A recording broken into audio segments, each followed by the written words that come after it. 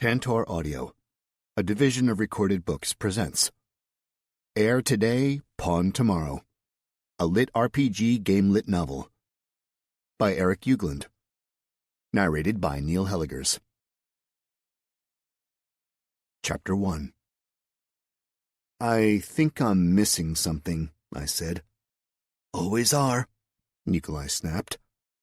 Well, Cleve said, pulling out a piece of paper and smoothing it out on the tiny table. He pushed the 2 remaining beer mugs out of the way. I am preparing to adopt you as my heir, Montana of no house at all. That is, if you'd like to be a duke in the near future. I said, looking at the caravan leader. I would not. Can't say that's anywhere on my list of future plans. He blinked at me, then looked over at Nikolai and grinned. I love this man. Nikolai grumbled something I couldn't hear, but returned the smile to his boss. Sure. This attitude is why I need you, Cleve said. Others might see the opportunity as a means to get ahead, to push their own agenda. But you will only see it as a burden. Not selling it, I said. Kinda making me want it even less than I just did. It is not something I would wish upon anyone I truly loved. Great. But there is a vast importance to it. Then, I replied, and I mean no offense here, someone else should really do it. But you are the one. I'm really not. Let me explain everything to you. Is that wise?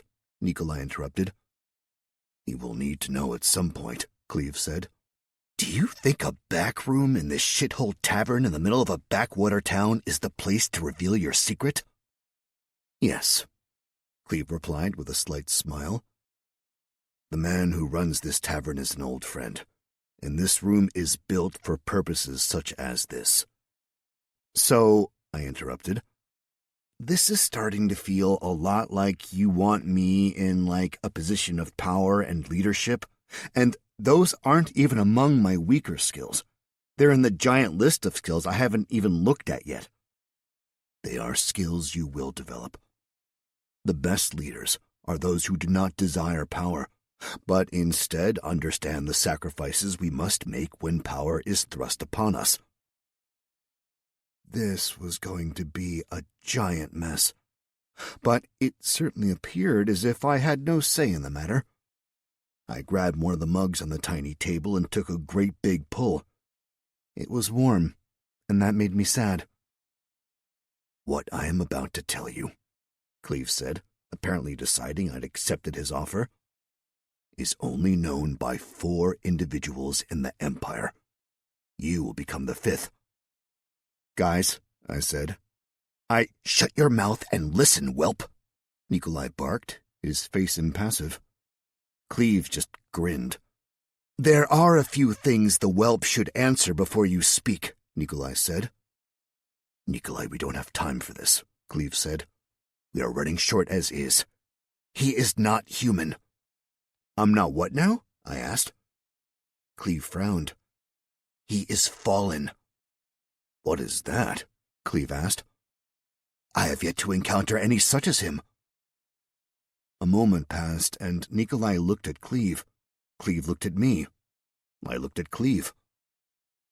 Finally, I pulled my character sheet, which is where I saw how many points I still needed to distribute. Montana, level 10 nothing. Traits, race, fallen. Height 6'3", weight 280 pounds.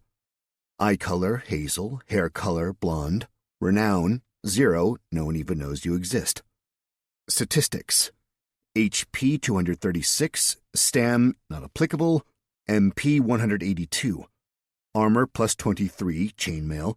Active effects, none. Attributes, Strength, 55. Agility, 17. Dexterity, 19. Constitution, 52. Wisdom, 13. Intelligence, 13. Charisma, 19. Luck, 27. Unassigned points, 36. Skills. Riding improvised level 1. You can now ride improvised devices, plus 5% to handling.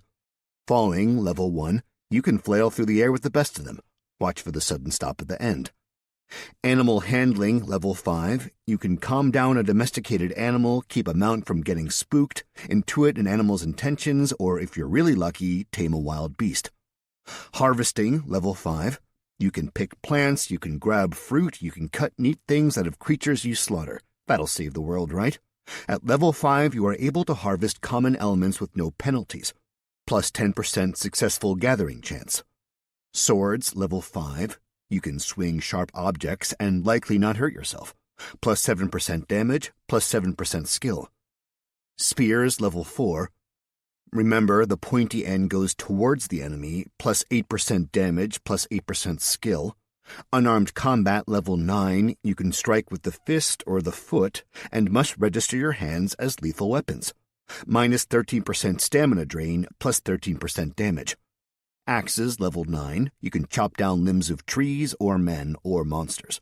Plus 12% damage, plus 12% skill. Large weapon throwing level 10, take that massive weapon and throw it away. Plus 13% accuracy, plus 13% damage. Warhammers level 5, everything is a nail, plus 9% damage, minus 9% stamina drain. Light armor level 3, a little bit of leather goes a long way, plus 7% damage reduction, minus 7% movement penalty.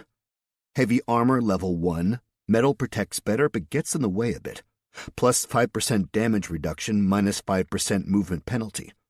Stealth level 1, be sneaky, move around in silence. Tiptoe up the giants and dragons. You're totally going to start stealing stuff now, aren't you? Plus 10% harder to detect. Improvised weaponry level 1. You can make a weapon out of anything. Say a dwarf stabbed to a chair. Plus 5% damage when using made-up things as weapons. Swimming level 9. You can move through water without drowning. Plus 9% movement speed in water. Abilities. The sword of my enemy is my sword. You found that in a pinch, every weapon will do. Plus 1% damage for each new weapon used in a combat. Iron Will. Stamina no longer applies to you. What a beast you are. Make an entrance. You really know how to enter a room. Once per day, you may use your ability to make a grand entrance such that those on the other side of the portal are stunned. Feats. None. Boons. Powerful build, Mr. Paul. You are bigger than you look. For all strength rolls, you are counted as one size category larger than you actually are. Regeneration, Mr. Paul. Outside of combat, your body will repair rather quickly. Given enough time, it's possible you will heal from nearly any wound. Gift of Gab, Mr. Paul.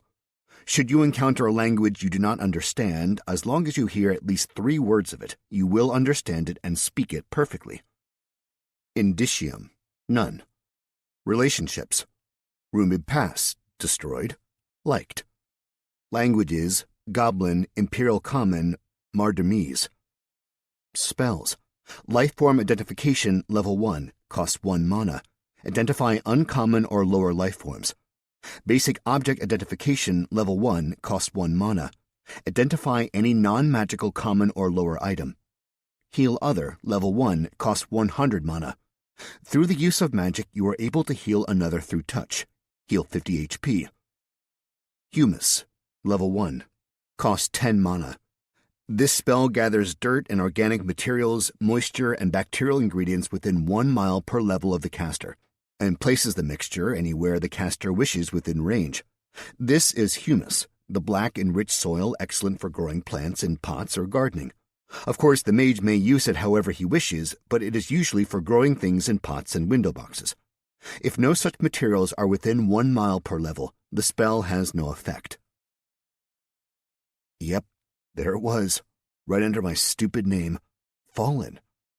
How long had it been there? Was it something Mr. Paul did? It did explain why so many people had asked me about it. Wait, you guys don't know what that is? I have yet to encounter one, Cleve said. Well, shit. Silence invaded the room.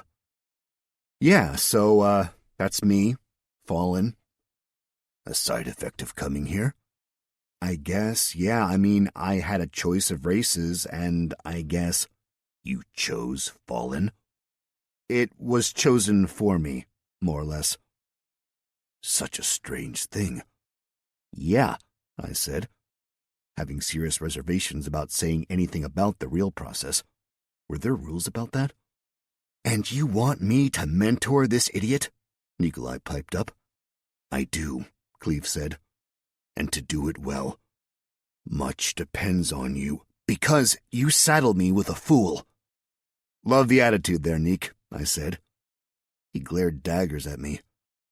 Since you're going to be my mentor, why don't you tell me how to spend my ability points? I asked. Nikolai sighed, long and hard, in Cleve's direction. Then he asked, How many do you have? 36? Both men blinked at me. How many levels did you gain today? Cleve asked. 6. The Agagnern, Nikolai said with a nod. I nodded. 6 levels, and you received 36 points, Cleve asked. Correct, I said. You see why this must happen now, Nikolai? Cleve asked my less-than-happy mentor. Nikolai nodded, resigned to his fate. Montana, Cleve said. I need you to listen carefully to what I say. The Emperor will die soon. Did he not tell you to listen? Nikolai barked. I held up my hand, chagrined. In the war for Akabalt Fields, Cleve started. The Emperor was mortally wounded during an attempted assassination by a traitor. 4 people were in the tent when the coward struck, and it was I who slew the traitor. In that moment, the Emperor barely clung to life, his wound clearly fatal. The High Magus stood with us, and he asked if I was willing to save the Emperor. I had no choice but to agree. The Magus wove a complicated spell which nearly killed the Magus. But it tied the Emperor's life to mine, and my life to his. My life force is used to keep the Emperor alive. But when he dies, I too will die. For my sacrifice, the Emperor gave my family a chance. I was given a dukedom in the lands. If you have a family, I asked, why adopt me? I am the last of my line, he said with more than a bit of sadness in his voice. The only family I thought I would have were my soldiers. I promised them a place to bring their families, a place where there will be peace to raise good people. I thought I had more time to make all this happen, but I fear my life will end soon. The Emperor's brush with death is known, and his enemies are circling. It is only a matter of time before... I get it, but I just don't see how I fit in. May I try to explain, sir? Nikolai asked Cleve. Cleve waved his hand. He took a moment to drink his ale before offering the table to Nikolai. Look, fool, Nikolai said. There are only 3 things you need to understand. 1. We need to get the land claimed as a dukedom before Cleve and the Emperor die. 2. There needs to be a legal heir to the dukedom before Cleve dies, or the next one onto the throne will just appoint someone else. 3. The Duke must be strong. Strong enough to withstand the political ambitions of the other nobles in the realm, but also the outside world. He must be a beacon that will bring good people to his hold, be fair and just. He must be a terrible combinations of things that you most definitely are not, but that you must become.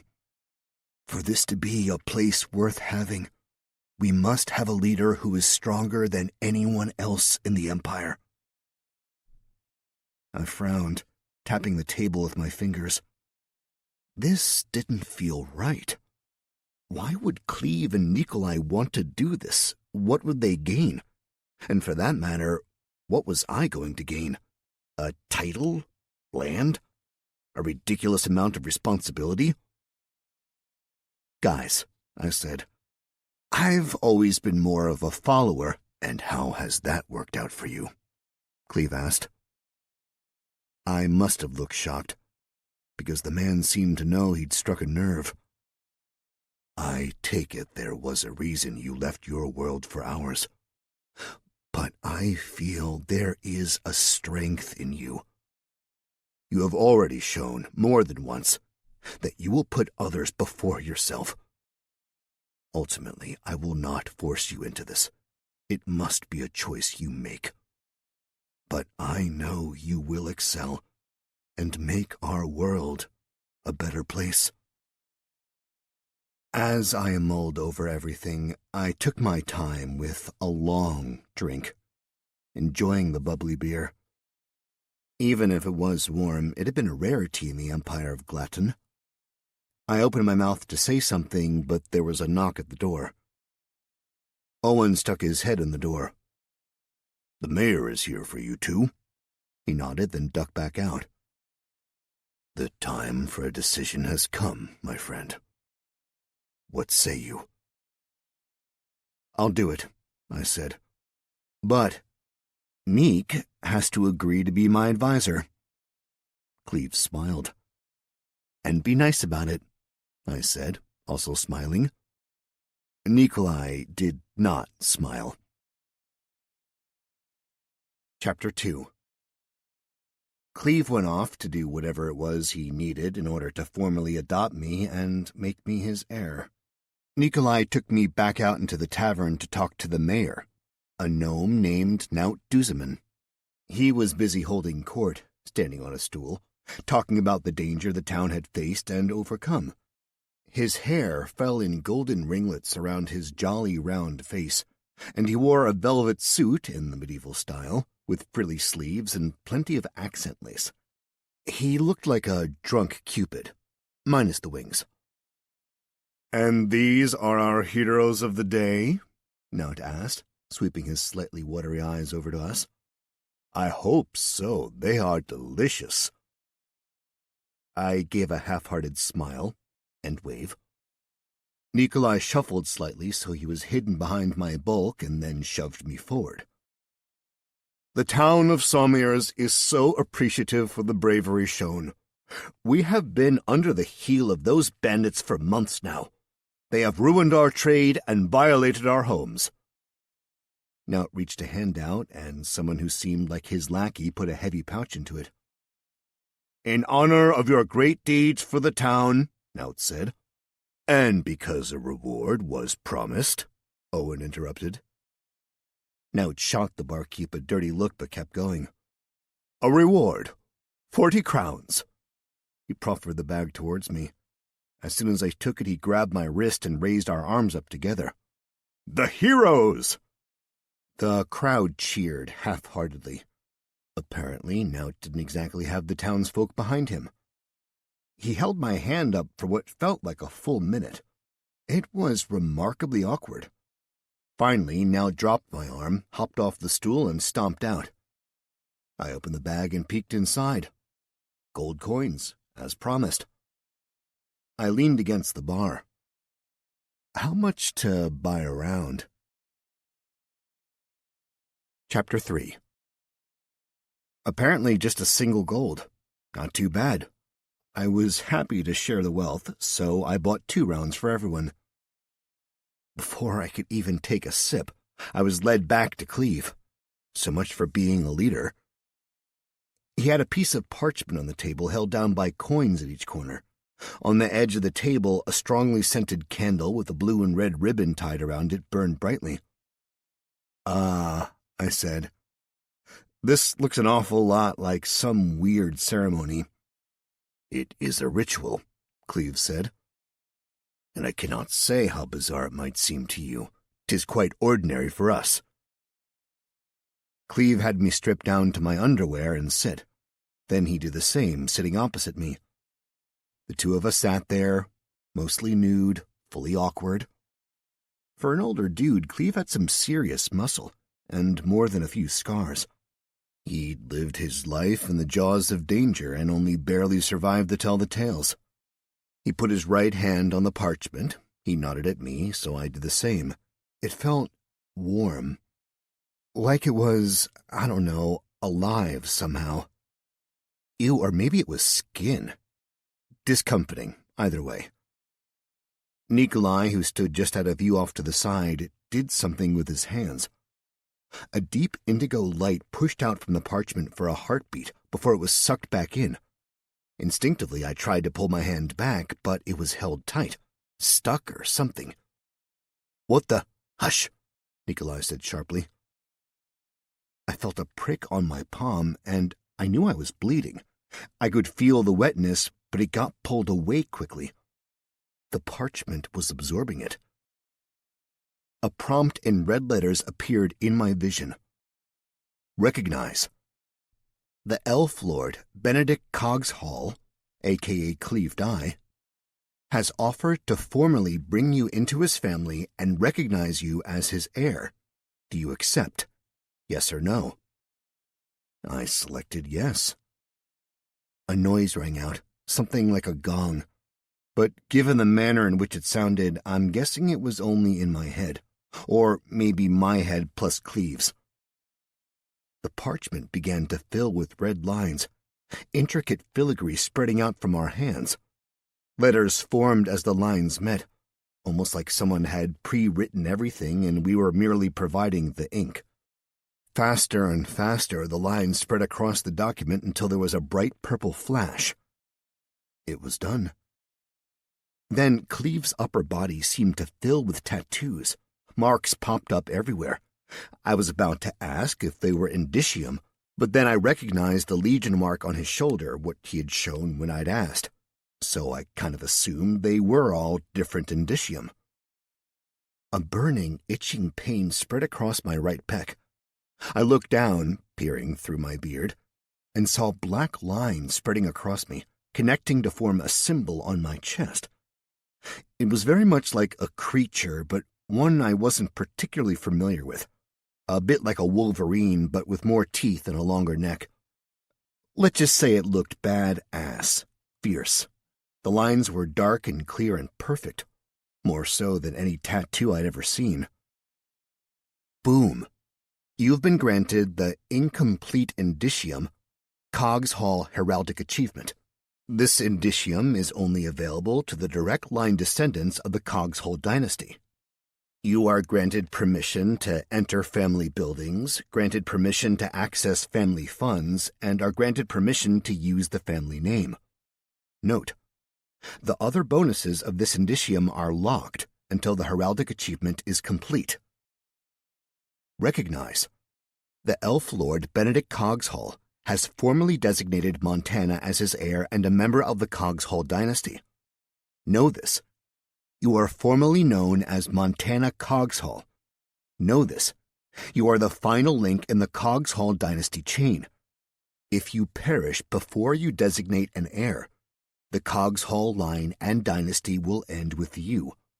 All assets of the dynasty and all honorifics of the dynasty will revert to the land itself. The parchment shoved me away, and I looked at my hand. There were a few small cuts in my palm, but as I watched, they healed over. Blue flames roiled over the parchment, melting the candle and the coins. Somehow the ribbon stayed whole.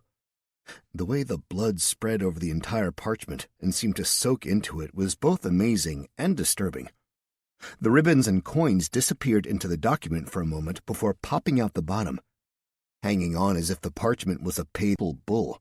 It was as if the document had sucked the ribbons and metals and coins into itself so it could rearrange everything perfectly. It looked pretty damn cool. Everything was still for a moment. Finally, the parchment rolled itself up and sat there. Nikolai grabbed the document, slipped it into a tube, and disappeared it onto his person. Cleave, or Benedict Cogshall, extended his hand across the table. We clasped wrists. "Welcome to the family, son," he said with a wink and a smile on the last word. Chapter 4. Cleves said he had business to take care of, but I couldn't imagine it had to do with the adoption and the parchment because Nikolai never passed the tube over. Before he left, my new dad basically ordered me to get some sleep. We'd be heading off at dawn, westward bound. It made me wonder what kind of boat we might take. I was hoping for a setup where I'd be able to laze about during the sunny portion of the day and fish during the remainder. Nikolai guided me outside through a back door, and we emerged near the stable. Darius was talking softly to the horses. We waved, he waved, then he walked away. Nikolai did a sweep of the barn and came back over to me. "You have passed 5th level and 10th level today, yes?" he asked. "Yeah," I said. "So your first choice is upon you." "In a sense, your first choice was stolen from you, but your actual first choice is nigh." "Choice," I said. "Right now you are level 10 nothing, correct?" "That's right." "That is because you have yet to make a choice." "What's a choice, man?" "The choice details who you are, in a vocational sense and in a life sense." "So I could be a baker." "I doubt your skills would allow it." "Dude." "The gods will give you 3 to 5 options, and you must choose one. That becomes who you are for the next 5 levels." "What are you?" "Not something you need concern yourself with. As you advance, you will find there are more specializations with greater advantages and disadvantages. Right now, I imagine they will be simple. You will likely be offered warrior, perhaps something else. You have mostly martial skills, but can cast magic, so that might be something that trips the gods up, and you'll have greater choices." "You cast magic too?" "I do." "Can you—" "No, not now. Perhaps not ever." "You don't know what I was going to ask." "I can make a guess, and I know my answer. For the time being, do not cast any spells where anyone can see you beyond myself. Do not call Cleve his real name, and tell no one of the adoption. As far as the choice goes, the first one is not crucial. Go where your heart tells you, but remember what your options were. When we speak tomorrow, tell me. We can tailor your training so that when you reach level 15, your options will better match what you need for the future." "Was there anything else you needed to discuss with me, your nice mentor?" "Ability points." "Yes," he said, snapping his fingers and pointing at me.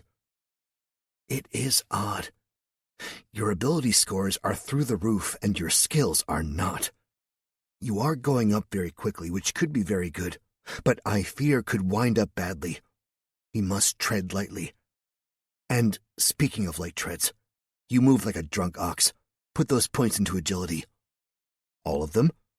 "As much as you feel comfortable, but I would suggest most. You need speed. Anyone who sees you knows you are strong. They will try to best you with speed, and you must not let them."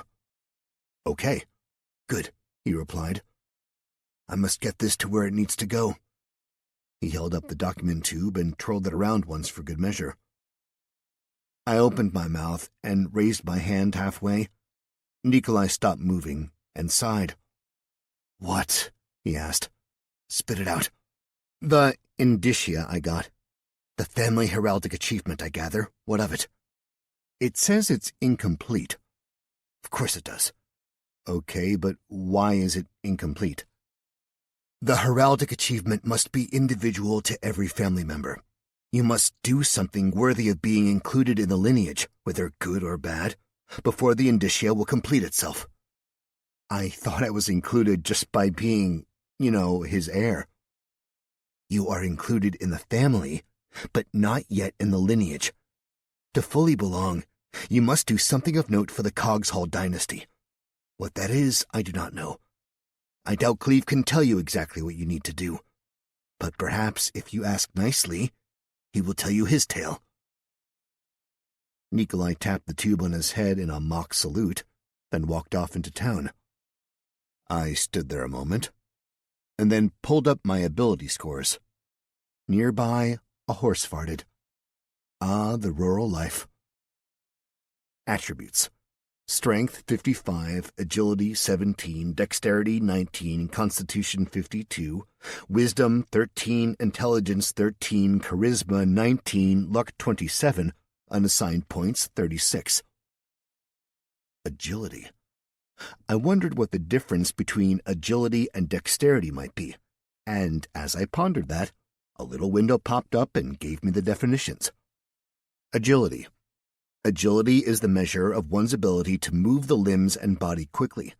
It has a direct effect on your movement speed and weapon speed, and to a lesser degree, your stamina drain. Dexterity. Dexterity is the measure of one's ability to perform tasks, especially with the hands. It has a direct effect on many skills, especially as they pertain to ranged weapons. Neat. So, yeah, agility seemed like a good place to dump some points, but everything? I dropped 10 points into agility, 1 point into charisma, just to get a nice round number, 10 into dexterity. 21 down, 15 to go.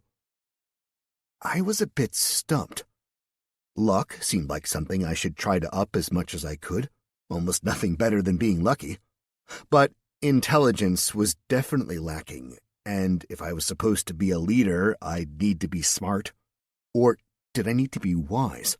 Or likable? I felt like I needed everything. 10 into wisdom.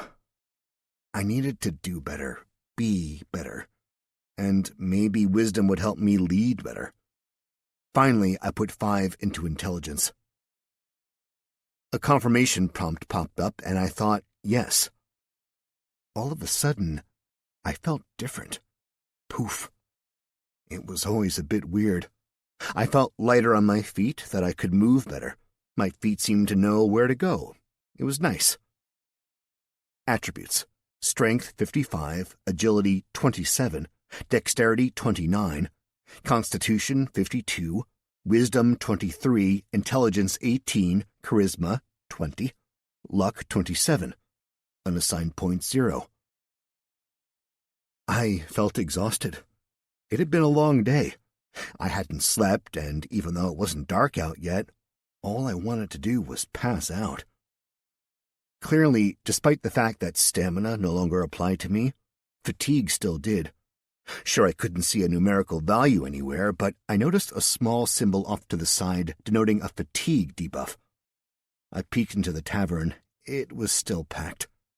I didn't think I'd be able to handle anyone talking to me, whether it was about me being a hero or just me being me. So I went through the back door, crept upstairs, and slipped into my little room. I took a half a minute to chuck all my pouches and bags under the bed. Then I stripped down, washed myself off as best I could with the provided pitcher of water, and dropped into the bed. Despite barely being able to fit in said bed, it was the most comfortable I'd ever been. I closed my eyes for a moment, thinking I'd just rest a second before doing some pre-sleep stretching. But of course, I was out. Chapter 5. It felt like I'd slept exactly 1 heartbeat when I woke with a start. But I wasn't in my bed, nor in my room. A deep blue sky had taken the place of the inn ceiling. I was lying on my back, in grass, and there was the soft, soothing sound of water lapping nearby while leaves rustled in a gentle breeze. I looked over to my right and saw a large oak with a massive crown, its longest branch dangling perfectly over azure waters. I sat up and saw that I was on a tiny island dominated by the singular tree. The water extended to the horizon in every direction. I saw no other signs of land. And yet, I felt calm. Everything about wherever I was felt peaceful and good. Great, even. I leaned my back against the tree, feeling the rough bark against my bare skin. My eyes popped open again. I was also naked. Excellent. At least I look good naked now. I did a minimum-ish amount of flexing for myself, and wondered if this was what would happen every time I had to make the choice. Ripples formed in the water. and an elegant woman in a beautiful blue gown practically sashayed out. She had long brown hair, dark brown eyes, a pretty face, golden skin. She just looked, well, damn good. Gorgeous. She smiled at me. "Montana," she said. I scrambled to my feet, trying to somehow hide my dangly bits. Her grin widened as she watched me. Then, with a wave of her hand, leather pants seemed to sprout out of my legs. Now I was half-clothed. "Enough?" she asked. "Or do you require a shirt as well?" "No," I said. "I'm good. Thank you." She nodded. "Can I don't mean to be disrespectful or nothing, but I have no idea who you are. Are you here to, give me the choice?" She laughed. "Montana," she said, stepping closer. Her long blue train floating across the water, she stroked my cheek. "I am here to thank you for saving my children." I stammered, ever so eloquent. Her touch gave me chills. "I don't mean to, but I don't know who your children are, so I'm glad I saved them. But it was, incidental." She nodded. "I know. You saved them with no promise of reward. I am here now because I intend to reward you. And you may call me Iona." "It's nice to meet you, Iona," I said. She laughed. It was musical, amazing. I'd never felt that great about making someone laugh before. "There is something so refreshing about dealing with those of you who came from other worlds to ours." "Do you do that often?" "Oh, not enough. Sadly, it would seem most of your kind are far too focused on themselves. This marks the first blessing I have bestowed upon one of you." "Like a boon?" "Not quite," she said with a smile. "For a boon, you would need to do more than what you have done so far. I am marking you as favored in my eyes." "That's not necessary." "Ah, but it is. You have saved my children. I want people to take fewer of those I consider mine, so I reward you." "All right," I said with a slight bow. "Thank you." She put her hand over my heart and closed her eyes. I felt a gentle warmth flowing out and spreading over my body. "Recognize. The goddess Iona offers you an indicium. Choose. 1. The blessing of the axe. You receive plus 10 skill levels in axe, plus 7 skill levels in tracking, plus 5 skill levels in butchery, plus 10% movement speed in forests, plus 3 strength. 2. The blessing of the spear. You receive plus 10 skill levels in spear, plus 7 skill levels in swimming, plus 5 skill levels in fishing, plus 10% movement speed in water, plus 3 agility. 3. The blessing of the bow. You receive 10 skill levels in archery, plus 7 skill levels in trapping, plus 5 skill levels in skinning, plus 10% movement speed in plains, plus 3 dexterity. I saw the word fishing and chose 2 without a second thought. Iona pushed slightly against my chest, causing a pulse of energy. My first indicium popped up over my heart. She looked at it for a moment, then traced her other hand over my body, eventually stopping on my stomach. "Well, if I can't have your heart," she said, adding, "yet," with a wink, "perhaps I'll need to point at it." An image of a spear began to form on my stomach. Lots of fancy things swirled around until it was very pretty with filigree in color. "Be aware. You have received Iona's blessing of the spear. You gain plus 10 levels in spear, plus 7 skill levels in swimming, plus 5 skill levels in fishing, plus 10% movement speed in water, plus 3% agility. Some might look upon this blessing with joy, others with anger. A side has been chosen. A side? Iona ran her hand over her blessing, moving a decorative bit from one side of the spear to the other. This, I started, then stalled, trying to find the words I wanted to say. I mean, do you have time to mind or talk, or, I'm not very eloquent. Ah, she replied, the perfect smile growing. But your awkwardness has its own particular charm. I can speak for a moment, if you like. I just find this world confusing. And your old homeworld, was it not so? No, but I guess, the rules were less codified. We didn't know what the rules were. No one got any sort of notification. It all seemed much less certain than here. What is your question, Montana? What am I doing here? Receiving my thanks and blessing. Okay, let me rework the question. Why am I picking a side by receiving your blessing? Ah, I think I understand.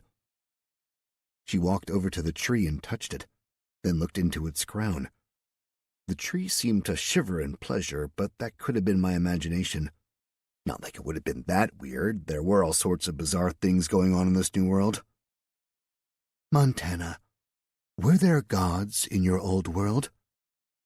That's a matter of debate. So, there might have been, there might not have been. Yeah, that's about it. Here, there are. Obviously. Oh, I suppose that should be obvious. There are many gods here. And I hate to admit how much we do not get along. Every one of us vies for power, seeking worshippers in greatness. Well, most. There are some who do not, but they are few and far between. So, you're seeking more worshippers?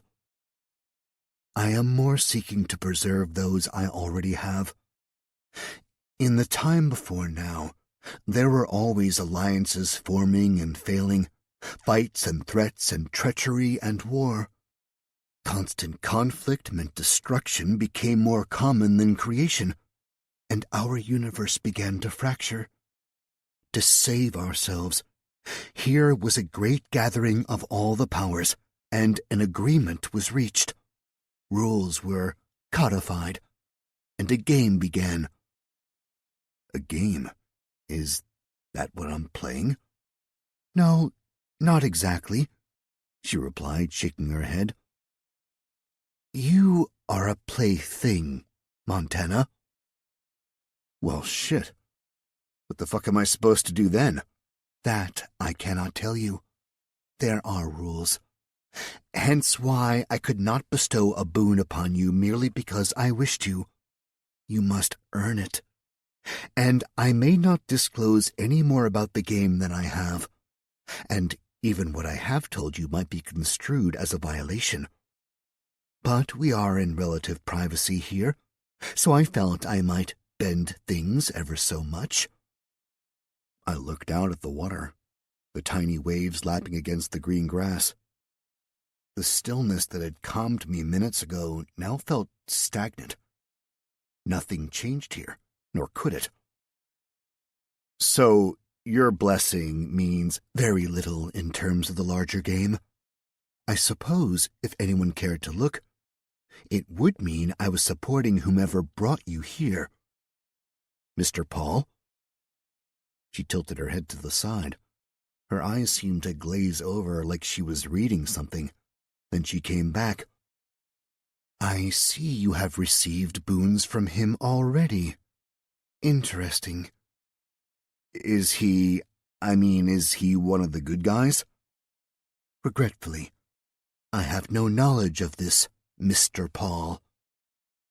How many gods are there? How many stars are there in the sky? There are many layers to the hierarchy, and many levels of power. 8 gods rule over all, 64 under them, and 512 beneath them. Yes, and I am one of those 512. There are 4,096 in the level below me, and I get it. It goes on. It does.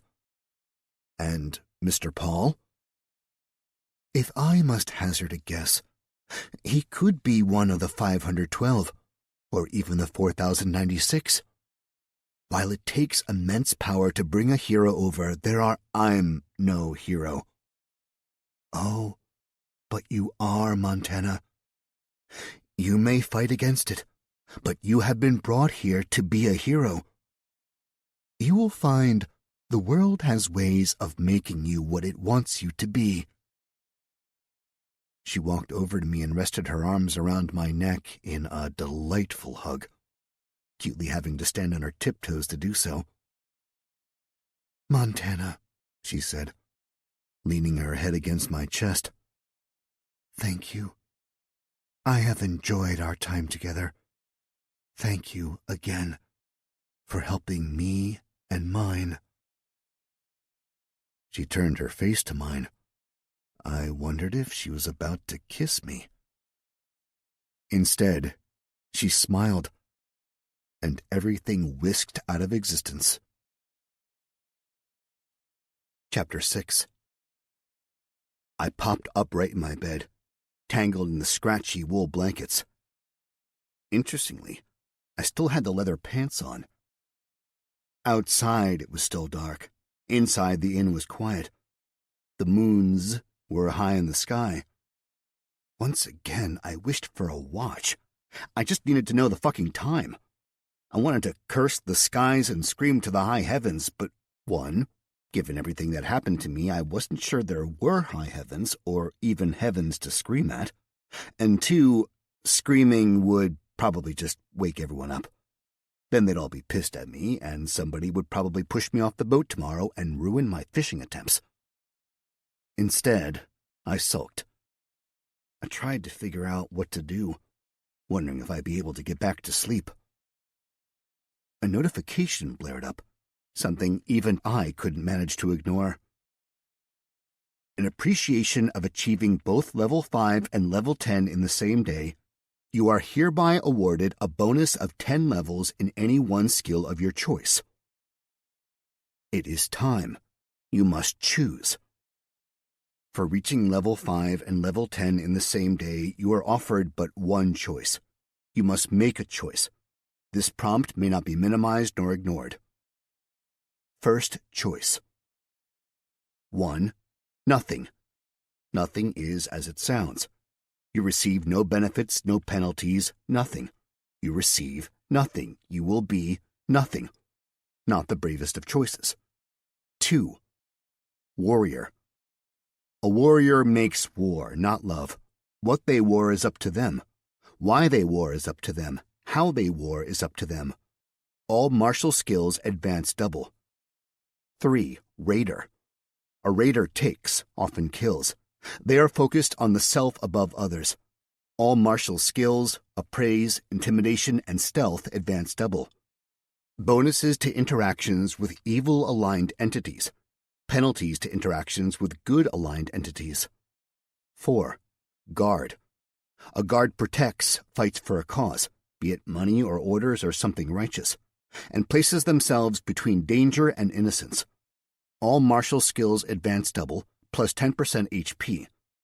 Bonuses to interactions with good or neutral-aligned entities. Penalties to interactions with evil-aligned entities, nobles. 5. Beast of Burden.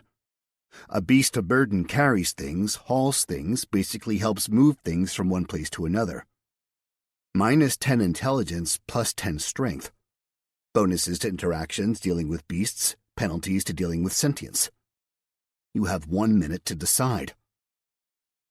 Helpfully, a countdown clock came up, which was a nice change.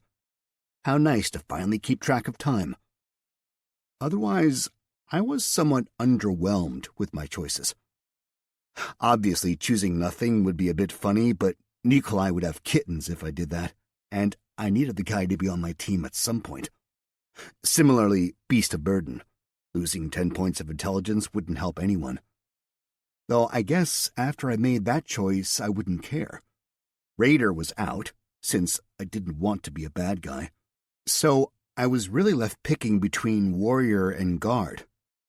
Technically, I was a guard. That fit better, but being a warrior didn't have any specified penalties, so I figured that was the safer early choice. I watched the timer tick down, wondering what might happen if I did make a choice, then realized I'd probably just remain nothing. 10, 9, 8. I chose warrior. Bong! You have made your choice. You are a warrior. All martial skills advance double. Let us go to war. Sweet. A puff of black air suddenly swirled around my wrist for half a second, then disappeared. It left a small mark on me. 2 weapons crossed, a sword and a spear. Another indicium. Neat. I'd never had tattoos before, and now I did. And these ones stayed hidden unless I wanted someone to see them. I pulled up my character sheet just to take a peek at things, make sure I was aware of everything going on. I needed to be a bit more cognizant of the notifications and things happening around me, if for no other reason than to keep Nikolai off my back. Naturally, there were notifications waiting I hadn't bothered to look at. Though, for once, I had an excuse in that I'd just woken up and had to deal with the whole choice nonsense. Cool beans, you've leveled up the skill Spears, level 14. You're less likely to poke your eye out now. Not much, but less. Plus 18% damage, plus 18% skill. Cool beans, you've leveled up the skill Swimming, level 16. You can move through water without drowning. Plus 20% movement speed in water. Cool beans, you've learned the skill Fishing, level 5. You are able to catch fish. Plus 5% fish catching chance, plus 2.5% fish yield. Hey man, because you leveled a skill past 10, you get 500 XP. Hey man, because you leveled a skill past 10, you get 500 XP. A little added XP was always nice. Plus, I felt like I could probably fly through the water now. I still had the ring of water breathing, and I was really curious to see what I could do with it once we were out in the lake. My character sheet looked rad. I felt like I was rounding out as a person in this world. Montana. Level 10, Warrior. Traits. Race, Fallen. Height 6'3", weight 280 pounds, eye color hazel, hair color blonde, renown 0. No one even knows you exist. Statistics. HP 236, Stam not applicable, MP 372. Armor plus 23, chainmail, active effects none. Attributes. Strength 55, agility 30, dexterity 29, constitution 52, wisdom 23, intelligence 18, charisma 20, luck 27. Unassigned points 0. Skills. Riding improvised level 1, you can now ride improvised devices, plus 5% to handling. Falling level 1, you can flail through the air with the best of them, watch for the sudden stop at the end. Animal handling level 5, you can calm down a domesticated animal, keep a mount from getting spooked, intuit an animal's intentions, or if you're really lucky, tame a wild beast. Harvesting level 5, you can pick plants, you can grab fruit, you can cut neat things out of creatures you slaughter. That'll save the world, right? At level 5, you are able to harvest common elements with no penalties, plus 10% successful gathering chance. Swords, level 5, you can swing sharp objects and likely not hurt yourself, plus 7% damage, plus 7% skill. Spears, level 14, remember the pointy end goes towards the enemy, plus 8% damage, plus 8% skill. Unarmed combat, level 9, you can strike with the fist or the foot and must register your hands as lethal weapons. Minus 13% stamina drain, plus 13% damage. Axes, level 9, you can chop down limbs of trees or men or monsters, plus 12% damage, plus 12% skill. Large weapon throwing, level 10, take that massive weapon and throw it away, plus 13% accuracy, plus 13% damage. Warhammers, level 5, everything is a nail, plus 9% damage, minus 9% stamina drain. Light armor, level 3, a little bit of leather goes a long way, plus 7% damage reduction. minus 7% movement penalty. Heavy armor level 1, metal protects better but gets in the way a bit, plus 5% damage reduction, minus 5% movement penalty. Stealth level 1, be sneaky, move around in silence, tiptoe up to giants and dragons. You're totally going to start stealing stuff now, aren't you? Plus 10% harder to detect. Improvised weaponry level 1, you can make a weapon out of anything, say a dwarf stabbed to a chair, plus 5% damage when using made-up things as weapons. Swimming level 16, you can move through water without drowning, plus 9% movement speed in water. Fishing level 5, you can attempt to catch things in the water. Abilities. The sword of my enemy is my sword. You found that in a pinch every weapon will do, plus 1% damage for each new weapon used in a combat. Iron Will. Stamina no longer applies to you. What a beast you are. Make an entrance. You really know how to enter a room. Once per day you may use your ability to make a grand entrance such that those on the other side of the portal are stunned. Feats? None. Boons. Powerful build, Master Paul. You are bigger than you look. For all strength rolls, you are counted as one size category larger than you actually are. Regeneration, Mr. Paul. Outside of combat, your body will repair rather quickly. Given enough time, it's possible you will heal from nearly any wound. Gift of Gab, Mr. Paul. Should you encounter a language you do not understand, as long as you hear at least 3 words of it, you will understand it and speak it perfectly. Indicium. Cogs Hall Heraldic Achievement, incomplete. You are granted permission to enter family buildings, granted permission to access family funds, and granted permission to use the family name. Iona's Blessing of the Spear. Iona blesses you with plus 10 spear, plus 7 swimming, plus 5 fishing, plus 10% movement in water, plus 3 agility. Choice Warrior. All martial skills advance double. Let us go to war. Relationships.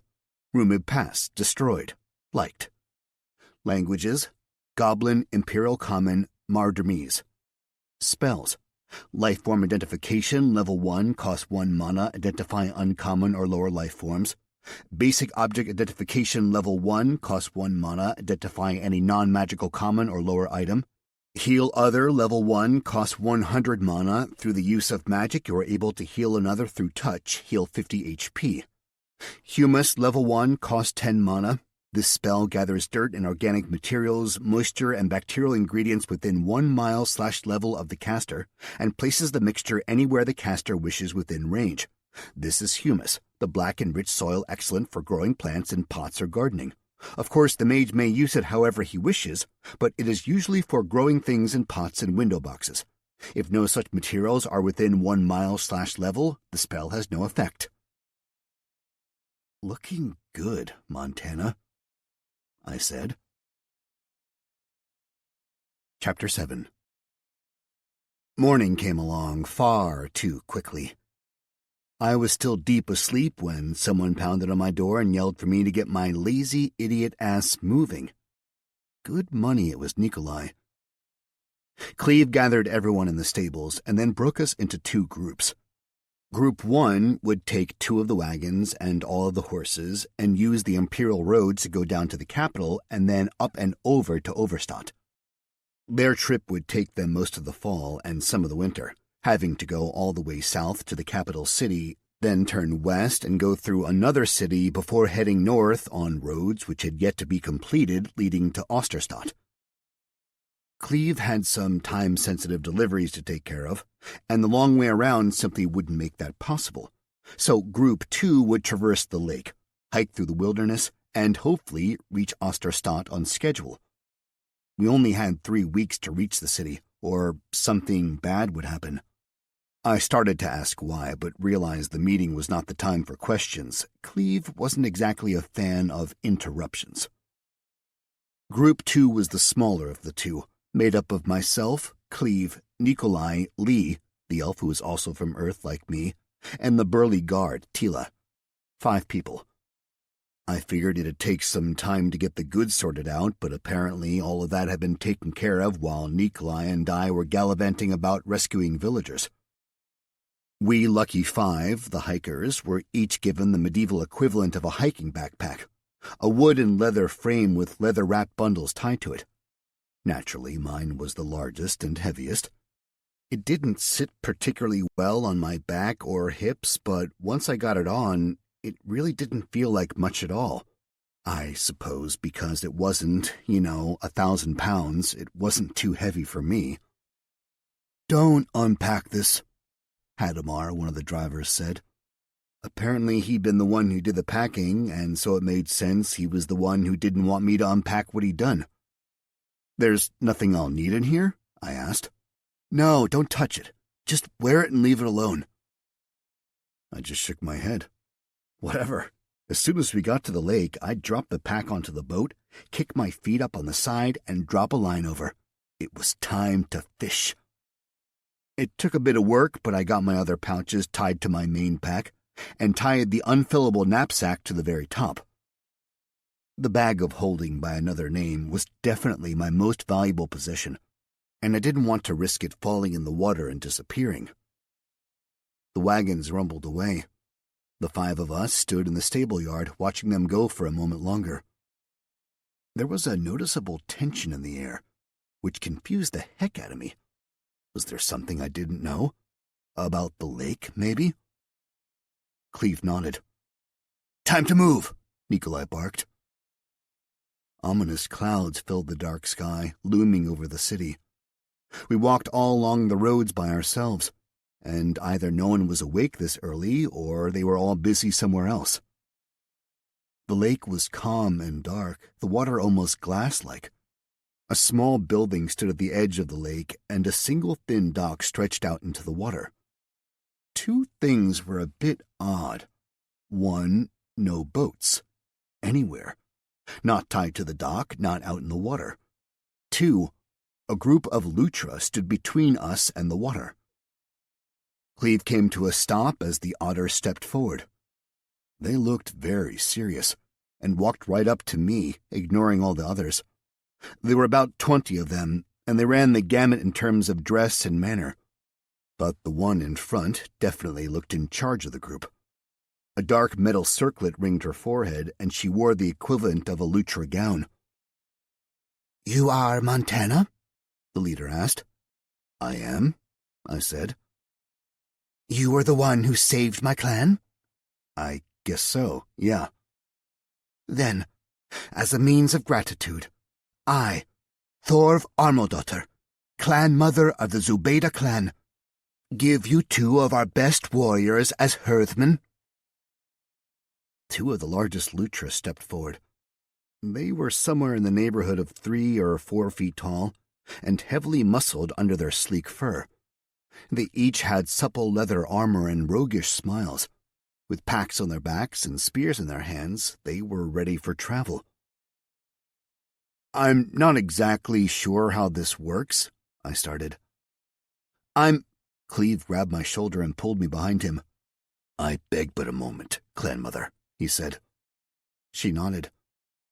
Cleve turned to face me. "I'm missing something about how important this might be, huh?" "You are," Cleve said, speaking very softly.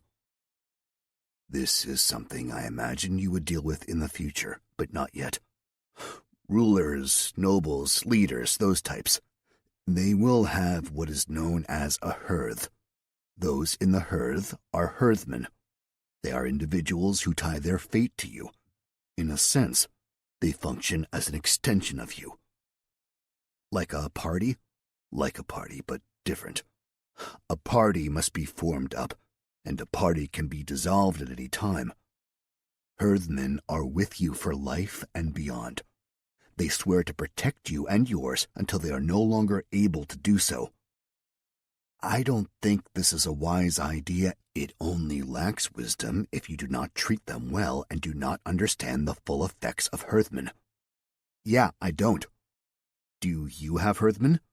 No. Montana, he said sharply. We must be moving.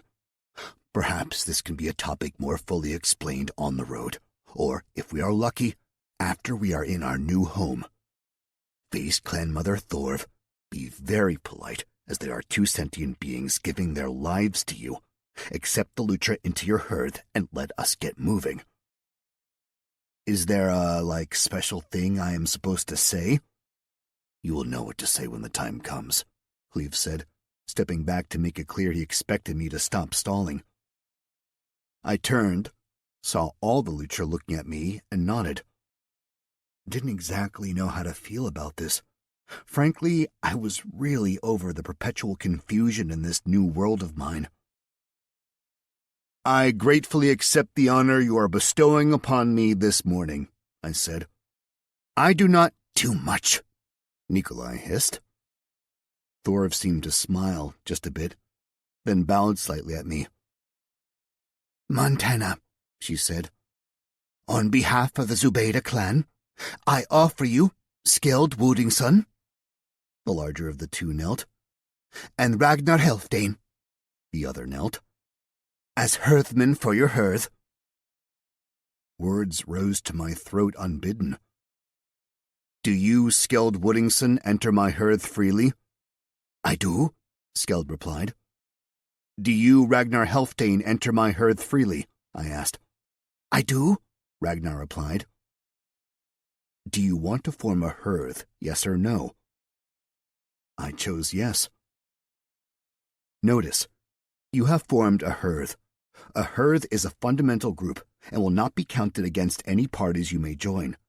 As the leader of a hearth, you are the only one able to release a hearthman from his or her vow to you. I blinked a few times and felt, weird. Here were two sentient beings that had tied their entire lives to me, and if what the notification said were true, their afterlives. I was more than a little uncomfortable about the whole thing, really. It was a horrible idea for people to just do exactly what I said when I said, because I was kind of an idiot, especially in this world. For a moment, we all stood there, unsure of what to do. Then Cleve pushed me out of the way, bowed slightly to the clan mother, and walked down to the dock. The Lutra parted, watching us walk away. The small building was something like a boathouse, except what it held weren't boats I could see carrying people across a lake as big as the one we were about to cross, or at least as big as it had been made out to be. They were really more like rafts than boats. No gunwales or seats or anything like that, just platforms. Very high boots, like we were about to do a ton of wading, lined the walls. I leaned back out the building and looked at the lake. Then I looked back at the boat thingies. Everyone else seemed to know what was going on. They busied themselves pulling on boots and grabbing rafts. They pushed by me, left the boathouse, and started down the dock. Nikolai shoved a pair of boots into my chest as he headed out the door. Am I missing something? I asked. Many things, Nikolai snorted in response. Move faster.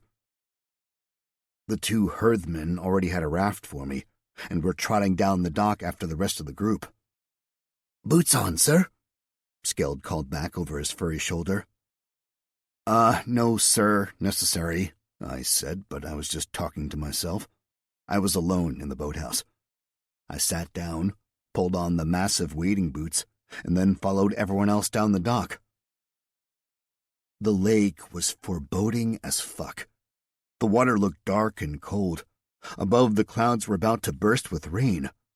I had a really unpleasant feeling about the whole mess.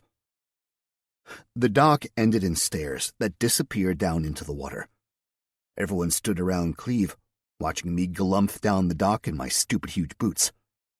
It was quite clear they were all waiting on me. I gave a half-hearted wave of apology for being late, and Cleve cleared his throat. The war water is not a lake of kindness, Cleve said. It is a place of death and peculiarities. Some of you likely know a few of its quirks. He looked at the two Lutra, who nodded back at him. But for some of you, this place is a complete mystery. The only real rule? Do not go into the depths. Cleve didn't wait for any questions. He merely strode into the lake. He set the raft to his belt and then started walking through the water. Nikolai was next, then Lee, then Tila. Each put their raft in the water, tied themselves to it and started walking. I looked to my 2 little buddies. They stared back at me. So I walked into the water, set the raft down, tied it to my belt, and started walking. I looked behind. The herdsmen were riding the raft. Ragnar gave me a jaunty wave. I was forced to wonder what kind of lifelong footman I'd just acquired. Chapter 8.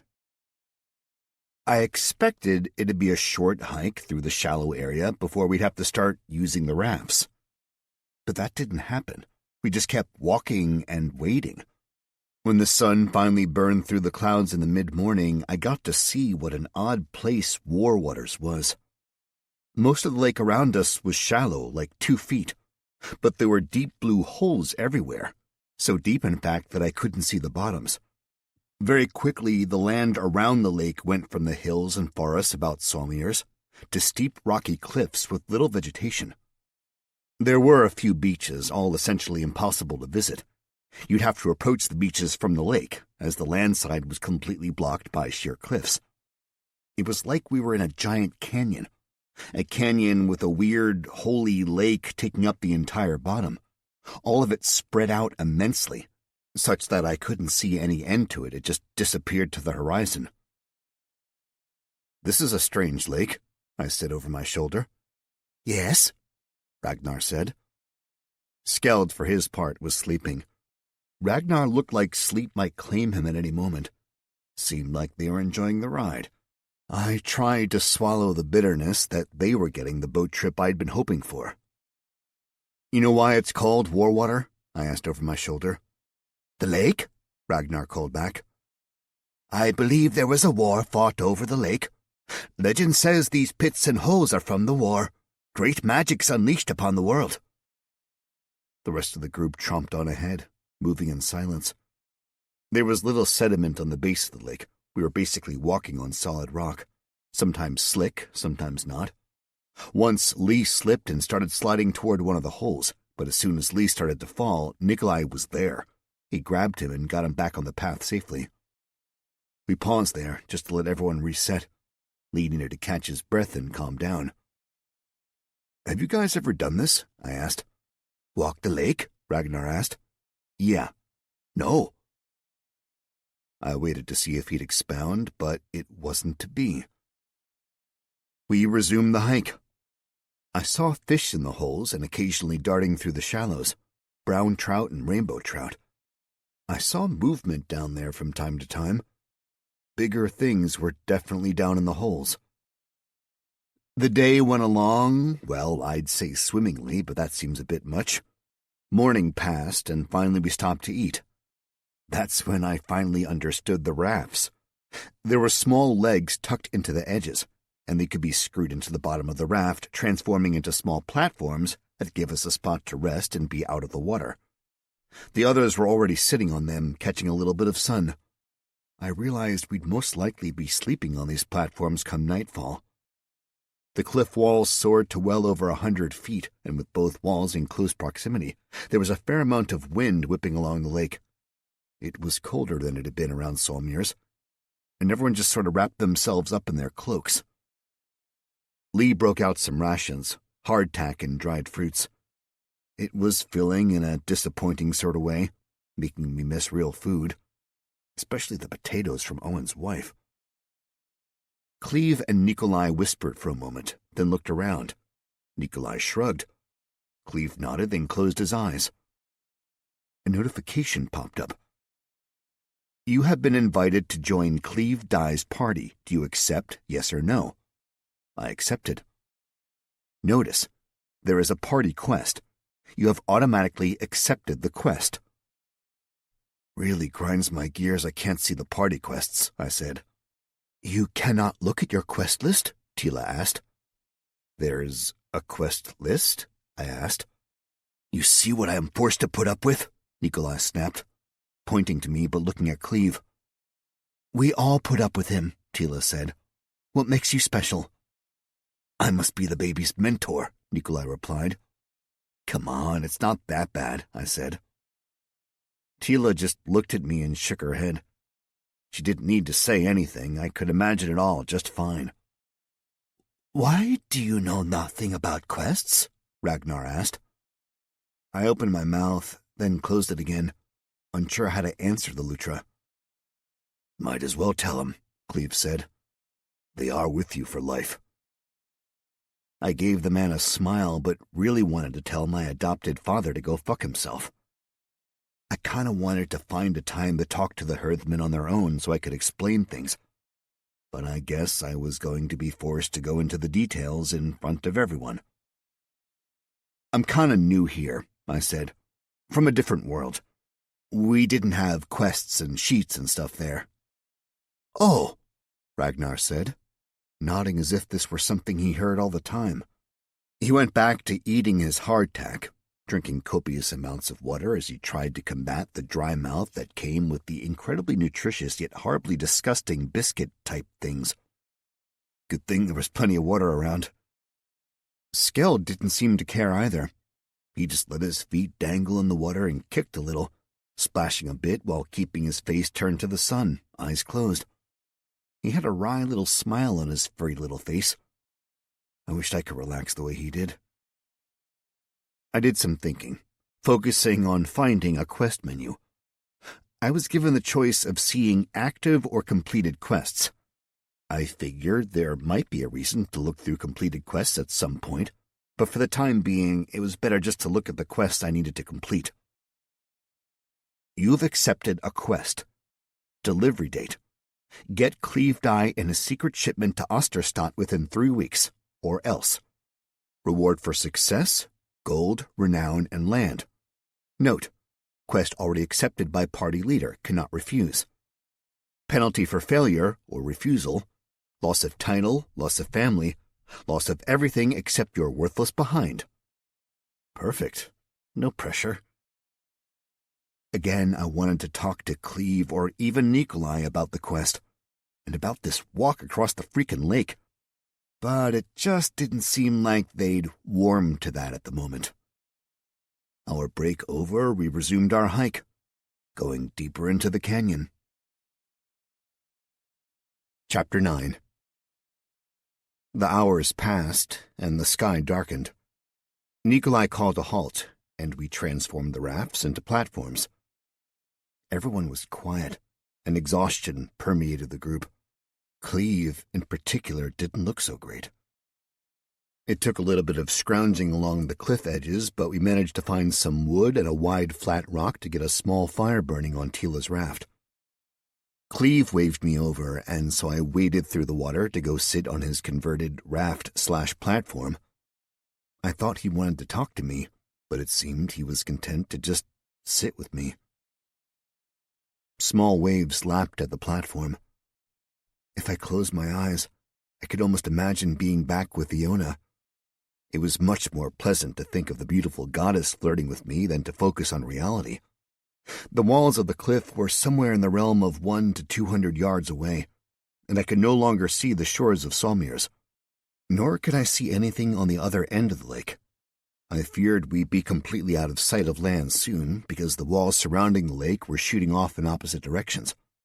For the moment, though, I figured we could probably make a break for the cliffs should something horrific slurp out of one of the holes. "I fear it is time we begin speaking about some of the things you need to know," Cleve said softly. I had to lean in to hear him. "I was going to ask you about the heraldic achievement," I said. "2 things. 1, what's the animal?" "Our family charge is represented by the Bandersnatch." "Excuse me?" "You are unfamiliar with the animal?" "Never heard of it." "It is an uncommon creature of the Empire, and likely beyond. A renowned predator, it is legendary in its fighting, said to feel no pain, and to resist death until a fight is completed." "A Bandersnatch?" "Yes." "Okay," I said. "Cool. 2, mine is incomplete." Cleve nodded. "Just the family portion, right? A hollow shield with our name below?" "Yeah." "When you are head of the family, the leader, You will receive a crest at the top, but the centerpiece. The text or whatever said I needed to do something worthy of the family to get it. Cleve nodded. What did you do? I was fighting with the Legion, and we were attacked by a rock troll. I managed to score the killing blow after it had laid out nearly all those under my command. That is when the indicium flared. But as far as I know, defeating enemies is not the only means to completing the achievement. There are plenty of stories about what our family has done in the past, but bear in mind, there are only 2 members of this family remaining, so 'tis hard to know much beyond what has been written in journals or whispered down through the generations. There are a few different levels of the heraldic achievement. The base is what you have. It signifies you are a member of the family and offers few benefits beyond being a member of the family. Once you have earned the centerpiece, you will unlock more benefits which have been gifted upon our dynasty by our ancestors. The next step is to unlock the wings. I unlocked the wings when I earned the dukedom, so I suppose it is done by adding something significant to the family. Supposedly there are other levels as well. If you ever have the honor to see the Emperor's heraldic achievement, you will understand that compared to him, I have only unlocked the bare minimum. And we're the only 2 left. Yes.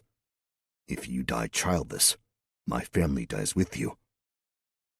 But who were, we? How did we get down to just 2 of us? Cleve smiled, rueful. Then he laid down on his raft, looking up at the darkening sky. To know that is to know the stories and legends of the Cogshall family. There might be but a grain of truth amongst all this, you know. A grain is better than nothing. I'd like to have some modicum of knowledge of, who my family is and whatnot. Now that I've got a family again. You make an excellent point, Montana, he said, smiling. Our family has long been in the Empire, yet only minor landed nobility at our height. We were knights in the early days, and we were given a small tract of land within a barony, something which was taken away through treachery 400 years ago. Our family and the Legion has been tied together since time immemorial. We like to say that the day the first Empress stepped onto the battlefield, her standard was held aloft by a Cogshall. There have been 6 Legion commanders who are Cogshalls. I was determined to follow their footsteps, and I was in line to be the 54th. Until what happened. I was removed at that point. It was no longer safe for me to remain in the Legion. Because you might die, and then the Emperor dies. Exactly. But then why aren't you, in some chill pleasure palace near the capital? Because, for a man like me, that is more dangerous than being here. I don't get it. The court has become a vile place, full of scheming, corruption, and murder. If anyone knew the Emperor could be killed by killing me, they would spare nothing to arrange my death. Here I am unknown, a lowly caravaner, trying to make a quick run across the Northlands before winter. I am not a target here, and as long as Nikolai is around, I doubt much will prove deadly. Why's that? Look at him, Cleve said. I looked at Nikolai, who was busy fighting with his bedroll and raft, trying to find a way to keep himself from rolling in the water during the night. It wasn't the most impressive display of the man's prowess. No, Cleve said. Use the spell I know you have. With a little mana-fueled will, I cast lifeform identification. Nikolai, human, level 51. I blinked a few times. How much can you see? Cleve asked. Name, level, race? Not choice. No, would that tell me more? Likely, but that ultimately depends on if you know what it means.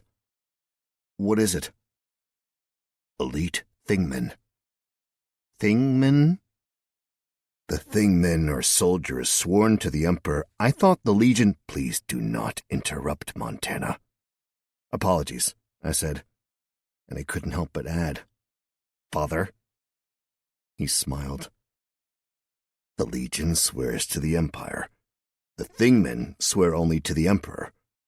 They are usually the best soldiers of the Legion. They receive better training, better equipment, and exist only to protect the Emperor, his family, and his desires.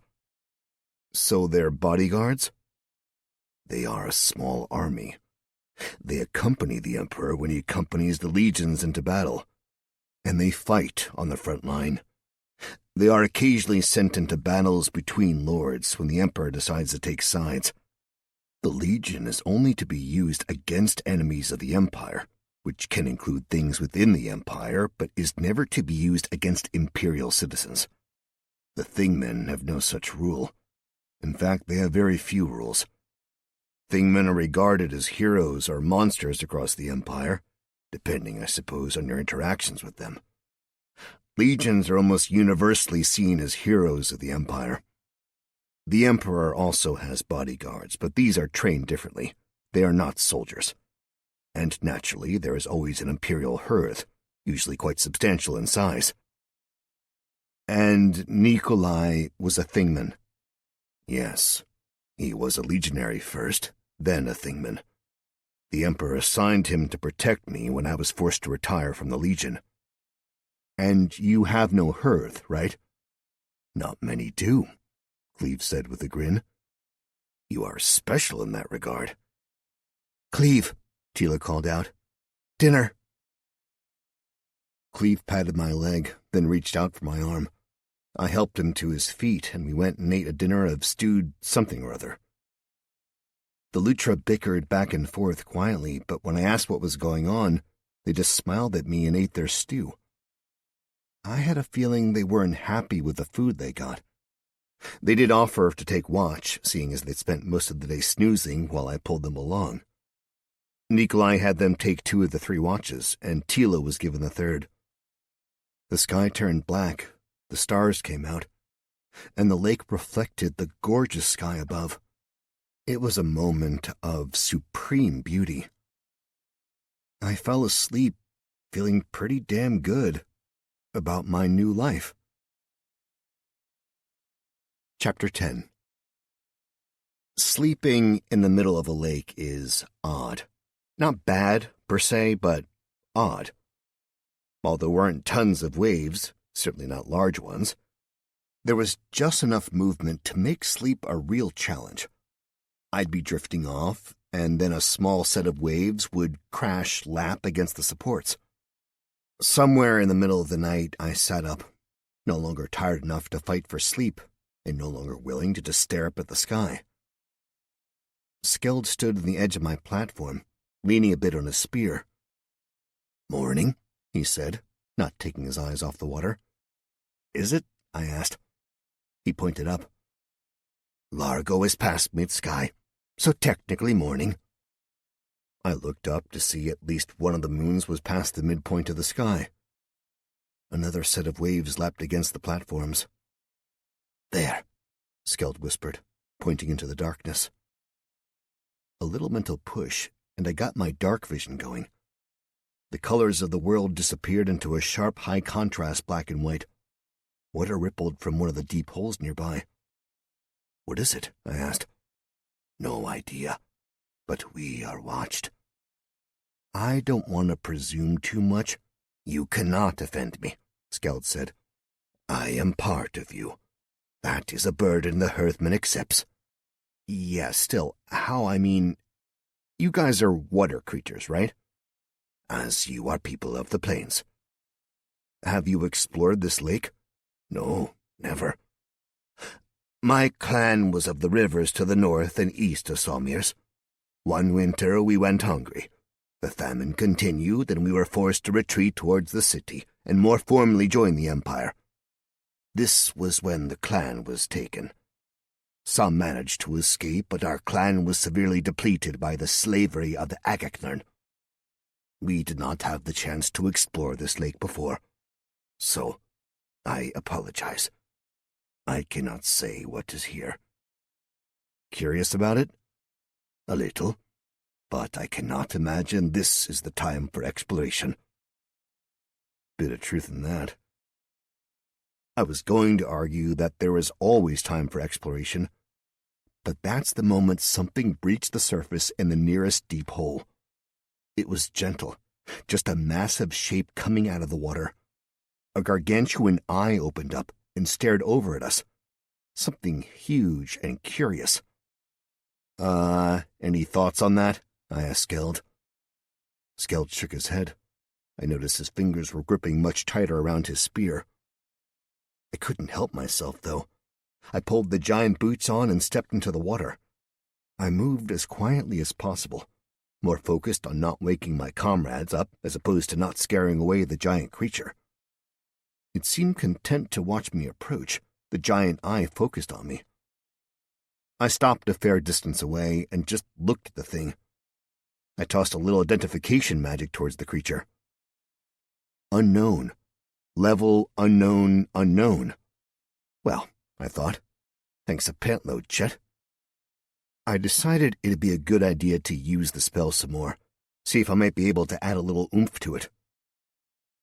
The eye dropped, and the water splashed about a bit. I took a step closer, but watching the water, I noticed bubbles and movement.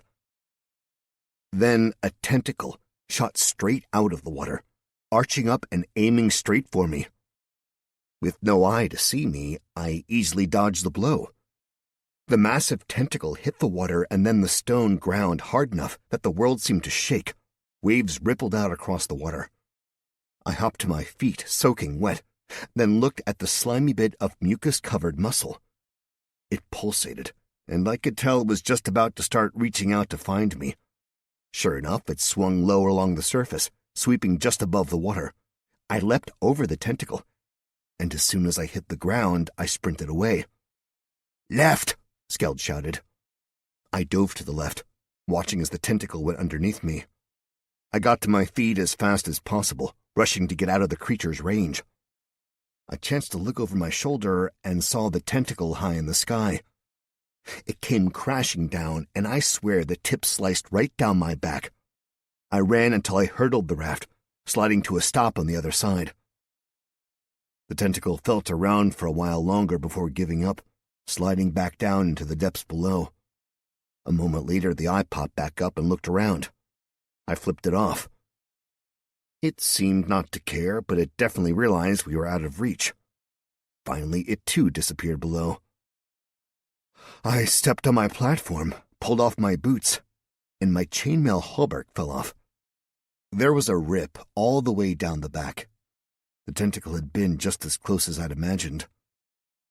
"What in the absolute dark and fuck did you do, Bumpkin?" Nikolai barked out. Everyone was awake. "Just trying to, win some hearts and minds." There was a barely suppressed chuckle that I was pretty sure came from Lee. "Perhaps since you appreciate watching fish so much, you should take the rest of the watch." "Fair enough," I said. Everyone grumbled at me, which was also fair. Slowly, they went back to sleep. I sat there, a bit grumpy, and very wet, and rather unarmored. I felt foolish. Skeld sat down next to me. "Still curious about the lake?" he asked. Chapter 11. The following day was a slog. We were up and moving by daybreak, but the weather quickly turned against us. Rain fell in great sheets, and the wind whistled through the canyon, whipping the shallow water into white-watered caps. We had to lean against the wind to make any forward progress. Midway through the morning, and without talking to me, Nikolai tied Cleve's raft onto mine, so I was pulling both. Then he lashed Cleve's pack onto my raft. Nikolai and I were the only ones who weren't breathing hard as we walked into the wind. It wasn't long before I was pulling all the rafts, as well as all the gear. Ragnar and Skeld kept themselves busy making sure I didn't get tangled up in all the various lines streaming up behind me. When we stopped for lunch, Cleve looked like shit. Ashen-faced and sallow. He lay down on the raft without bothering to convert it to its platform state. Nikolai seemed worried. I watched the raft bob up and down with Cleve on it. A little water occasionally splashed up on it, but the thing floated well enough. As we sat and ate, I noticed Cleve drifted off to sleep. Nikolai was about to bark his orders out, yelling at us to get back to the slog, but I held up a hand. Naturally, he glared at me as if I had just violated his mother, but I pointed to Cleve and made the universal sign for sleep, then tried to suggest through sign language that we let Cleve sleep while I pull him through the water. "Are you suffering a fucking fit?" Nikolai hissed at me. "Just say what it is you're trying to say." "Let him sleep," I said. "I can pull him." Nikolai looked at me, then over at Cleve. He nodded once, curt. "Have your men walk alongside," Nikolai said, "to keep it stable." A small hand wave to Lee and Tila, and we got going, heads down into the wind once more. As the lake opened up, things got even worse. The wind picked up, and the rain seemed to be going sideways. It stung when it hit my face. Cleve didn't wake for hours, sleeping fitfully on the raft until late afternoon. He groggily called for a stop, confused at what was happening. Nikolai went over to the man. They had a hushed conversation, and after a moment, Nikolai told me to keep going. The storm didn't slack at all through the daylight hours. Somewhere in there, Cleve fell back asleep. We stopped at dusk and did some eating of the terrible travel food that made me long for airplane food. Nikolai walked around to everyone and chatted with them, doing his best attempt at a little morale boost. But when he got to me, I didn't get that. "How is your energy level?" he asked. "Fine," I said, which was mostly true. The day had been long, cold, wet, and windy, but it really didn't seem to have too much of an effect on me. "How long do you think you can pull this all? The gear and Cleve?" "How about you tell me what's going on with Cleve?" Nikolai looked over at the older elf and shook his head. "He is sick." "With what?" "Perhaps flux, perhaps Agno's fire. Could a spell help?" "I could—" "No," Nikolai hissed, his hand grabbing my arm. "No magic in the open. You hide that." "I'm just saying I could help if it comes to that. I will request your assistance." "Okay, fine. If that's the case, I can pull Cleve and his gear, and maybe everyone else." "You want to go through the night?" "I worry about Cleve. I believe he overestimates his health. This path is detrimental to him." "Yeah, I can see that. You want to get off the lake?" "I do." "I mean, sure, no problem. I'll keep going until I can't. Hopefully the whole length of the lake. But I really don't know how long it'll be until I get tired." Ragnar hopped into the water, which came up past his waist. The Lutra had otter-like bodies, which meant short legs and long torsos, and their pants seemed much more like shorts. "We will scout for him," Ragnar said, planting his spear into the water. I think the move was supposed to look bold and brave, but ultimately it came off looking a bit silly. "You can see in the night?" Nikolai asked. "We can," Ragnar replied. "Once everyone has eaten, we will get on the rafts and be off." Nikolai went back around, and everyone got their little boats, except for me. More crappy dried food was passed around, and I scarfed it down. Everyone seemed settled on their boats. As I hauled on the line, I definitely felt some weight this time. The rafts were primarily built to be stable platforms, so they had little in the way of hydrodynamics. But even still, it was a massive step up from pulling the damn wagon. Skeld walked along the raft with a mostly unconscious Cleve, while Ragnar headed out far in the front, making sure I didn't accidentally step into one of the great big holes. I worried he'd find a tentacled beast and we'd wind up in a midnight rumble. At least I had a weapon with me now, so I could put up a fight. But even where I was, level-wise, I had no idea how I'd fare against something I couldn't even identify.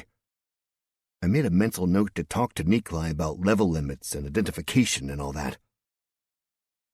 In the darkness, pulling a bunch of rafts through the rain, I figured I had time to do all the thinking I wanted. And I barely even thought about my previous life. Or her. Chapter 12. Can't say that I recommend walking through a lake in the rain in the middle of the night. Pretty miz, actually. Ragnar and Skeld traded off every once in a while, but for the most part, we just slogged on. We didn't get any relief until very early in the morning, when the rain finally gave up. The sun started to mosey on up, the sky lightened, and I could see something on the horizon. A silhouette came out of the water, stretching skyward. I whistled to Skeld, currently serving as ranger. He looked over at me. "Let's angle that way, see what that is," I said. He nodded and slightly shifted the direction he was guiding me. I plodded along, my head down. The sun rose and the clouds seemed to vanish from the sky. It was brilliant behind me, light streaming across the deep blue lake and illuminating the thing in front of me. An island with a clearly man-made structure sitting squarely on top. "Holy shit," I said. "To the island." I didn't wait for Skeld to start poking around. I just stomped along to the island. With the sun out, I figured it wouldn't be too much of a problem to see where I was going. The island was a rather strange geologic formation, pretty much in fitting with the rest of this weird-ass lake. There was a tiny beach, a lot of trees, and then it went mostly vertical until it ended in a small castle. At least to me it looked small, very blocky, with square towers and super tall walls, gray stone bricks and absolutely no evidence of any residence. To make things just exponentially weirder, at this point, we were far enough out in the water that I couldn't really see any other land masses. It was just this castle sticking way up out of the water, and then, well, water. I stopped about 100 yards away, seeing that there was a shallow path up to the island. I wanted to get an okay from Nikolai before dragging everyone there. He was already standing next to me. "You thinking that might be a good place for the boss man to rest?" I asked. "Are you referring to your de facto father?" "Yeah, I guess, but it's weirding me out to consider him, your father." "Bingo. Let go of that discomfort. 'Tis reality now. I say we stop on the island. We dry out, we rest up, we resume walking at night." "You're planning on me walking through the night again?" "I am. I'd prefer if we all walk through the night, but if need be, I might call upon you to be the draft horse again." I shrugged. Part of me wanted to say fuck no, but that was just me being selfish. I was a bit tired, but only in the "a nap would be nice" sort of way. I wasn't actually fatigued. Most everyone got off their rafts and untied them from the convoy line. I dragged Cleve and the gear close to the beach, then stood waiting as Nikolai stepped foot on the rocky beach first. He moved slowly, carefully, as if there might be traps everywhere. I did my best to look at the beach with a keen eye, seeing if I'd somehow pick out traps myself. I saw nothing. Nikolai waved at us, and we all stepped onto the beach. Immediately I started pulling clothes off. I'd been soaking wet since my inadvisable social call with the big eye, and I wanted a chance to be at least a little dry. Everything went into a pile on a large rock, and then I stood there, naked in the sun. It felt awesome, and for once I didn't care what anyone else thought. I got my knapsack of holding, reached in, and felt a cool nothing. At first I panicked, but then I thought back to the times I'd had a bag of holding in games and how they worked. So I figured my best course of action would be just trying what the game said, to think of the item I wanted and reach in to grab it. I thought of clothes and poof, they were in my hand. I pulled them out, put them on, and was starting to wring the water out of the clothes I had been wearing when I realized that the leather pants were already dry. I shook them out and started to fold them up when I thought to look at them. I couldn't actually remember when I'd bought the supremely supple pants. Trousers of the Seal. Item type, rare. Item class, light. Material, blessed seal leather. Armor, +10. Durability, 4,990 out of 5,000. Weight, 4 pounds. Requirements, may only be worn by those with the blessing of Iona. Bonus, +25% swim speed. Description, made from the leather of a blessed seal who died a heroic death in view of his god. The trousers of the seal are among the treasured gifts given by Iona to her chosen. Wow, was I a fool. I unfolded the pants and put them right back on. Sure, they were a bit tight, but they were comfortable enough, and who didn't like showing their ass off? I got my sword back on, thought about armor, and put my hand into the bag. Nothing. I suppose I was hoping for a bit much with such a generalized request out of a magic item. Kind of like when I forgot Alexa wasn't an actual personal assistant. Everyone else was engaged in a slightly more polite version of what I'd done, stripping down a few layers and letting the sun warm them up. But no one was quite as soaked as I'd been, so they didn't need to be quite so thorough in disrobing. Something thunked into my back. I turned around to see a piece of armor hitting the ground. A leather cuirass with steel pauldrons for each shoulder. "Cover up," Eagle Eye barked. "Need to make sure this island isn't keeping any dangerous secrets." I pulled the armor on with some help from Skeld, who handled the hard-to-reach straps. I did a quick check. Heavy leather cuirass with steel pauldrons. Item type, uncommon. Item class, medium. Material, leather, steel. Armor, +24. Durability, 340 of 500. Weight, 30 pounds. Requirements, none. Bonus, none. Description, made from boiled and shaped leather as well as forged steel. This armor provides adequate protection, but provides little in the way of fashion. Not bad. Ready, I said. "With your sword on your back?" Nikolai asked, his eyebrow raised. Yeah? "Unsheath it, now." I reached back, pulled the blade, and, well, once I got to the limit of my arm's length, the sword was still in the scabbard, at which point I had to grab the blade carefully and pull, working it until it was mostly out. Then there was some awkward fumbling until I finally had a hand around the sword. "Even the lowliest goblin would have pin-cushioned you twice over during the pathetic juggling act you just performed for us," Nikolai said. "Back scabbard is for travel only." He had a few words with Tila. She had her weapons out and ready, but stood near Cleve. Cleve started to stand, but a single look from Nikolai was enough for the old man to sit back down.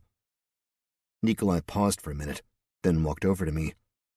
"I need you to make sure this island is safe," he said, talking low and quiet. "Can you do that?"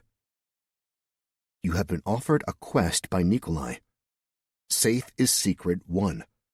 Explore the island and make sure there is nothing that will cause harm to Cleve or his party. Reward for success, increased regard with Nikolai and unknown. Penalty for failure or refusal, extreme drop in regard with Nikolai. Possible death or dismemberment of Cleve and or his party. Yes or no?" Naturally, yes was the only acceptable answer. "Yeah," I replied. "I can do that." I nodded at my boys. Ragnar and Skeld hopped up from their lounging positions and immediately had their spears at attention. Montana," Nikolai said. "Yeah?" "Fix your sword." Chapter 13. We started by getting back in the water and circling around the island, with myself in the lead and Skeld bringing up the rear. The island was quite steep, but any mildly horizontal spot was lush with vegetation. Small trees popped out of nearly every crevice, and bushes and grasses were everywhere. It was a marked difference to any of the other shores we'd seen around the lake, which had mostly been bereft of life. On the western side, we discovered two things, one good, one bad. Good, a small dock, a little hut, and a path leading up to the castle.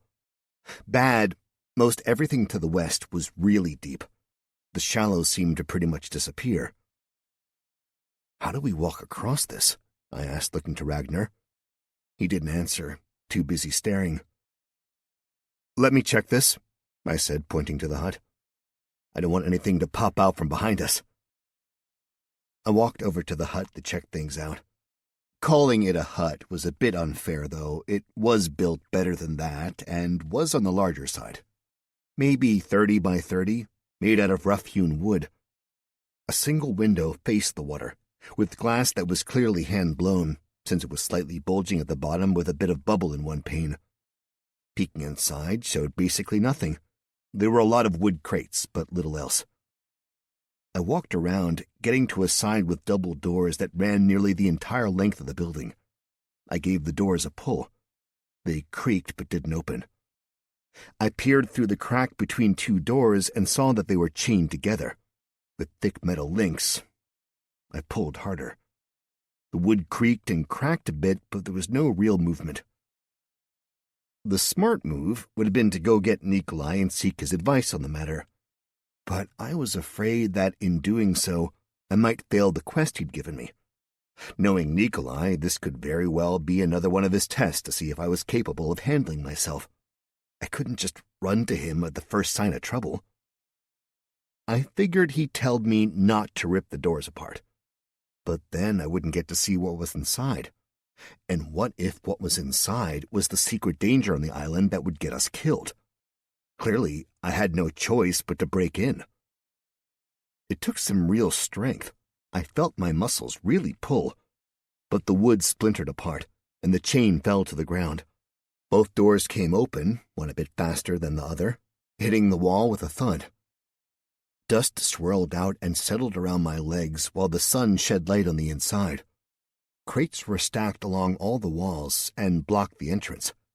Someone had done their damnedest to keep something out of the boathouse. The crates were heavy, but it was difficult to resist the urge to look inside.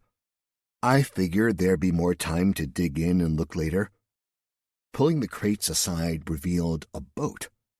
It looked like a glorified rowboat, somewhere close to 20 feet long. It had the vague shape of a Viking longship, but nowhere near the size. Provided it was still seaworthy, it'd certainly give us a way across the remainder of the lake, at least until we hit up against the next shallow point and had to abandon it. I peeked into the boat and saw 3 small skeletons, all huddled down. Scraps of clothing had settled down in the bottom of the boat, but jewelry still hung on the bones. Ragnar popped up right next to me and peered in. "Ideas?" I asked.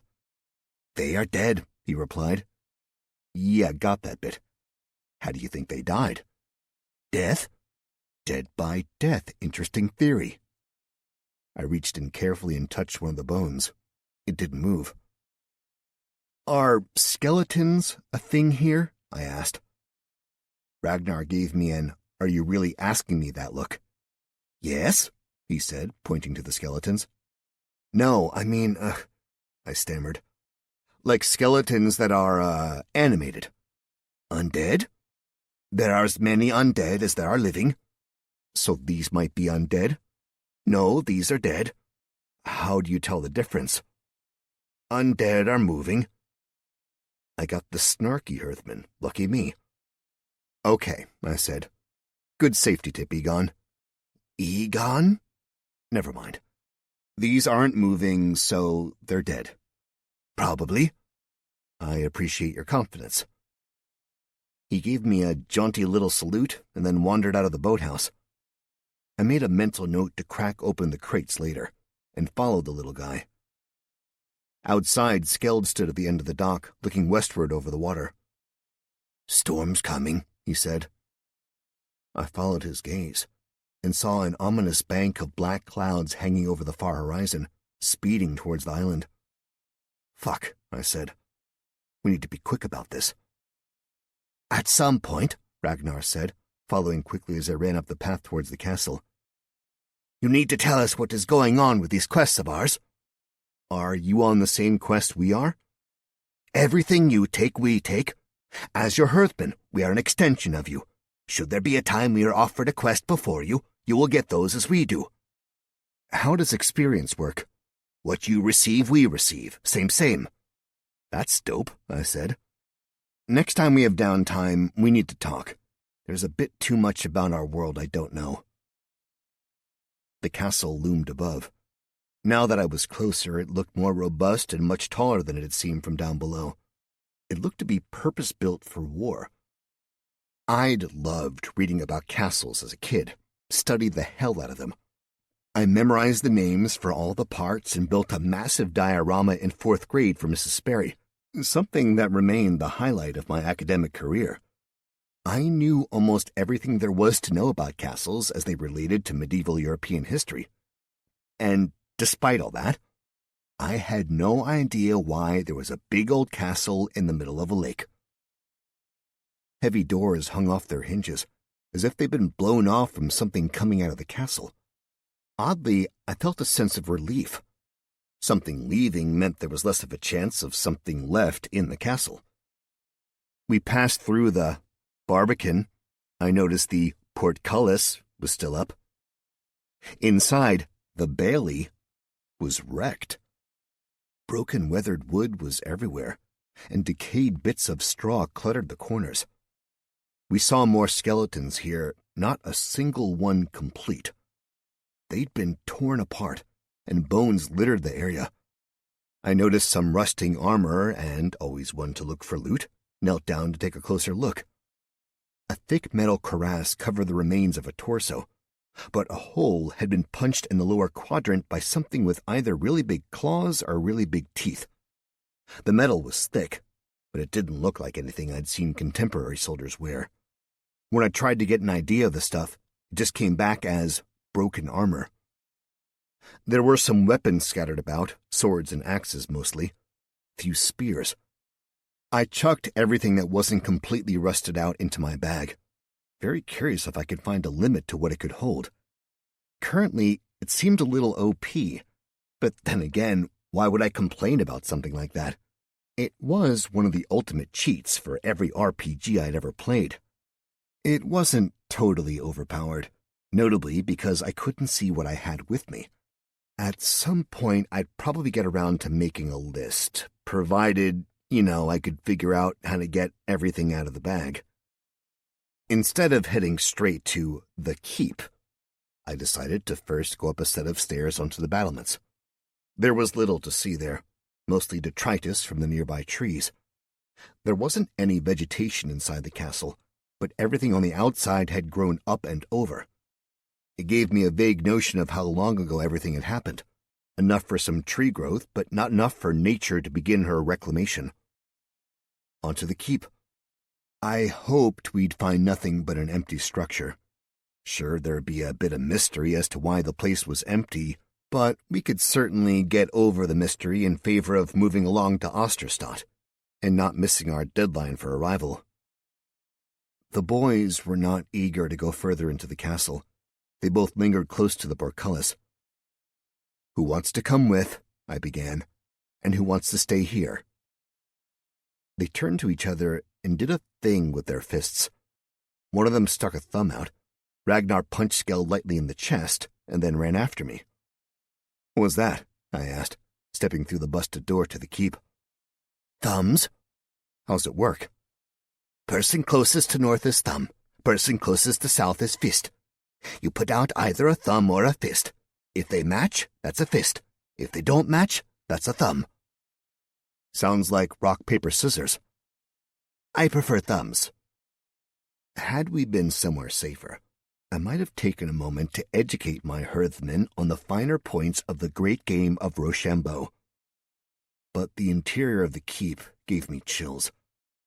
Swaths of the wall were coated in black, and given how it was flaking, I could tell it was very old blood. Bones and organic rubble were everywhere. This castle had seen wholesale slaughter. "Eona, keep us safe," Ragnar whispered as we walked through the remains. There was a large doorway and 2 stairwells. Through the doorway I could see a big room like either a banquet hall or a throne room. I poked my head in there, and it was the same story. Massacre. More dead there than anywhere else so far. But now I saw the remains of things that weren't human, or at least weren't of the various humanoid races. There were bones that belonged to things I couldn't name or even begin to guess at. While I'd been content to leave all the other bones alone, these ones intrigued and confused me, so I popped them in the old bag. A large throne had been knocked over and shoved into a corner. The rest of the space was dominated by long tables and benches. There were remains of a meal. Nothing food-wise, but all the serving plates, tableware, and silver candlesticks still lay there. That also went into the bag, since sooner or later there'd come a time where I'd need more money, and silver was, for better or worse, money. I couldn't, in good conscience, leave it behind. A single door led out of the banquet room. It led us to a kitchen and then a storage cellar. The cellar's contents had rotted at some point. An impressive array of mushrooms and other dark-loving plants had filled the space, and there were definitely a few small creatures who scurried away into the dark corners when approached. A single small chest sat on a shelf, basically unmolested. I couldn't help myself. I scooped it up and dropped it in the bag. Back from the cellar, we went through the throne room, then up the stairs and into the residential areas. The second floor housed barracks. Twin rooms ran the length of the keep, with just a single hallway between them leading to a privy. Basically just a seat with a hole in it. The hole led to a shaft that headed outside somewhere. There was a glint of sunlight down below, so I figured it could work as an emergency exit should things get truly bad. Up to the third floor. This seemed to be the place where whomever was in charge lived. Large rooms, well appointed. There was a small bookshelf with a number of tomes on it, into the bag, and a massive four-poster bed with the remains of a feather mattress on top. A large copper bathtub was in a room by itself, along with a few copper pitchers, likely used to fill said tub. With a little help from Ragnar, and after I explained the magic bag, we managed to get both the tub and the pitchers into storage. The magic elicited a slight eyebrow raise in the Lutra, but no comment otherwise. A bit of jewelry was out on a dresser, and we found more inside. All of it went into the bag. We saw a chest I couldn't open at the end of the bed. Inside.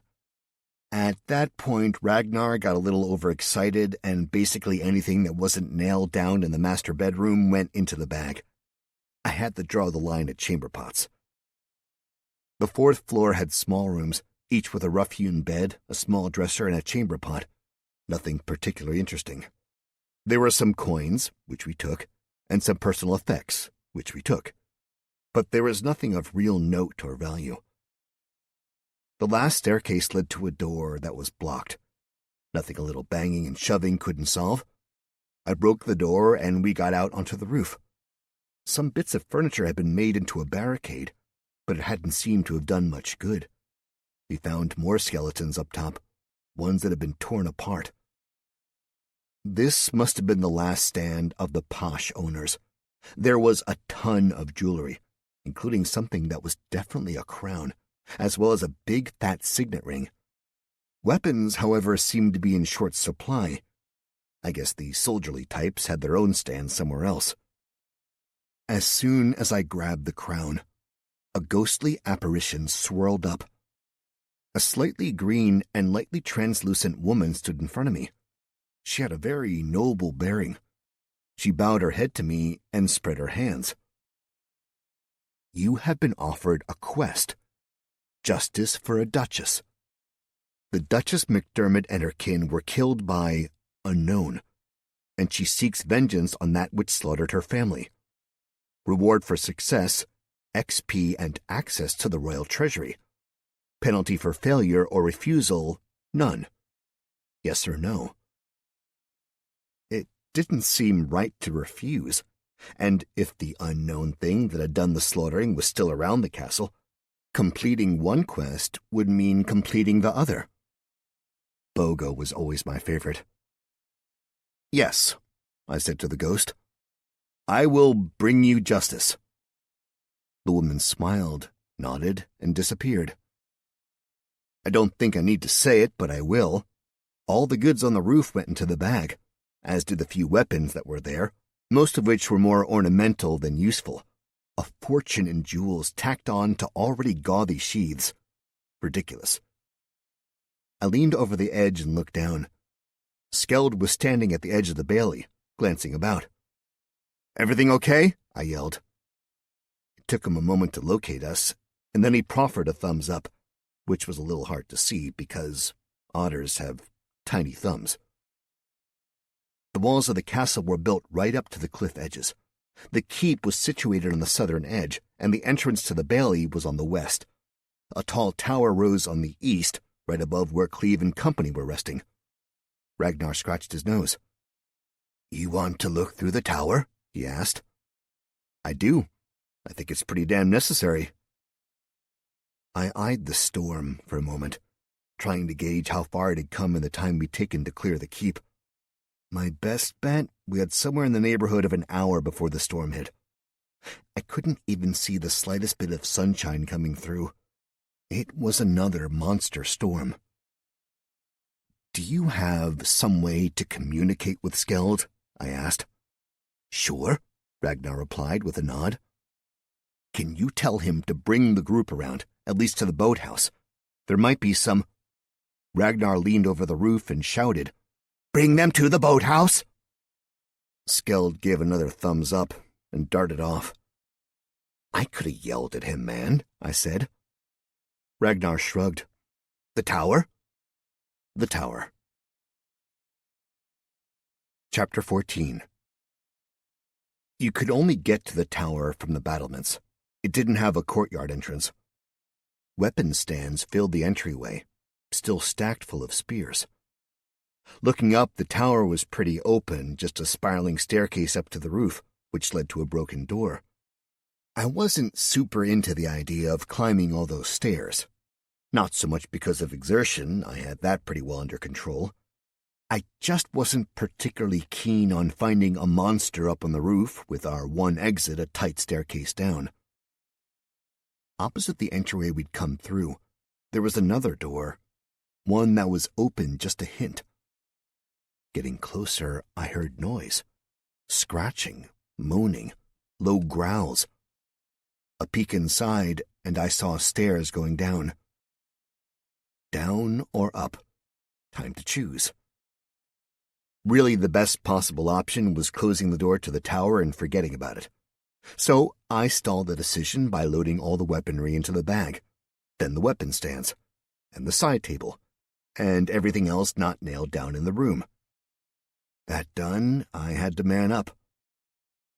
I held a finger to my lips and indicated to Ragnar that we should be quiet. He nodded. I pointed up. He shrugged, which was enough of a commitment for me. We began climbing the stairs.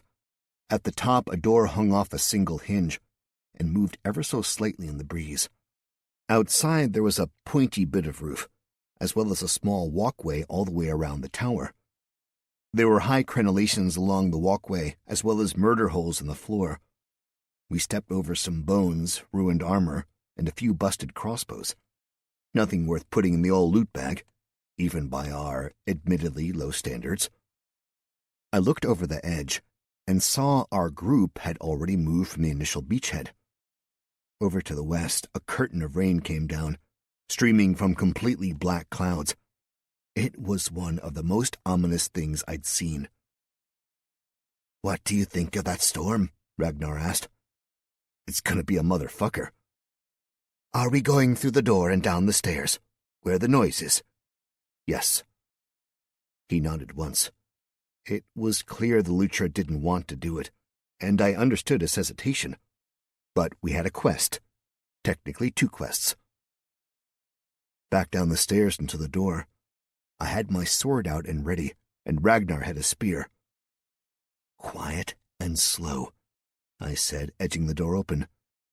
The sounds were still going, unchanged. Walking downstairs, the walls felt tight, like they were closing in. 1 flight, 2 flight, 3 flights, 4.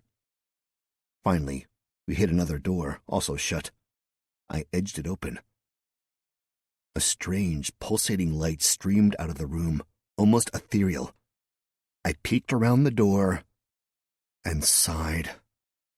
Things were never easy in this world.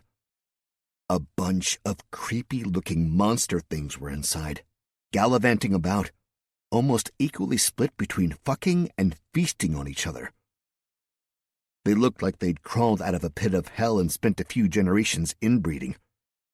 Doing my best to keep quiet, I managed to release my little identification spell on the nearest one. Forsaken Hybrid, Level 8 Brawler. They were all variations on that, all roughly levels 6 to 10. They had sickly yellow skin, with thick wrinkles folding over every joint and limb. Their big mouths were overstuffed with jagged, twisty teeth. Wide orbs with giant pupils bulged from their eye sockets, telling me they rarely left the dark. Massive muscles rippled all over their backs and upper bodies, but it looked like they'd all skipped leg day. Lots of upper body strength, not a whole lot to work with on the lower end. I tried a quick count, but one of them ripped the head off another who was actively engaged in coitus, causing a spray of green-black ichor and other bodily fluids. I gagged. I couldn't help it. And that was enough noise for the Forsaken Hybrids to realize they had company. A horde of bile eyes were suddenly upon me. I shut the door. Up, I snapped at Ragnar. Keep going until you get Nikolai. I'll hold them off for the door to the tower. Ragnar was running before I even finished talking. The Forsaken didn't even pause at the door. They slammed through it with abandon. Clearly, they were enthusiastic about having new creatures to torment and eat. They crashed up the stairs, right behind us, making an enormous racket. We burst through the door out into the sunshine. I spun around, grabbed the door, and shoved it shut. Immediately, something slammed into it, the wood splintering, but it still held. Ragnar didn't wait, didn't stop to see anything. He merely leapt from the wall, his tiny arms pinwheeling as he soared down. The second he hit the ground, he was sprinting, heading straight down the miniature mountain. I did a quick test with my greatsword, seeing how it felt. Hellreaver was light, easy. I wondered if I should try to go one-handed and get a shield up in the other. Slam. No time to think. Slam. I took a step back and glanced over to the west. The rain would be here in no time. Fine, I thought. Let the water wash their blood off. The door split, and a massive Forsaken squeezed through. It squinted against the sun, and that was all the time I needed. I roared, swinging for the fences. Hellreaver seemed hungry, glowing as I swung the massive blade around until it bit into the side of the creature. There was a sizzle and a pop. I saw the blade sear the flesh of the monstrosity as it tore through. He crumbled immediately, death coming quickly to the infernal beast. The rest of the monsters clearly hadn't fought anyone with weapons in quite some time. They just didn't seem to understand the extra reach I had. Over and over again, the Forsaken charged, full of rage but devoid of brains. But it wasn't neat or skilled work. It was brutal and primal. Swing, chop, thrust, pull, cleave, maim, kill, reset. They scrambled over their brethren, slipping in the ichor, which covered everything, including me. A good swing and I lopped a limb off. A great spurt of the monster's blood came out, coating the battlements. A chop would take off a head, the body still moving for a moment before it realized nothing guided it. A powerful thrust, and the monster would drop to its knees, making disgusting mewling noises as green-black blood bubbled out of its mouth. More than once, a great cleave went straight through a torso, and the monster would scramble at the stone, trying to grab hold as it fell down into the bailey, its guts stringing out behind like Satan's party streamers. And the motherfuckers bled like it was their passion. Fountains of the vile liquid erupted from necks and arms, actually from any hole I put in them, to the point where the ichor was running down the wall and dripping off my armor. Heads, limbs, and other unidentifiable extremities dropped to the battlements, and from the battlements in a truly macabre version of a ticker tape parade. It was a celebration of the god of death, whoever that was in this crazy fucked-up world I'd stumbled into. The monsters kept coming, and had it not been for the beautiful bottleneck the door provided, I'd have probably been overwhelmed. But they could only come at me one at a time, and in their eagerness, they'd often start fighting amongst themselves in the stairwell, so it wasn't unusual for an already wounded Forsaken to come through and meet their death at the end of my sword. Nikolai, Ragnar, and Skeld came crashing through the barbican, sliding to a stop as they watched me lop off the head of the last lingering Forsaken, a rather fat and slow one who'd been breathing heavily after his traipse up the stairs. Whether by luck or happenstance, the head of the fat Forsaken tumbled off the monster's body, then rolled off the battlement, and landed with a heavy wet thud on the bricks below. I gave a jaunty little wave to Nikolai, droplets of ichor flying off my fingers. He frowned at me. Chapter 15. Sorry, I said. Thought these guys were tougher. He frowned and poked at some of the remains. What were they? He asked. Can't you do that? Only works if they are alive, Nikolai said. Dead things are dead. Need necromancy for that, Ragnar added. Nikolai nodded. And I prefer we stay away from that breed of magic. Yeah, okay, noted. Necromancy bad, I said. My crap identification had them as Forsaken hybrids, brawlers mainly. He grunted, which likely meant he was deep in thought, or that I'd done something stupid. Not mutually exclusive. A quick nod at the Lutra, and the three ascended the stairs. The rain was just off the island now, maybe 200 yards away. It made quite a loud thrumming, smashing against the water. The whole castle was massacred? Nikolai asked. Yeah, I said. Looks like it was a brutal encounter. That boathouse was locked from the inside, with people barricaded in. He shook his head, frowning. What? He kicked at the nasty remains in front of me, causing some to roll off the battlements and send a spray of ichor around the bricks below. These aren't tough, he said. Pushovers. You just killed, what, 10, 20? I did a quick perusal of my notifications. 43, I said. Worse than I thought, he said. Something else had to have been the cause of this.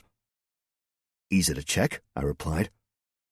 I have a quest to get vengeance on, you dumb sack of shit. Hey, you took a quest? Here? Yeah, what, you do not think that might fuck with our timeline? With needing to get that dying man down there to Osterstadt before you lose everything we have been working towards? You fucking ass-butt babyface fuckwit? Invite me to your party and your quest, assface. It took me a moment to figure it out, but I sent over an invite. Nikolai has joined your party. His eyes unfocused, and I could tell he was reading something. Let us go and get your mess cleaned up, he said and tromped into the tower. I looked at my hearthmen. They looked at me. Thoughts? I asked. No, Skeld replied. Ragnar opened his mouth, held up a finger, then shook his head. All right then, let's go, I said. Already said that, Nikolai called out from inside the tower. I rolled my eyes, but got moving. The door at the bottom of the tower was closed. I narrowed my eyes. That's weird, I said, pointing to the door. Nikolai pulled it open just ever so slightly, then peered in. A heartbeat later, he opened the door up the whole way. The room sat empty, of anything moving or alive at least. It looked like it might have been a torture chamber in its previous life, before it became the sex dungeon for the Forsaken. There were still chains stuck in the walls, and racks of nasty-looking implements. Cells with iron bars lined one wall. But mostly, there was shit, like literal shit, and tons of it. Piles of the nasty stuff, smears on the wall everywhere. One of the Forsaken had been in the middle of a meal of another Forsaken when I'd interrupted them, and that creature was still alive, barely. He made noises at us, seemingly unable to decide if he was going to growl at us or mewl for mercy. I walked over and slid Hellreaver through its forehead. The creature stilled. Then it voided its bowels. It was a hard moment, but I held my vomit in. The Lutra did not. Nikolai, with some sort of power eluding me, just moved through the space without concern. "Come," he called out, standing at the far end of the room. I had to navigate the mess on the floor, but I got over to Nikolai. There were 3 doors ahead of us. 2 were broken, hanging open. Nikolai pointed one way and then to himself, then the other way and to me. One was just a row of empty jail cells, which Nikolai took. The other was a small office and living quarters. There were no remains visible and very little intact furniture. I ran my hands across the walls and found a loose brick above the straw remains of something that had likely been a bed at one point. A little shimmy using my blade as a lever, and the stone popped right out. I snatched it out of the air as it fell and set it gently on the ground. In the little open space that remained, I found 3 small sacks, 1 jewelry box, and a funky-looking key nearly as big as my hand. The sacks and box went straight into my bag. The key, though, I kept out, sliding it into a small pouch on my belt. If any of the games I'd ever played were true, finding a key meant I'd need it soon. Nikolai was waiting in the hall with the 2 Lutra, both of whom looked a little green around the collar, at least as far as I could tell, given all the fur covering them. We approached the next closed door. I took a deep breath, trying to calm my nerves. Nikolai peered around the door as he opened it, doing his best to get a view of anything that might come at him. It was a fucking hallway. Not a long one or a special one, just a hallway with another fucking door at the end, which was also closed. As we headed down, I made sure I gave Nikolai enough room to swing his sword around should it be necessary. For real this time. I braced myself for whatever we were about to encounter. Chapter 16. We made our way into an octagonal room that seemed half lab, 1/4 library, and 1/4 living space. But none of that was really important. The most terrifying element of the room was on the far wall. It's hard to describe because it broke my sense of reality. Pieces of, well, reality seemed to be in tatters and hung around, another. It was like something had torn the wall, and pieces of the wall hung down as if they were fabric. Looking through said hole, I saw another world. Bits of sand and a reddish sky. It was difficult to keep my eyes on it. The hole flickered around the edges, kind of like static. My only guess was that it was a wormhole of sorts, though having never seen one before, I had little confidence. "Fuck," Nikolai breathed quietly. "What the fuck is that?" I yelled. "A portal to another plane of existence. You've seen them before? Once. Any idea where it leads, like hell? Given that we face the Forsaken, hell would be my guess." "Wait. Are you about to tell me that there's more than one hell?" "There is only one hell." "But there are other, well, negative planes. Hell, the abyss, the darkness, the wastes, and my personal belief is the worst, the outside." Ragnar and Skeld muttered. "And this leads to hell?" "Likely. I believe the Forsaken hail from hell, but I'm not completely positive." The other side of the portal was unpleasant, to say the least. I mean, where we were was full of demon shit, carcasses, blood, guts, and a whole host of other fluids I didn't even want to think about. But the other plane was just horrific. We looked into a valley that was completely devoid of vegetation. Clouds moved by in the sky, but far too quickly. Bold flashes of lightning were a relative constant, and thunder boomed through the air. "Okay," I said. "So I'm guessing we need to shut that thing down." "We do," Nikolai replied. "Which means we must go through the portal and find the portal stone." "Cool. What's that? The thing that keeps the portal open. It will be a thing from this land, taken over there and kept. Should we manage to bring it back, the portal will close. I smiled. Sounds simple enough. Nothing involving portals or the lower planes is ever simple, and to think it might be is to be a fool. So why am I surprised you think it is simple? I rolled my eyes. Nikolai being such a drama queen was starting to wear on me. I got this, I said. I took off the knapsack and handed it over to Ragnar. Keep this safe. He nodded. You and I will go through, Nikolai said, his eyes still not off the portal. Your herd will remain behind to guard our exit. Should we perish, he said, turning to Skeld, you shall take Cleve on to Osterstadt. Apologies, Skeld said, then pointed at me. But we can only take orders from him. Just do what he says, I said. I die, get Cleve to Osterstadt. Or if I don't die and the portal closes, get Cleve to Osterstadt, okay? Understood, Skeld replied. Do I get to keep the bag if you die? Ragnar asked. Skeld gets half, I said. Then, Nikolai and I stepped through. Chapter 17. The other side was, in fact, hellish. Ah, an explorer. You have discovered another plane of existence. Welcome to Hell. You gain 1000 XP. Points for discovering places. Seems like maybe it'd be useful to bounce around. But just 1000 points, though. Unless the points increased, it seemed pointless to do later in the game. The air was hot yet fetid, dry but stinky. Dread washed over me in waves, and I wanted to retch and run. I'd do anything to get the fuck out of Dodge. This place sucks, I said. It is literally hell, Nikolai said, his eyes scanning the place. What were you expecting? The man had a point. What exactly are we looking for? I have no way of knowing, he replied. It will be something from our world. It will retain the feeling of our world, so it will not feel as hellish as anything you touch here.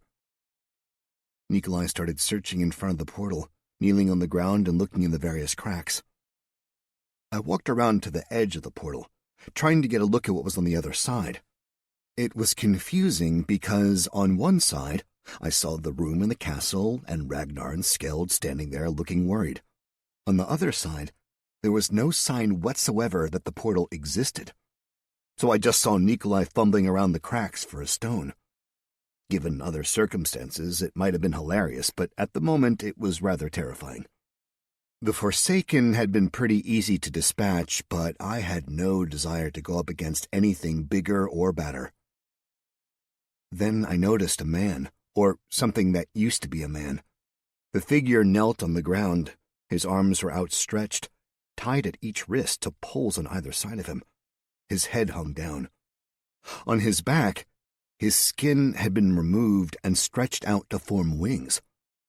Walking around, I saw that his ribs had been broken and folded out and were resting on his wings. Finally, his lungs had been pulled through his rib cage and were exposed to the air. On the far side of the man was a small hut, built out of a darker mud than any of the soil around the area. A rattling noise came from behind me, and I turned to look at the man. His lungs inflated, and I screamed, then backpedaled, hitting the ground with my back. Immediately, it was clear I'd made a rather large mistake. There was a very loud gonging sound, like, I realize now, the ringing of Hell's bells. At the same time, Hellreaver started heating up to the point that I could feel it through my armor. What was that? Nikolai said, looking around, trying to see through the portal. My sword, I replied, pulling the blade from its scabbard and holding it out at arm's length. It glowed white, heat radiating off. Nikolai raced around the portal and glared at me. Any chance 'tis a holy relic of some variety? I mean, it's called Hellreaver. Your guess is as good as mine. Nikolai stared at the weapon a moment, and I felt a tingle as he cast a spell. Fool, Nikolai snapped. It is a blessed weapon, and you touched it to the ground here? By accident. Accident or on purpose, same result. I take it this is bad. Every devil, from the lowliest imp to the king of hell himself, just got notice of some element of heaven in their realm. They are all racing this way right now, slavering at the chance to kill an angel or agent of good. When they get here, they will find an open portal to our world, and they will kill themselves to get through and wreak havoc upon it. Yeah, that's bad. Find the portal stone, fast. Even I am no match for most of hell. Find the portal stone or we will die. You think it might be this dude? I asked. Nikolai looked over the man. He's still alive, I said. It is not him. Curiosity swelled. How did Nikolai know? But this wasn't the time to talk about it. There were already screams and shouts coming over the hills. A nasty creature came around the hut. He was vaguely humanoid and had overly tight black skin, horns sprouting from a horse-like head, weird bony protrusions all over the body, tattered wings hanging off its back, and cracked and cloven hooves at the end of his spindly legs. I fired off a quick bit of magic to identify my opponent. Voloth Tongue-Eater, Level 9 Tormentor. The Voloth Tongue-Eater babbled something at me I couldn't identify or understand. Then my boon fired off and I got a notification. Smashing. You've learned a new language. Infernal. Nice. I didn't really feel like talking to him. Instead, I swung Hellreaver around at the creature, putting some serious strength behind it. I hit, but it just sort of bounced off. Your weapon has no power here, the Voloth rasped at me. He let his head snap back, his mouth opening wider than it should have been able, and started laughing. It was a horrid sound that really shook me, like the longest, nastiest nails scratching across a gross plate. Nikolai said something behind me, but I wasn't interested in what Nikolai had to say. Instead, I dropped the sword, which sent another loud gong noise out into the world as it hit the ground, reached out, grabbed the asshole's two horns, and started pulling. The Voloth screamed and reached for me, but my arms were longer than his. Something started to give in the monster's skull, and the Voloth found a new octave for screeching, even as he got his claws into my arms. I didn't have much in the way of protection around my arms beyond the pauldrons on my shoulders, and the devil started shredding with wild abandon. But I wasn't about to stop. I could feel the horns getting just a little farther apart. I closed my eyes, roared my anger at this stupid situation, and finally heard a tearing sound. The devil's skull came apart, revealing a mess of internals and a rush of black viscous fluid. The screaming suddenly stopped. The creature went limp and I held it aloft by the horns. I tossed the body to the side, shook some of the devil blood from my hands, and grabbed my sword. GG. You've killed a Voloth Tongue-Eater, Level 9 Tormentor. You've earned 1,250 XP. What a mighty hero you are. Help me with him, Nikolai yelled. I looked over my shoulder to see him kneeling in front of the bleeding figure, working to untie him. I raced over, sliding the last few feet on my knees. The man, or what was left of him, wheezed, bloody bubbles coming from his mouth. Heal him, Nikolai ordered. I channeled some magic and laid my hands on the man. Purple tendrils seemed to leach out of me, surrounding the man for a heartbeat. They caressed his skin, then dissipated as if blown by a gentle breeze.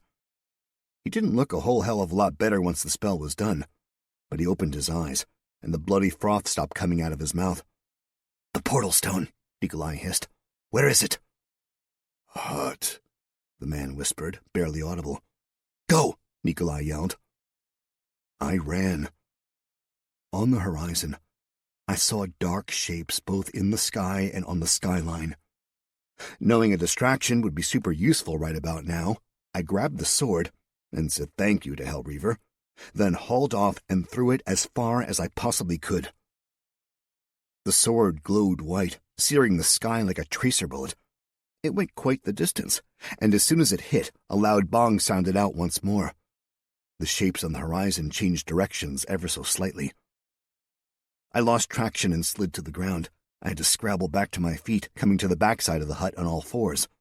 There was a small arch leading into the hut, and I ran through without a second thought. The inside of the place stank, so bad it felt like the inside of my nose was burning out. My eyes watered, my gorge rose. It took serious effort to not vomit. A small bunk sat to one side, with a shelf opposite and a desk in between. In the middle of the desk, there was an open book. Screeches sounded off outside. "Montana!" I heard Nikolai yell. I threw everything from the hut onto the blanket on the bunk, then wrapped it in a bundle. I grabbed the bundle and took one last look around the place. It was devoid of everything but the shitty furniture, so I booked it. The devils were definitely coming quickly. The whole throwing the sword trick hadn't fooled them for long. A quick glance in any direction revealed nightmares converging on me. The ground was straight up rumbling under a million infernal feet or hooves or claws or any of the other horrific things the hellish creatures used for charging at us. I sprinted across the shitty yellow dirt. Thank God Nikolai stood at the edge of the portal, because otherwise I'd have no fucking clue which direction to go. He waved for me to run faster. Behind him was a maelstrom of teeth and claws, the gap closing between him and a cavalcade of terrors and horrors screaming and roaring. I wanted to lay down and give up. I promised myself I'd put more points in agility if I could just escape these devils. Nikolai reached out and grabbed me, pulling me through the portal. I fell to the ground and watched as the portal shimmered, then closed. Suddenly, everything horrific stopped. Chapter 18. It was reasonably quiet in the castle. Also, it definitely felt better just being out of hell. Who would have thought? Ragnar and Skeld stood at the back of the room, giving us space. Nikolai picked himself off the ground, then helped me to my feet. He brushed some of the dirt off himself, and I did the same, doing my best to get the yellow dust off me. It smelled terrible. The man we'd rescued groaned. He was mostly in the same position we'd found him, still having trouble moving his arms. I sighed and sent another healing spell his way. His body pulled itself back together a bit. "I must thank you," he said very softly. "Might I give you a reward?" "Sure," I said, "but a quick question or two first, okay?" He reached out for me, but I stepped back. "You opened the portal to hell, huh?" I asked. "I did," the man replied. "I simply miscalculated the portal runes." "So you lost control of a portal to hell, and everyone in this castle paid the price?" "An honest mistake." "Dude, why were you making a portal to hell in the first place?" "Power," Nikolai said. "These fools always attempt to find more power and rarely pay the price." "The price?" the wizard asked, rage taking over his face. "I have been tortured beyond the limits of human endurance for what seemed like 10 lifetimes. How have I not paid the price?" I pulled my dagger from my boot and shoved it through the man's neck. "Enough bullshit," I said. "GG, you've killed a human, level 22 arcane archivist. You've earned 2,000 XP, what a mighty hero you are." Someone who had been willing to do what he'd done wasn't going to be giving me an actual reward. He was definitely planning on something insidious, so I figured I'd be insidious first. "You have completed a quest. Justice for a Duchess. The Duchess McDermott and her kin were killed by devils unleashed by a foolish wizard, and she seeks vengeance on that which slaughtered her family. Reward for success, 3,000 XP and access to the royal treasury." The ethereal figure of Duchess McDermott appeared. She put her glowing fingers around the man's heart and pulled it from his body. His own ghostly body formed, healed once again. He seemed to be saying something, but the Duchess ignored him. More and more spirits appeared around the wizard's ghost. They all put their hands on him. For a moment I could barely see because the glowing was so bright. The wizard's head went back, and his mouth opened up. It was all the more horrible to see in absolute silence, but it was very clear the wizard screamed. They tore the wizard's essence apart in a violent explosion. Then the spirits disappeared, and only the Duchess was left. She pointed to me, then beckoned for me to follow. We went back up the stairs into the keep and to a tapestry.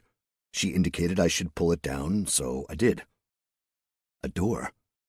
I opened it and revealed a set of stairs. I wasn't particularly keen on following any more stairs in this castle, but, well, loot. We went down maybe 3 flights and came to a small room with a single door on the far wall.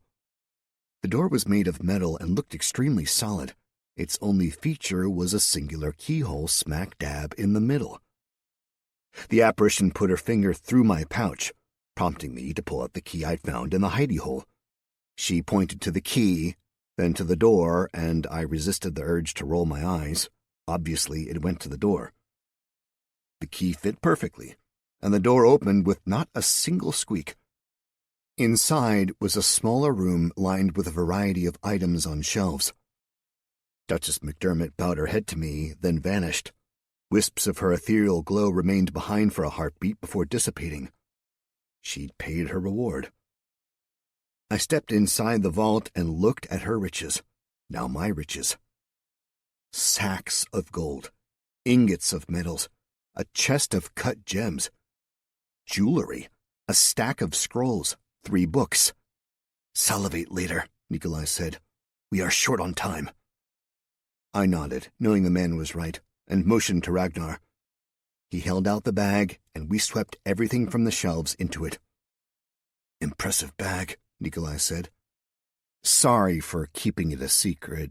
It's just, I understand. Just know that you need not keep any secrets from me if you intend for me to be a valuable mentor." "Good point. So, I've got a bag of holding." He rolled his eyes and started up the stairs. Chapter 19. The rain had started. I stood in the downpour, thanking the gods for the chance to wash off the demon blood. The Forsaken's corpses were deteriorating faster than I expected, already putrid and black and collapsing in on themselves. The 4 of us half ran down the hill to the boathouse. Inside, Tila and Lee were eating, using 2 crates as chairs and a few more stacked strategically to make a table. Cleve, upright for once, was going over the boat carefully. He looked up when we stepped out of the storm. "Success?" he asked.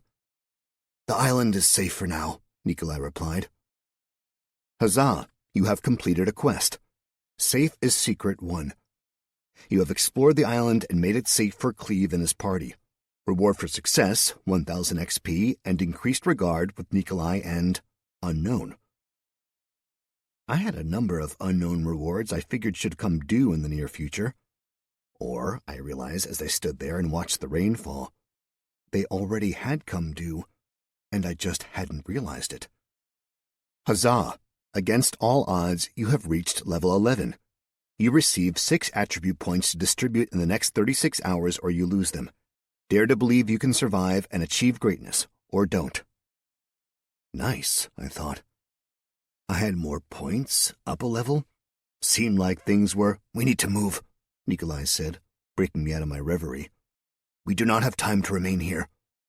"Agreed," Cleve said. "Yet I fear that this boat will sink if we use it in this weather."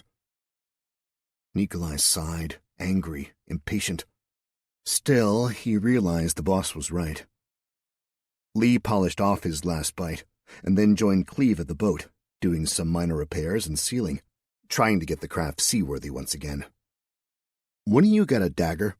I asked Skeld and Ragnar. Ragnar made a show of looking for one, while Skeld just pulled one off his belt and handed it to me. I used the knife to pry open one of the crates. Inside was metal.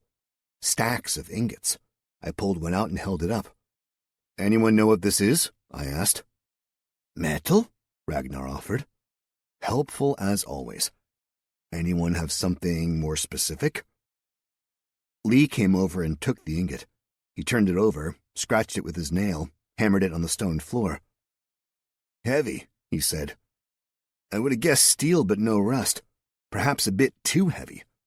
Tungsten? Stainless steel? Not shiny enough and too heavy. Stainless steel has a keen luster to it. If I had to guess, it's an alloy of something, or a native metal I don't know. He dropped it back in the crate and went back to the boat. I looked at it, then at all the other crates in the boathouse. There were hundreds of them. Ragnar, I said. Bag? I nodded.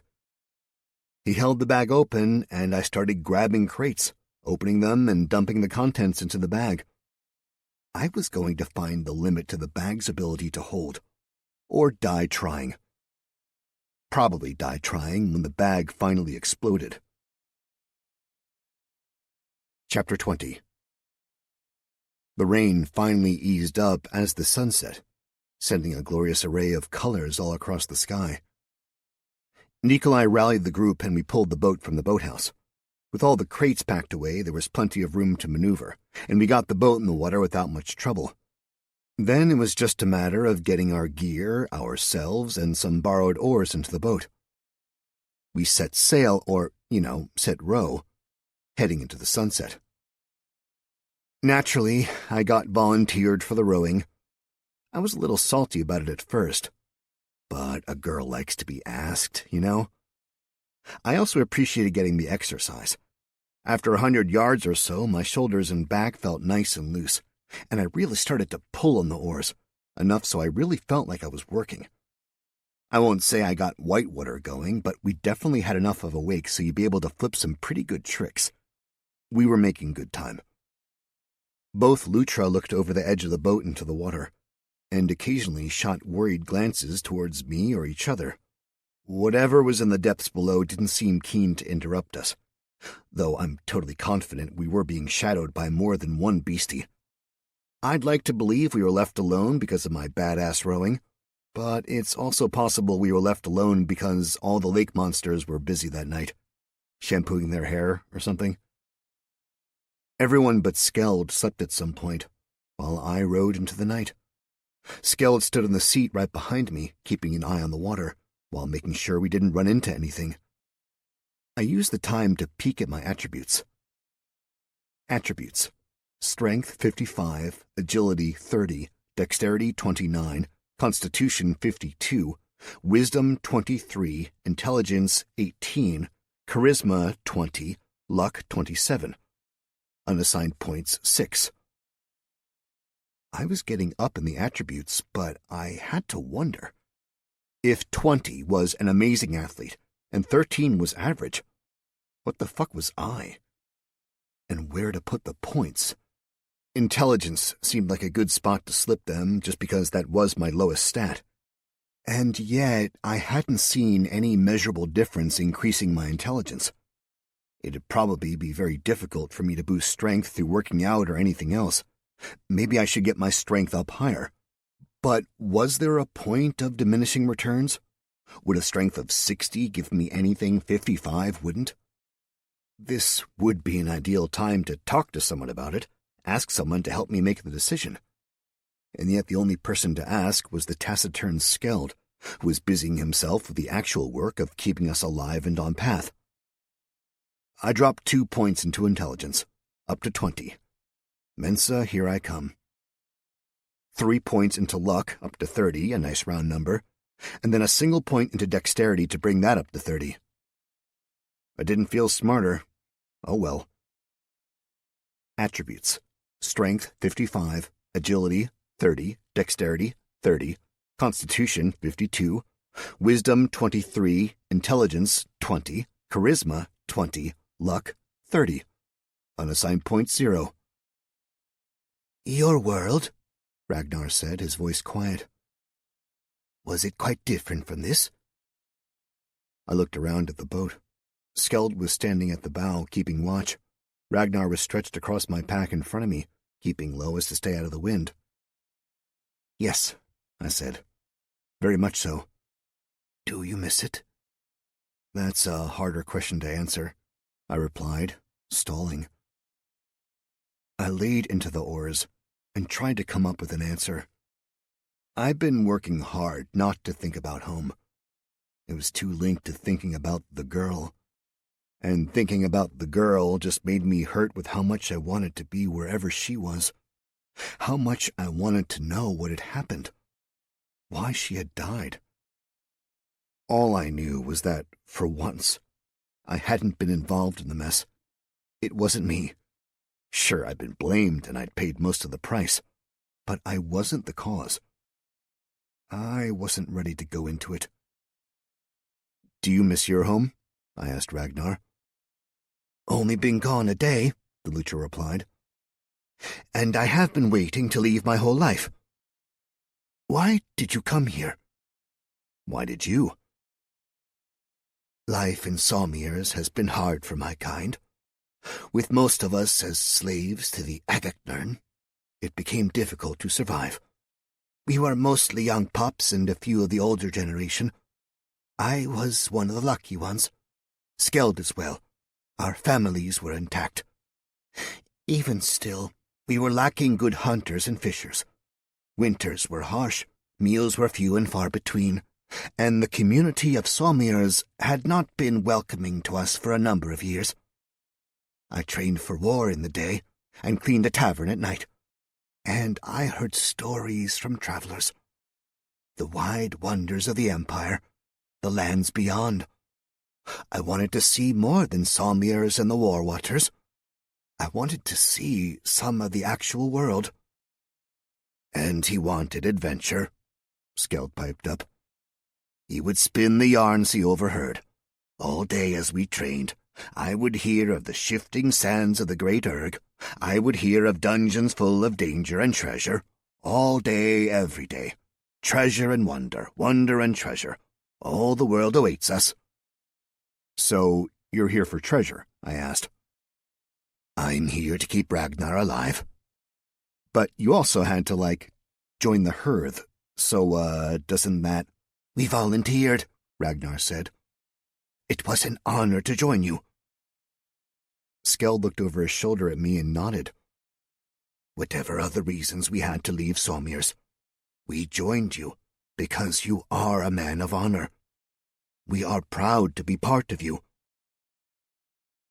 I blinked a few times, because I had no idea how to answer that. I'd never been on the receiving end of a genuine display of, respect. "Thank you," I said softly. Chapter 21. As the sun rose, I found that I'd gotten into something of a fugue state. Row, row, row. Skeld tapped me, and I stopped rowing. I looked where he pointed. A cloud of mist rose into the sky, and only one thing could make that happen. An absolutely massive waterfall. I realized it was already pulling us along. I spotted a speck of shoreline before the falls, giving us a tiny target to hit that wasn't a death sentence. Immediately, I altered course, turning the boat almost completely around. I pulled, putting everything I had into it. The boat leapt into motion, shaking a few of my passengers awake and off their seats. It wasn't enough. We were still headed the wrong way. I could only mildly alter our path. The mist rolled over us, blocking the sun. We were much too close to death. Nikolai stood at the bow with the rope in his hands, ready to jump to shore. Though we were still farther than I would have risked, given the strength of the currents. He leapt. Nikolai stumbled once, then got his bearings, and looped the rope around a massive stone, tying a knot quicker than a blink. Then it was easy. We just pulled the boat in and unloaded. I took a moment to walk along the shore and check out the falls. It was as if some great creature had ripped out a section of the cliff wall, and that's where the water left the lake. I peered over the edge. I couldn't really make out the bottom. It just seemed to go on forever, the water disappearing into a chasm. The river continued on in the chasm for an interminable distance, snaking around this way and that, cutting a massive gouge into the verdant land. It was impossible to talk where we'd stopped. The falls were just too loud. Since my secret magic bag was basically not a secret anymore, I decided to try to fit my pack of goods into it. But Nikolai grabbed my hand and shook his head, making it very clear my giant pack was not to go into the bag. So I got Skeld and Ragnar to help me get the trade pack onto my back and made Ragnar carry the magic backpack. He promptly clambered up my back and sat on top of the trade pack. He pretended he couldn't hear me yelling for him to get off. Then Skeld followed Ragnar. I tried to shake them off, but they had claws. I just looked like an idiot. It's not like they weighed much. The difference was negligible. It was more the principle of the thing. The principle I quickly threw out as I grumbled to myself and started hiking behind Lee. The hike was strenuous, which meant I had to help Cleve. A lot, which meant he was pissed at me. I was totally having a ball. It wasn't quite full-on climbing, but there were definitely spots where we had no choice but to use our hands. It was worth it, though. Once we crested the cliff, I could see the world spread out before me. It was different than anything I'd seen before, at home or in the Empire. Large rocks and boulders were strewn about vast swaths of grasslands, with occasional massive trees that were sort of like baobabs. It looked like savanna, but just a bit more lush. Lots of springs fed small streams that cut through the landscape, joining each other to make up brooks until they dumped into the chasm slowly heading southwest of us. I figured it was running to the Emerald Sea. We continued on. Now it was a nice walk, slightly downhill. It was amazing not to be wearing the waders any longer. The grass smelled fresh and everything was just so pleasant. We stopped every once in a while, and Tila would pass out something like trail mix for us to eat. Lee would complain a bit, and then we'd continue on. As the sun dropped below the horizon and the sky darkened, Nikolai found a cliff where we could build a small fire and stretch out some canvas to make shelter. Over our tiny fire, Tila heated up some water and soaked some dry meat, making a rather vile stew-like concoction. My hearthman, having spent the day relaxing on my pack and likely snoozing, took the first 2 watches. I volunteered for the third. I missed my nighttime training sessions. Chapter 22. Skeld woke me from my watch, and I crawled out of bed. The little guy immediately took the warm spot I had left, and was snoring faster than I thought possible. The fire was little more than glowing coals. I found my bag, pulled out my axe, and leaned it against the cliff. A little walking about, and I managed to get some branches and small bits of burnable wood. I piled them up on the coals and got the fire going a little more. It was very dark out, but with a little thought, I got it to light up. Actually, just a tad too bright for comfort with my dark vision. It worked better in absolute dark. Still, I could see well enough to walk around. I decided to go back up to the top of the cliff, the camp almost directly below me. To the south, I saw animals moving, large herbivores eating the grass. Slightly to the west of them, I could see the grass moving as a predator stalked its breakfast. The air was crisp, especially standing above our little camp where I was fully exposed to the elements. I didn't feel cold, per se, but the wind bit at me. The skies were mostly clear, and the stars were unbelievable. I took a moment to really feel and experience the place, to take in this world I'd found myself in. I ran my hands over the grass, picked a small flower, and listened to insects talking to each other. In my old life, I never actually stopped to look at nature. I was always on the hustle in some way or another, always a million things that needed to get done, a person to find, a bone to break, money to collect.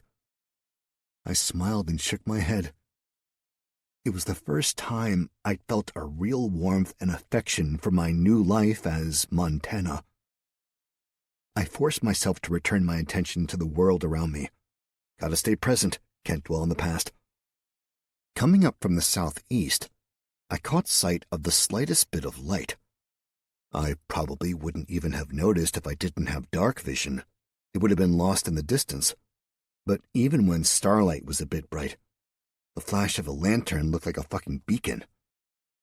Seeing someone out in the middle of the wilderness could be nothing, It could be just a happy coincidence, and we would come upon fellow travelers. And yet, it seemed like an awfully big coincidence.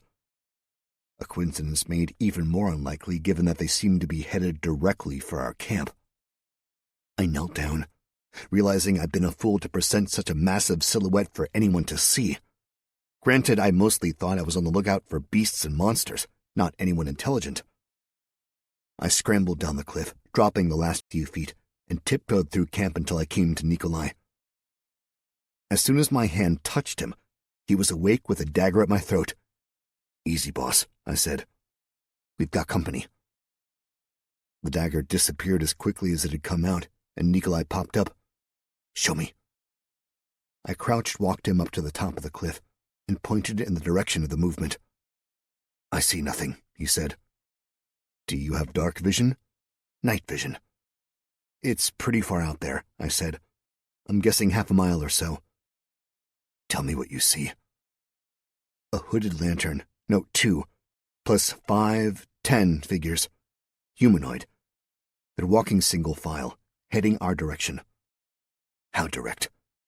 "Pretty much a straight fucking line. Now they're pausing at a tree." "Point to the tree."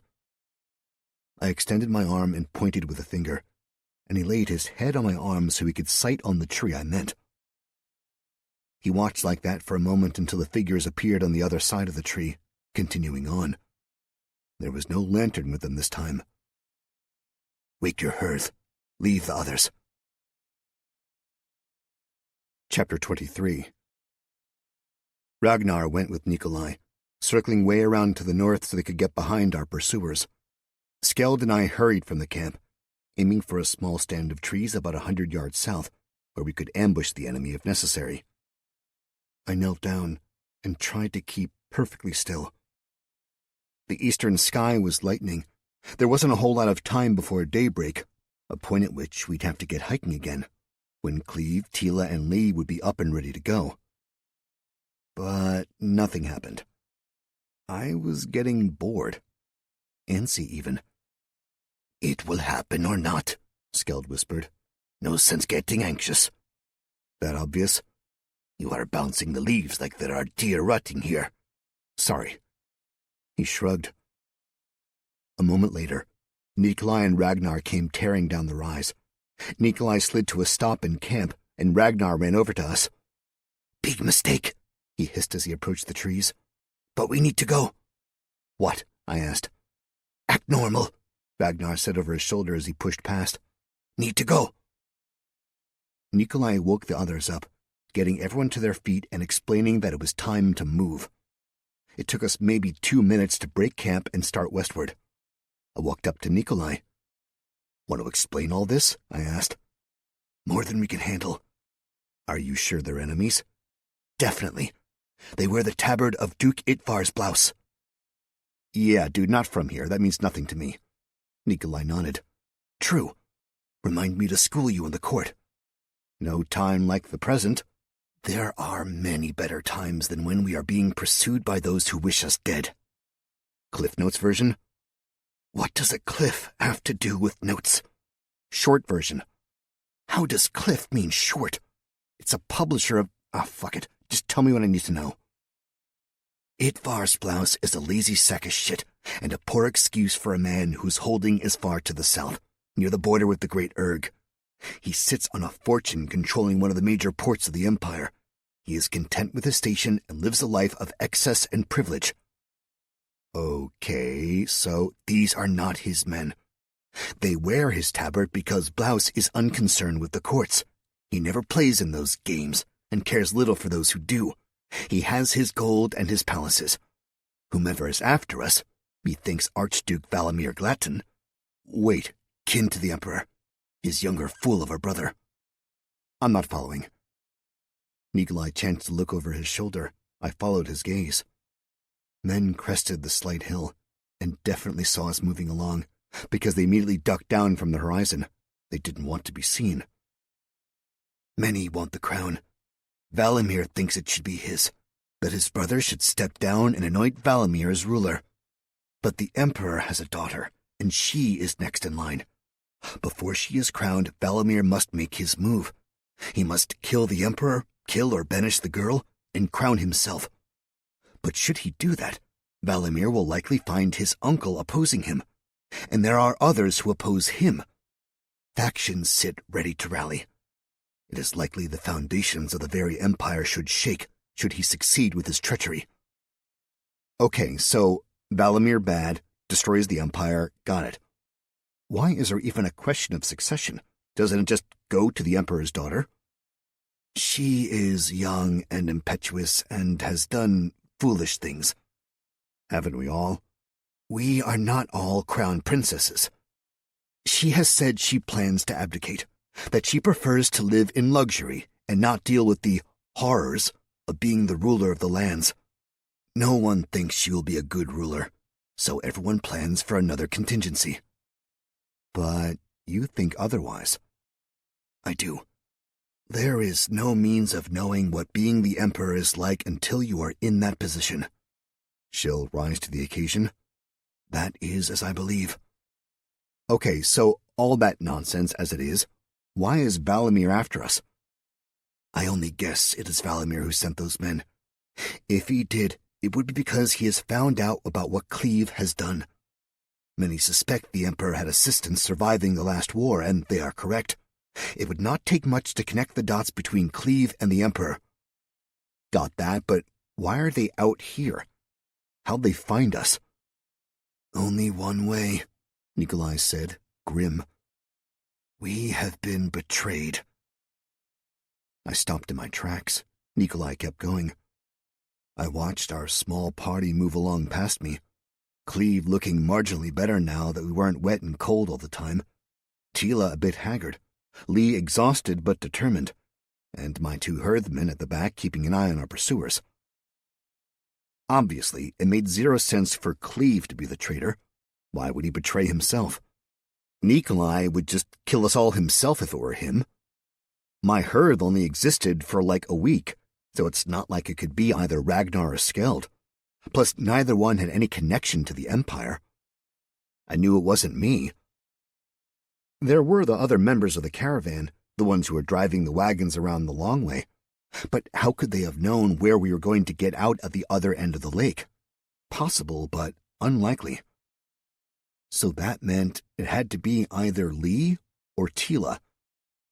Lee was new to the world, and I suppose he could plan on betraying Cleve to set himself up in his new life. But that seemed really unlikely. Tila, though, she was of Eldrani. She had the connections and the means to betray us. But Cleve and Tila had served together, and it seemed like there was a real bond between them. Could that really be torn asunder just to get money or land or power? Chapter 24. The men following us hung back, intent on avoiding a direct confrontation. They were probably waiting until we were sleeping, which I could understand. Nikolai was a higher level than anything I'd encountered, and I wouldn't want to mess with him. And that wasn't counting Cleve. I'd seen him in action, and he was scary. Granted, he was a bit close to death at the moment, but he'd probably be able to rally. To the north and the west, mountains soared into the sky, massive and terrifying. To the south, there were no mountains, but a downhill slope instead, with trees and hills in the distance. Behind us were bad guys and a big lake. Naturally, we were going west-northwest. More fucking mountains. The high plains were slowly changing, and the grasses were giving way to trees that looked a whole lot like aspens. There were a ton of them. There was enough space that we could walk through them without too much in the way of trouble, but I realized we'd be harder to spot as soon as we got a little deeper into the woods. My mood lifted a little. As soon as we hit the trees, Nikolai started moving faster. He weaved us further north, and about 15 minutes in, he broke into a light jog and steered us almost due north. The trees stretched out as far as I could see. Birds called out all around us, and I saw plenty of small creatures darting about, living their lives. Lots of squirrels hunting nuts and weasels hunting squirrels. It was nice to see so much that was calm, even if we were being chased. Noting that Cleve and Tila were breathing heavily, Nikolai called a break. He told everyone to kneel down and rest for a moment. He whispered to me that I should stand guard, then disappeared into the woods, my guess to check on our pursuers. I got the axe out and knelt in what I presumed to be a ready position. I noticed that Skeld and Ragnar spread out, positioning us in a light combat line. The minutes passed, and Cleve and Tila finally started to relax, breathing more regularly. The birds stopped chirping, and a heartbeat later, I felt a hand on my shoulder. "Let's move," Nikolai said. We started off again, heading north, weaving uphill through the trees. The ground was tilting increasingly upward, and the hike became much more intense. The trees were also growing tighter together, and finally began to deviate from being just aspens, or whatever the local variant might be. Nikolai called for a halt again, and Cleve basically just dropped to the ground. He was tapped out. If we continued running the way we were, our pursuers were going to take Cleve down without even needing to confront us. The rest of us gathered around Tila as she doled out some food. I noticed my two herdsmen took the proffered food, and then surreptitiously dropped it. I got Ragnar's attention with a raised eyebrow, but he held up one stubby finger, indicating we should wait to talk about whatever was bothering them. Skell did a little wag of his finger, letting me know that I shouldn't eat the food either. I turned my attention back to Nikolai, but needed a way to dispose of my own food, so I wandered a bit. I noticed a bit further up the hill that there was a particularly large tree, one with massive claw marks in it. "I think there might be something big and nasty living around here," I whispered, pointing at the tree. Nikolai sprang to his feet, and before no time he had his hand on the tree in question. Then he circled the area, sniffing. He took a branch and scraped something nasty off the ground, bringing it over to me. "Dude," I said, "that's disgusting." "Probably a worm of sorts," he said. "Nearby." He sort of played with the stuff for a minute, then tossed it to the side. "I need you to watch Cleve," Nikolai said. "He should be carried. I worry he may not be able to walk much longer, but he is too proud for that. Be his crutch." I nodded as we walked back to where the rest of our comrades sat. "We need to move quickly," Nikolai said, addressing our little band. "The group that is after us is large, and they are closing in on us. I have a plan, but it requires luck and speed. Take one more moment to drink water, and then we are back on the move." We were off, moving uphill at a quick pace and mostly to the west. Nikolai stayed in the lead, following some sort of trail no one else could see. Often Cleve would slip or stumble, and I'd be there, keeping him upright, helping him over branches and logs. I could tell things were really weighing on the man. He was hurting bad, sweat coming down his face in fucking sheets. And he looked like absolute shit. This didn't look good. Chapter 25. Nikolai waved us to a stop. We saw a cave ahead of us. A massive hole loomed in a cliff at the top of the slope we'd been hiking on. A cave I could have just walked right into with no problem. Provided I was willing and able to step over a multitude of animal remains. Just bones, but there was a wide variety to choose from, including several from creatures significantly larger than me. I made out deep footprints in the mud around the cave's entrance, from something large and six-toed. A foul odor wafted down to us, a mixture of decay, rot, and animalism. Nikolai weaved carefully back along the group, moving with absolute silence until he got to Cleve. He leaned in and whispered something into the older man's ear. I noticed there was very little noise in the forest around us. No birds, no squirrels, no animals of any kind. It was almost deafeningly quiet. Finally, Cleve gave a little nod. Nikolai had a dagger in his hand immediately. I reached for my axe, but before I could even get my fingers to it, Nikolai weaved some complex pattern. A symbol I didn't recognize hung in the air, and then dissipated into sparkles that wafted across the space between Nikolai and Tila. The sparkles rushed Tila and sort of glommed onto her. Her body tensed, and then she fell over. Nikolai grabbed her arm to keep her from hitting the ground too hard or sliding down the slope. He balanced her against a tree. He slid the dagger back into its sheath, and then pulled out a small book from a pocket hidden somewhere. It looked like a thick version of an old-school little black book. Lots of fine writing inside. He flipped through the book, muttering to himself until he found the page. Then he searched through his pockets, coming up with a small flower. He crushed it and dusted Tila with the remains. A purple haze came over her, and she was weirdly iridescent for a second before turning to normal. "I am sorry to do this, Tila," Nikolai said. "But I need to know where the tracking device is." She smiled at Nikolai. "It is sewn into my corset," she said. "Thank you," Nikolai replied. "Of course." She had a wide and genuine smile on her face, the first one I'd seen this whole trip. While Nikolai carefully cut the corset off the woman, I watched Cleve drink from a small red vial. Color and vitality returned to the man immediately. Tila just leaned against the tree, not moving and still smiling to herself. Nikolai ripped her corset apart, revealing a circular gold medallion. It was about 2 inches across with a red jewel in the middle and had runic markings on both sides.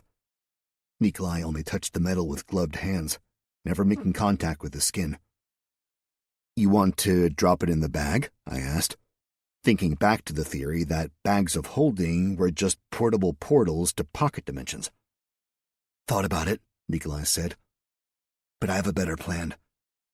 If we drop it in the bag, there is no guarantee we won't be tracked, but if we give it as a gift to, new friend, our pursuers will be led in a vastly different direction. Cleve, any questions for Tila before this wears off?" Cleve looked at Tila with obvious hurt in his eyes. "Why?" he asked. Tila looked at Nikolai, who nodded at her. "You abandoned us," Tila said. "You chose this Thingman over the Legion. And these—" she paused, searching for the word. "Outsiders. You were desperate to find an heir, but you never once looked to those you used to call a family. I knew then all your promises were lies." "And what were you given for your treachery?" Cleve asked. Again, Tila looked to Nikolai, and he nodded. "A barony." "Baroness Tila Buiside," Cleve said softly. "I wish you had come to me." Then Cleve nodded at Nikolai. So much was being left unsaid. I wondered if I'd ever understand all the ins and outs of this world. Seeing how I was never allowed to ask any damn questions, it seemed unlikely. Nikolai pulled Tila to her feet, bringing her into a kneeling position in front of the cave. "Puppet," he said. "I need some gold." "Is that me?" I asked. "Am I Puppet today?" "Quickly now. I would prefer not to die here today." Ragnar was right by my side already, holding the bag open. I reached in and thought about gold coins. I got a big handful of coins and brought them out to Nikolai. "Down there," he said, pointing to the ground in front of Tila. "In a pile." "Is this enough?" I asked. He shrugged. "Better to be careful. More." I got a second handful and put the pile of riches in front of the woman, starting to get more than a little concerned about what was about to happen. "Cleve, Lee, Ragnar, Skeld," Nikolai said. "Get moving." After a nod from me, my herd started walking parallel to the cliff face. Nikolai leaned down and whispered something into Tila's ear. She nodded and smiled at him. He took the medallion and, as hard as he could, threw it into the cave. Then he grabbed me and pulled me off to the side. When we got to a very dense bit of foliage, Nikolai dropped to his knees. I followed suit. He pulled a small pebble from a pouch and softly murmured at it. Blue runes glowed in the air, then settled across the surface of the pebble. The small rock split into 2 pieces, one pointy and the other chevron-shaped. Nikolai pushed the pointy pebble in my hand. "Hide and watch," he said. Catch up when you can, and report." He darted off into the woods in a sort of crouched run, leaving me behind before I could ask what I was supposed to be watching out for. Chapter 26. It wasn't a long wait, at least not for the first event. Noises came from the cave. Tila didn't seem overly concerned. She was definitely under the sway of whatever magic Nikolai put on her. She didn't even flinch, completely fine with whatever was making the ruckus in the cave just a few yards away from her. The noise got louder, then quieter, then finally stopped completely. Slowly, large fingers curled around one edge of the cave, green in color with nasty black talons on the end, leaving scars in the rocks as the hand flexed. Another massive paw pushed into the dirt in front of Tila, followed by an absolutely massive head, about the size of a Volkswagen Beetle. A dragon. It had to be a dragon. A sinuous neck stretched from the head back into the cave, covered in green scales that stretched taut over cords of muscle. The creature had a squared-off snout and massive yellow eyes with black vertical slits for pupils. 2 black horns stuck out of the back of its head, growing nearly parallel with the neck. I thought about using my identification spell, but this wasn't something I wanted to mess with. If that dragon thing knew I was there, I'd likely be viewed as his next meal. With a creature that size, he'd probably just divided the world into food and not food. And speaking of food, Tila just sat there, staring at the creature with a stupid smile on her face. The creature, in response, gave Tila a big sniff. Then it sniffed the gold and moved it around with a clawed finger. It looked to the left and then to the right. I don't know if it saw me, I can only guess it didn't. But it did look right at the clump of bushes I was in, and I did freeze completely, even holding my breath. Whatever the case, the creature seemed content with the situation and returned his attention to Tila. Chomp! One big bite, and Tila was gone.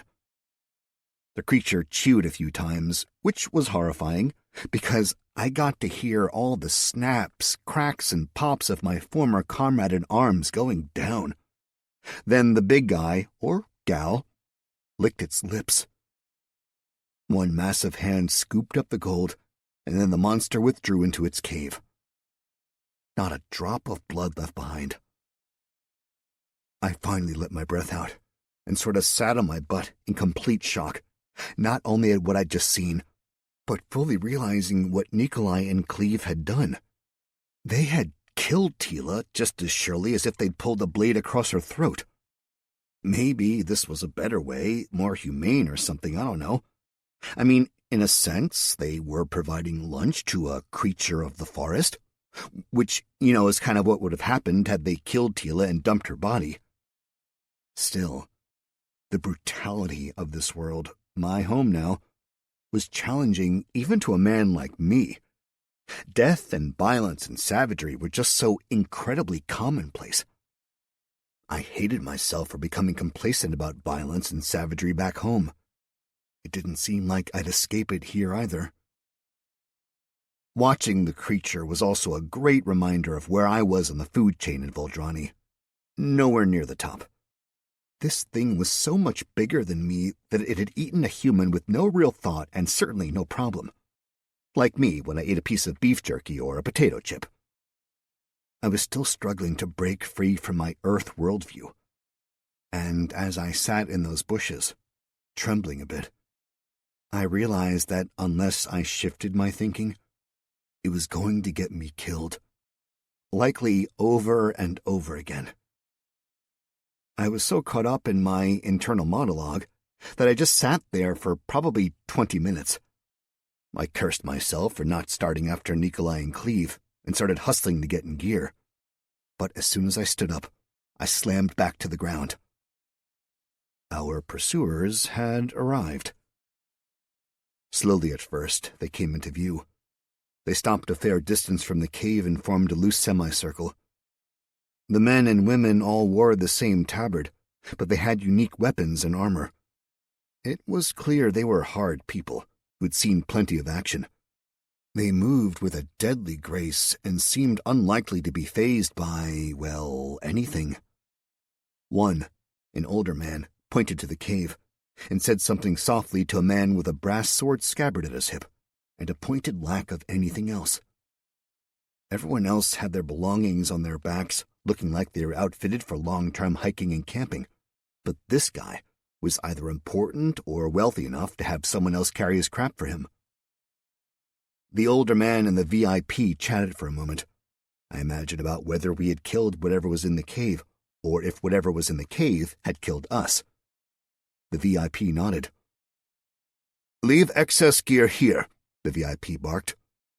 "Our quarry has treed itself, and we are going to strike now. It is imperative Cleve Dye is taken alive. Though it does not matter how alive, as long as he still draws breath. All the rest are to die." "The girl?" the old man said. "Especially the girl," the VIP replied, his mouth turning down into a grimace. The soldiers dropped all their gear, and then unsheathed their melee weapons. All the ranged weapons were left behind. The soldiers loosened their muscles and tightened their armor, then formed up ranks. They moved as a unit, quietly, I might add, into the cave. I had no idea how deep the cave might be, but I couldn't help but notice they'd left all their gear completely unguarded.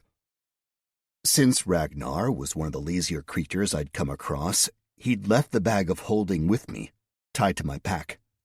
I raced across to their staging area and stuffed all their gear into the bag of holding as quickly as I could. Even if the assholes did manage to survive their tussle with the dragon, they'd have no rations, no water or bedrolls, or changes of clothes or first aid, or bows and arrows for hunting, or scabbards for their swords. God, I loved loot.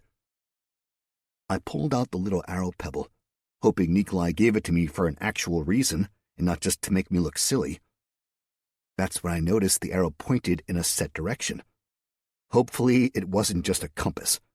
It seemed more likely it was directionally attuned to the other half of itself. I took a deep breath, assumed that was the case, and started walking, putting my trust in the magic pebble. Chapter 27. Given my complete lack of timekeeping devices, I wasn't sure how long I'd been in the front of the dragon's hole, nor was I sure how long I'd wandered on my own, following the pointy pebble with absolute trust. At some point when the sun was setting, someone grabbed me from behind and pulled me off my path. "Give me the pebble," Lee said.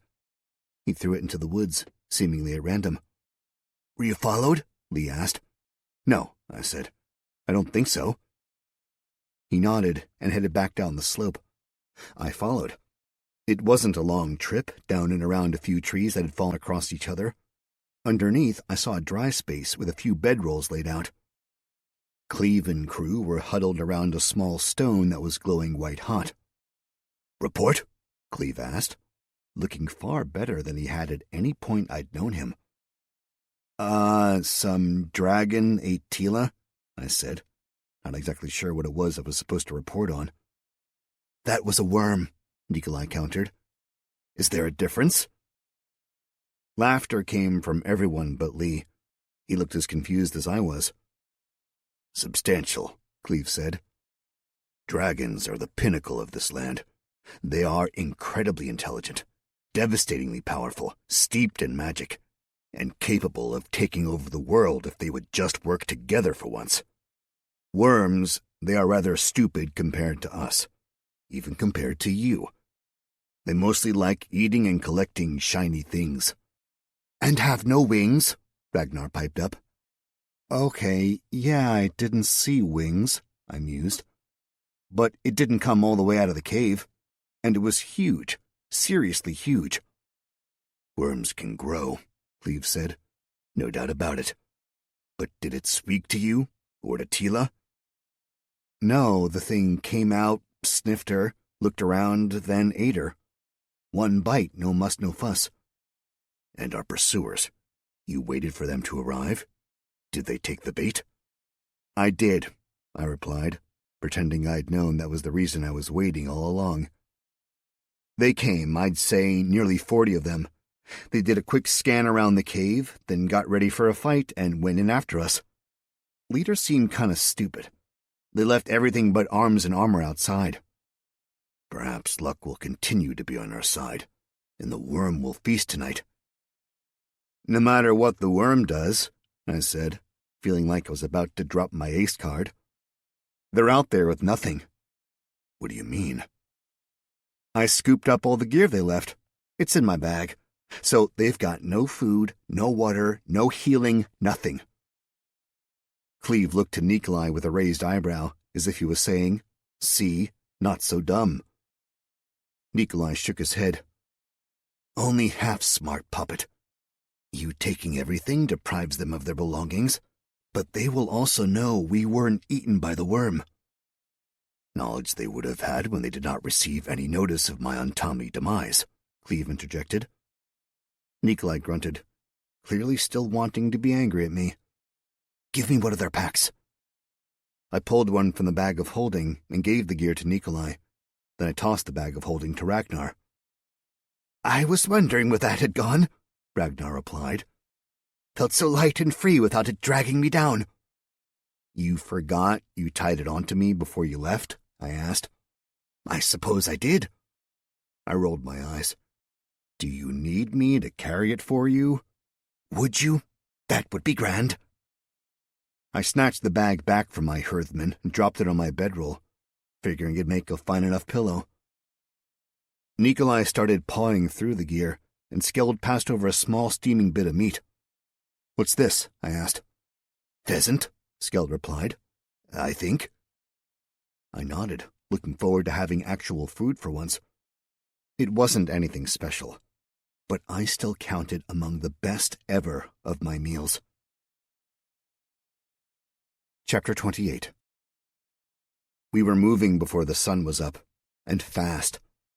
While we hiked, Lee took the opportunity to fill me in on what he'd learned while I'd been watching Tila get devoured. Nikolai and Cleve had suspected betrayal all the way back in Arenberg. Rumors reached them there, and Owen and Solmiers confirmed their suspicions. Apparently, the barkeep was a retired thingman, so he was in the know, or at least kept in a rudimentary loop. Nikolai suspected everyone except me and Lee, the Outlanders. Once we got past the lake, if anyone pursued us, it meant Tila was the one. Then it was just a matter of finding a good spot to confront her and lose those after us. The only downside came when Cleve realized Tila was poisoning him to slow the group down. Apparently it was pretty awful, and Cleve was a little worried she'd overdo it and he'd pay the ultimate price. Now we just needed to get through the last of the wilderness before taking Osterstadt. Then everything would be fine and dandy. At least, that was my working theory at the time. I turned my attention to the conversation going on between Nikolai and Cleve.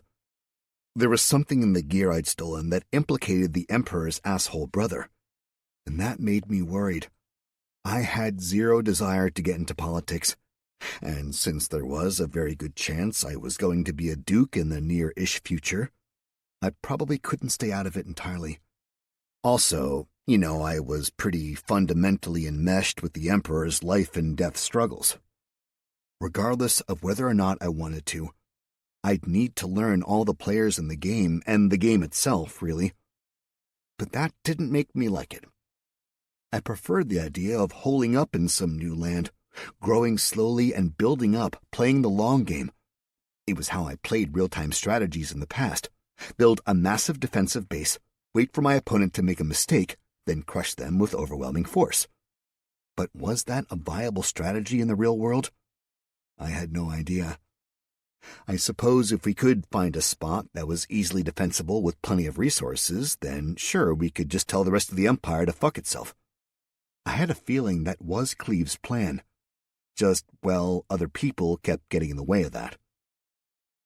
At one of our breaks, Nikolai pulled out a map, did a little talking with all of us, then ordered Ragnar up a tree. Ragnar argued that otters weren't weasels and therefore shouldn't be climbing trees. Skeld got annoyed and just clambered up the tree himself. Based on the map, at least as I saw it, we were still in the middle of the woods, but I had no idea where exactly we were or what the fuck was going on. Skeld dropped out of the tree and stood in front of the map again. "Here," Skeld said, putting one claw delicately on the map. I looked down. We were north and east of Osterstadt, along the mountain range that formed the current upper boundary of the Empire. The Empire, in its infinite wisdom, had claimed the whole mountain range from one side to the other, but it hadn't bothered to do much in the way of mapping any of the mountains, so no one really knew anything beyond the fact that there were indeed mountains there. "What's over here?" I asked, pointing to the northern edge of the mountain range. "Plains and centaurs," Cleve said. "Nothing good." "Centaurs aren't good?" "Not often. They love to ride around you in circles, peppering you with arrows. They have few cities, no real culture, and run away from any real conflict. They also tend to herd the behemoths that roam their plains into the Empire, so we deal with it for them. And the mountains are teeming with orcs, ursas, goblins, kobolds, and 1,000 other things that dwell in the dark caves there," Nikolai added. "There is that as well," Cleve said, considering it. "I am somewhat surprised we have not encountered any so far." "Any what?" I asked. That was a long list. "The ursas are the most civilized of anything in this area. They tend to range around and would likely be intrigued that we are here, so far from imperial cities." "Are they part of the Empire?" Cleve seemed to take a second and really consider the question. "From the Empire's point of view, yes, more or less. But there has been nothing formal as of yet. There were skirmishes in the past, and there were no actual clans in the Empire. From their point of view, as far as I am aware, they have taken the matter to their council, but nothing has yet been decided." "What are these mountains named?" "The Empire has yet to decide." "But someone has, I'm sure." Cleve laughed. "This land has been populated by intelligent life for thousands of years. I am confident that there have been more names for these mountains than we could ever discover. I seem to recall hearing the centaurs call them the lower walls, and the ursas call them the forges." "There are towns south of us, right?" "It is farmland," Nikolai confirmed. "It is a fertile delta from here to the city and the Emerald Sea, so to call them towns is a bit overly generous." "So there is always a reason behind what we are doing, Montana," Cleve said. "The game you are about to be involved in is very complicated. You must always be ahead of your opponent, or they will crush you. For we are the target of a very crowded list of villains, knaves, and bloodthirsty powermongers. I'm just so very excited to be part of your family, knowing we're in the crosshairs of all of the assholes of the Empire." "I understand, but if that was not the situation, there would be no need for you to be my heir." "The two of you calm yourselves," Nikolai said. "We are using this trip to scout something out. See if what we paid that scoundrel Minnie Colston a fortune in gold and platinum for actually exists." "Which is?" "A route through the mountains that does not involve the high passes that are perpetually snowed under. More importantly," Cleve offered with a giant smile across his face, "the possibility of another access point to the Emerald Sea." "What's so special about this sea?" I asked. Is the fishing good? The swimming, beaches?" "He does not know?" Nikolai asked. There were knowing smiles among the rest of the group. "He does not," Cleve said. "And though I have yet to make any concrete orders on this journey of ours, I make my first now. No one tells him about it. I want to see his first view of the sea." "Wait, what don't I know?" I asked. Nikolai just smiled, a remarkably rare smile. He rolled the map up and got back to hiking. "Guys, come on," I said, watching everyone walk away. I'm not moving until you tell me. My strike lasted about 2 minutes, when I heard a loud roar from somewhere deep in the woods behind me. I sprinted to catch up with the group without even thinking. Chapter 29. Now that Tila was gone and our pursuers were, well, otherwise occupied, I felt like I could breathe. There was a sense of relaxation, like maybe I was just out for a hike with my friends. The landscape was incredible, and I knew in my bones that I was one of the first humans to have ever walked this countryside. The trees were huge, definitely old growth, primeval even. There were winding game trails, tiny burbling brooks, and springs coming up out of rocks. If I stopped paying attention to the insane deadline we had, which was actually easy because no clocks, I would call it idyllic. Something bothered me, though. The roar that had gotten me moving to catch up to the group when they'd refused to tell me about the Emerald Sea. I'd heard it several more times over the course of the day, sometimes nearer, sometimes farther away.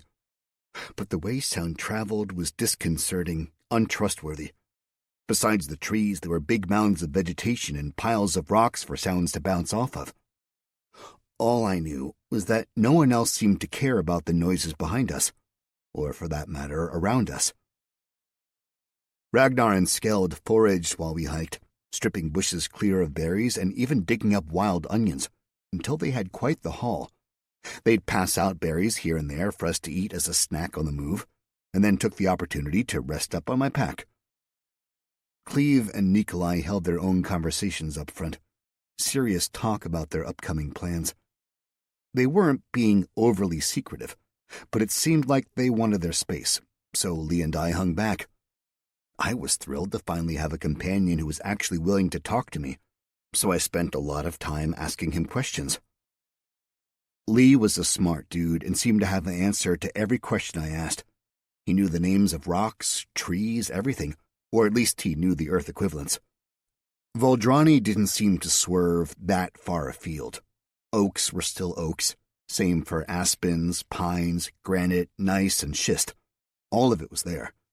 Sure, there were some things he couldn't identify, but that was stuff I could obviously see wasn't normal.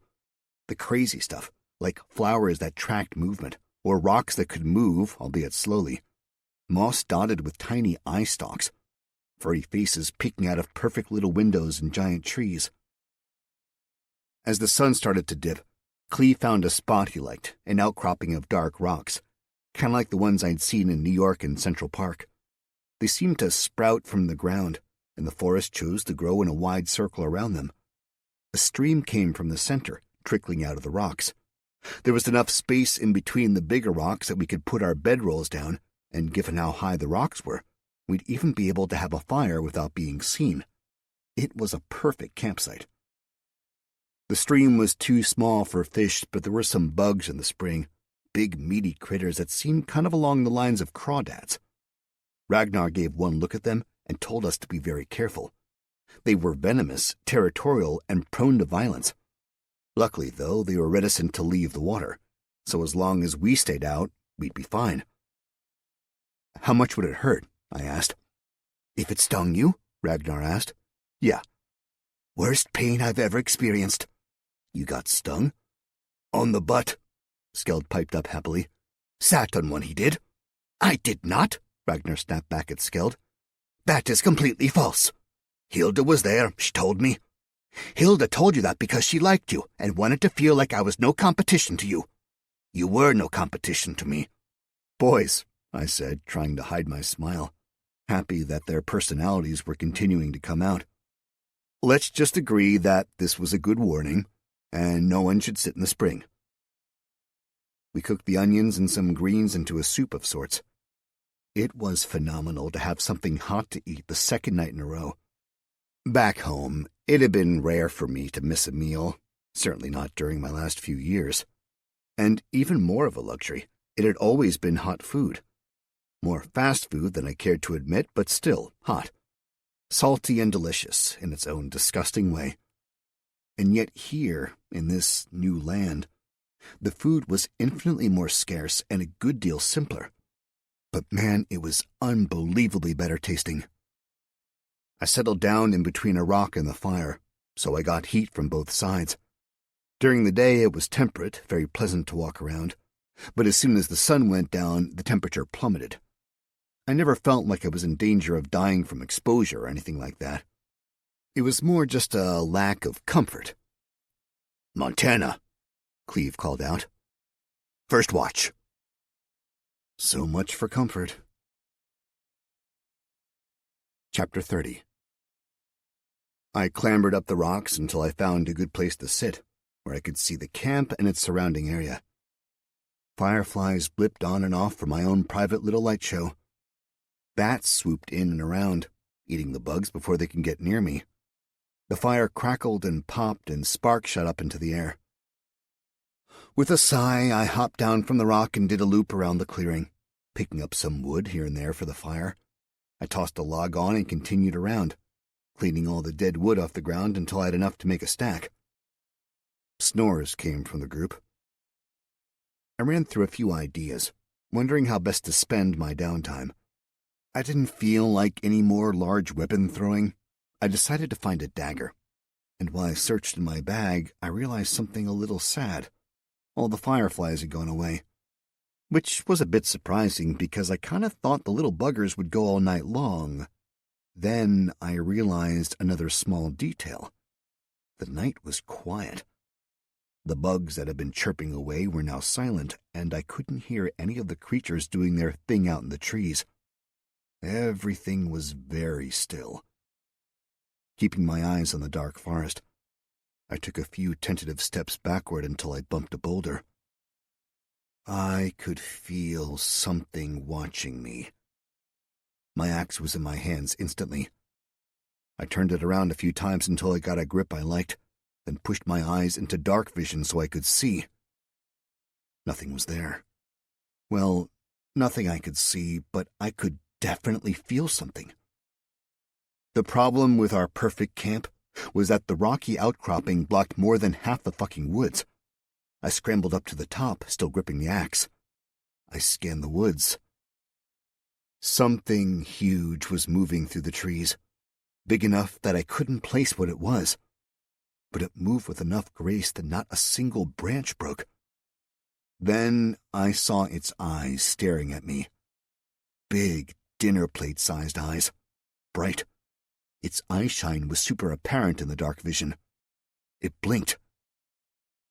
"Guys," I said, "there's something—" It hit me like a fucking freight train, uncoiling and striking in a heartbeat. I had no idea how it had crossed that distance so fast.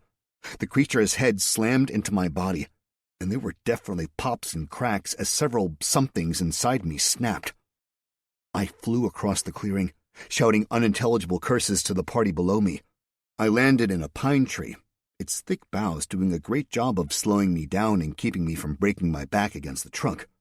They did a terrible job of catching me, though, so I fell out of the tree. But the 20-foot fall wasn't that bad.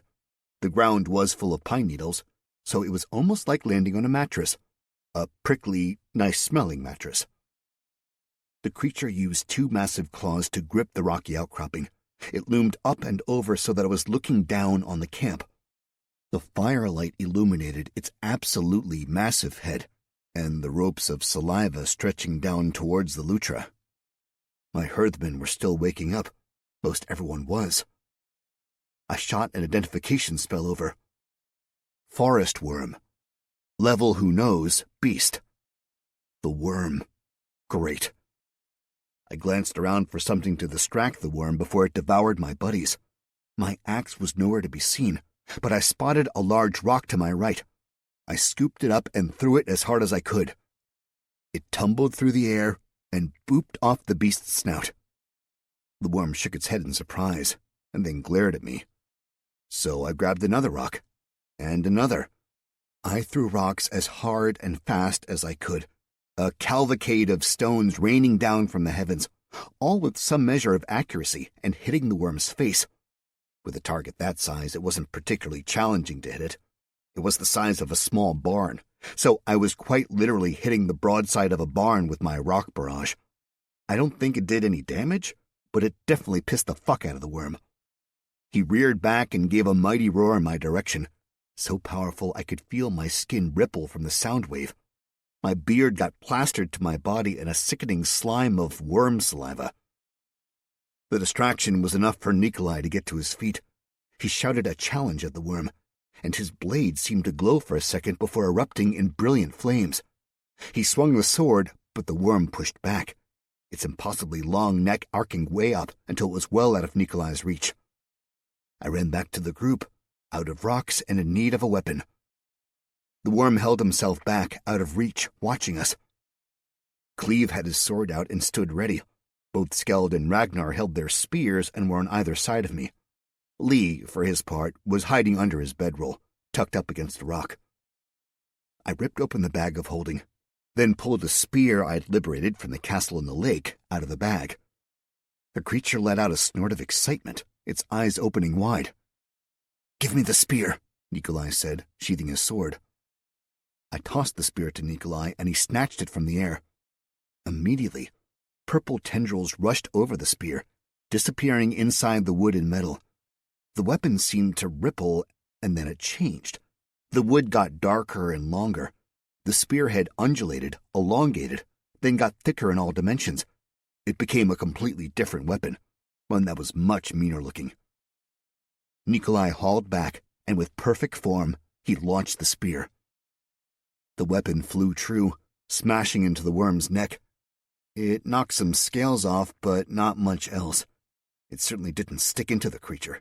There was no blood. The worm roared, then pushed off the rock into the darkness. "Was that it?" Lee asked. "No," Cleve said. "We face a stubborn opponent." "He is intelligent for a beast," Nikolai said, eyes scanning the darkness. "He will watch us, gauge our abilities. He may attack again, he may not. It is possible he determines we are too much trouble." "He saw the bag," Ragnar interrupted. "Then he will be back," Nikolai said. "He will not leave a magic item such as that behind. The worm will be determined to have it for his hoard." Silence reigned. Nikolai and Cleve stood with their backs to the fire. They both had swords out and ready. "Is this a creature we can kill?" I asked. "It will be either him or us." "Great." I put the bag securely on my person, making sure it wasn't just going to fall off, and then I climbed to the top of the rock. I pulled out 2 weapons. First, the Mammoth Greatsword. Mammoth Greatsword. Item type uncommon. Item class 2-handed melee. Material steel. Damage 80 to 120 slashing. Durability 80 out of 80. Weight 52 pounds. Requirements strength 30. Description: built by giants for giants. The mammoth sword is used for the hunting and killing of mammoths.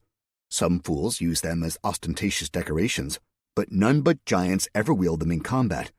Even among giants, they are often seen as ridiculous. The other, the small obsidian dagger I'd liberated from the goblins. Goblin Sacrificial Dagger. Item type common. Item class 1-handed dagger. Material obsidian. Damage 21 to 25 slashing. Durability 8 of 25. Weight 1 pound. Requirements none. Description: an unbelievably sharp blade used for ceremonial sacrifices to goblin gods, spirits, shades, chiefs, bosses, or chefs. I did my best to hide the dagger in my belt, and then struck a pose with the mammoth greatsword over my shoulder. "Piddly worm!" I shouted into the darkness. "Hiding because he's so scared. Why don't you tuck your ugly tail under you and run back to your little cave?" "What are you doing?" Cleve hissed from below. A bellow came from the woods, followed quickly by the cracking of wood. The worm pushed some trees over and stood there for a heartbeat before roaring. I screamed back at him. Not quite as impressive. Despite my strength, I just didn't have the lung power. What I had was a stupid plan that I'd seen work in a tabletop RPG I watched once. I gave the giant sword a lazy swing around, doing my best impression of someone who wasn't actually strong enough to wield the giant weapon. I needed to make sure the worm was pissed off and overconfident. "Come and fight me, you coward!" I yelled. The worm launched itself at me, his giant talons swiping across, sending the sword pinwheeling into the woods. Then, as expected, he opened his mouth wide and came crashing down on me. Chapter 31. I jumped right in, snaking the dagger with one hand and grabbing a handful of flesh with the other. Immediate downside? The smell. It was fetid, hot, and disgusting in there. An unreal, malodorous combination forced its way down my throat, much the same way I forced my way down the worm's throat. I think he just thought I was stupid. Maybe he was right. So he just swallowed, forcing me out of his mouth and into his esophagus. I was pleased to find that worm physiology isn't completely alien, but I knew getting to his stomach was going to be a world of hurt. The muscles in the worm's throat were strong as fuck, and they were crushing me. Also, not much in the way of air. That was something I hadn't thought of. Another check in the stupid column for that. I still wore the ring of water breathing I'd snagged back in my fight with the agate nerd, and I wondered how specific the water portion of the ring's title was. I took a tentative breath. Score 1 for magic. It was horrible tasting, but there was enough oxygen in whatever I was breathing to keep me going. Struggling back and forth, I managed to get my hand around the dagger and move it out ever so slightly that it scraped along the creature's esophageal lining. The worm stopped moving, and I stopped going down. With both hands, I pulled the dagger towards my face, slicing all the way. I thought the worm's breath smelled bad, but it was nothing compared to whatever foul things made up the creature's viscera. I gagged and threw up, which, was great in a sort of long-term killing the creature through infection way, but wasn't going to do much in the short term. Then the dagger must have reached 0 on its durability because it snapped apart in my hand. The worm was running or moving at speed, going crazy as it attempted to dislodge me. I was getting really dizzy, what with being upside down and moving in pretty close to absolute darkness, which is when I had the brilliant idea to engage dark vision. I couldn't see much beyond wet muscle and dark blood, but at least I was seeing something. I got an arm into the hole, out of the esophagus and into the, flesh of the worm's neck. He reacted by trying to throw me back up. I figured that was a sign I was doing what I needed to, so I doubled down, grabbing onto a ligament, tendon, with one hand, and a flap of throat muscle with the other. I held on with all my strength. A second later, I got to experience a new level in disgusting when I got to see Tila again. Well, pieces of her, in various stages of decay. Also, some creatures of the forest, and some rocks, and wood, and something that had to be poop of some kind. Plus, worm stomach acid. My face burned. Excruciating pain erupted across my whole body as the worm stomach contents washed over me, around me, and to an extent, through me. But as the last bits of bile were expunged, I was still there, arms outstretched, white-knuckling my grip points.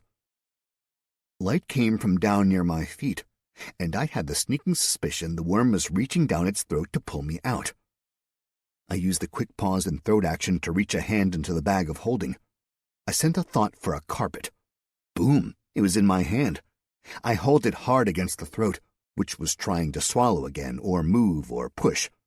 The carpet protected me from the taloned fingers, and sure enough, the fingers of the beast crushed around the carpet and ripped it free.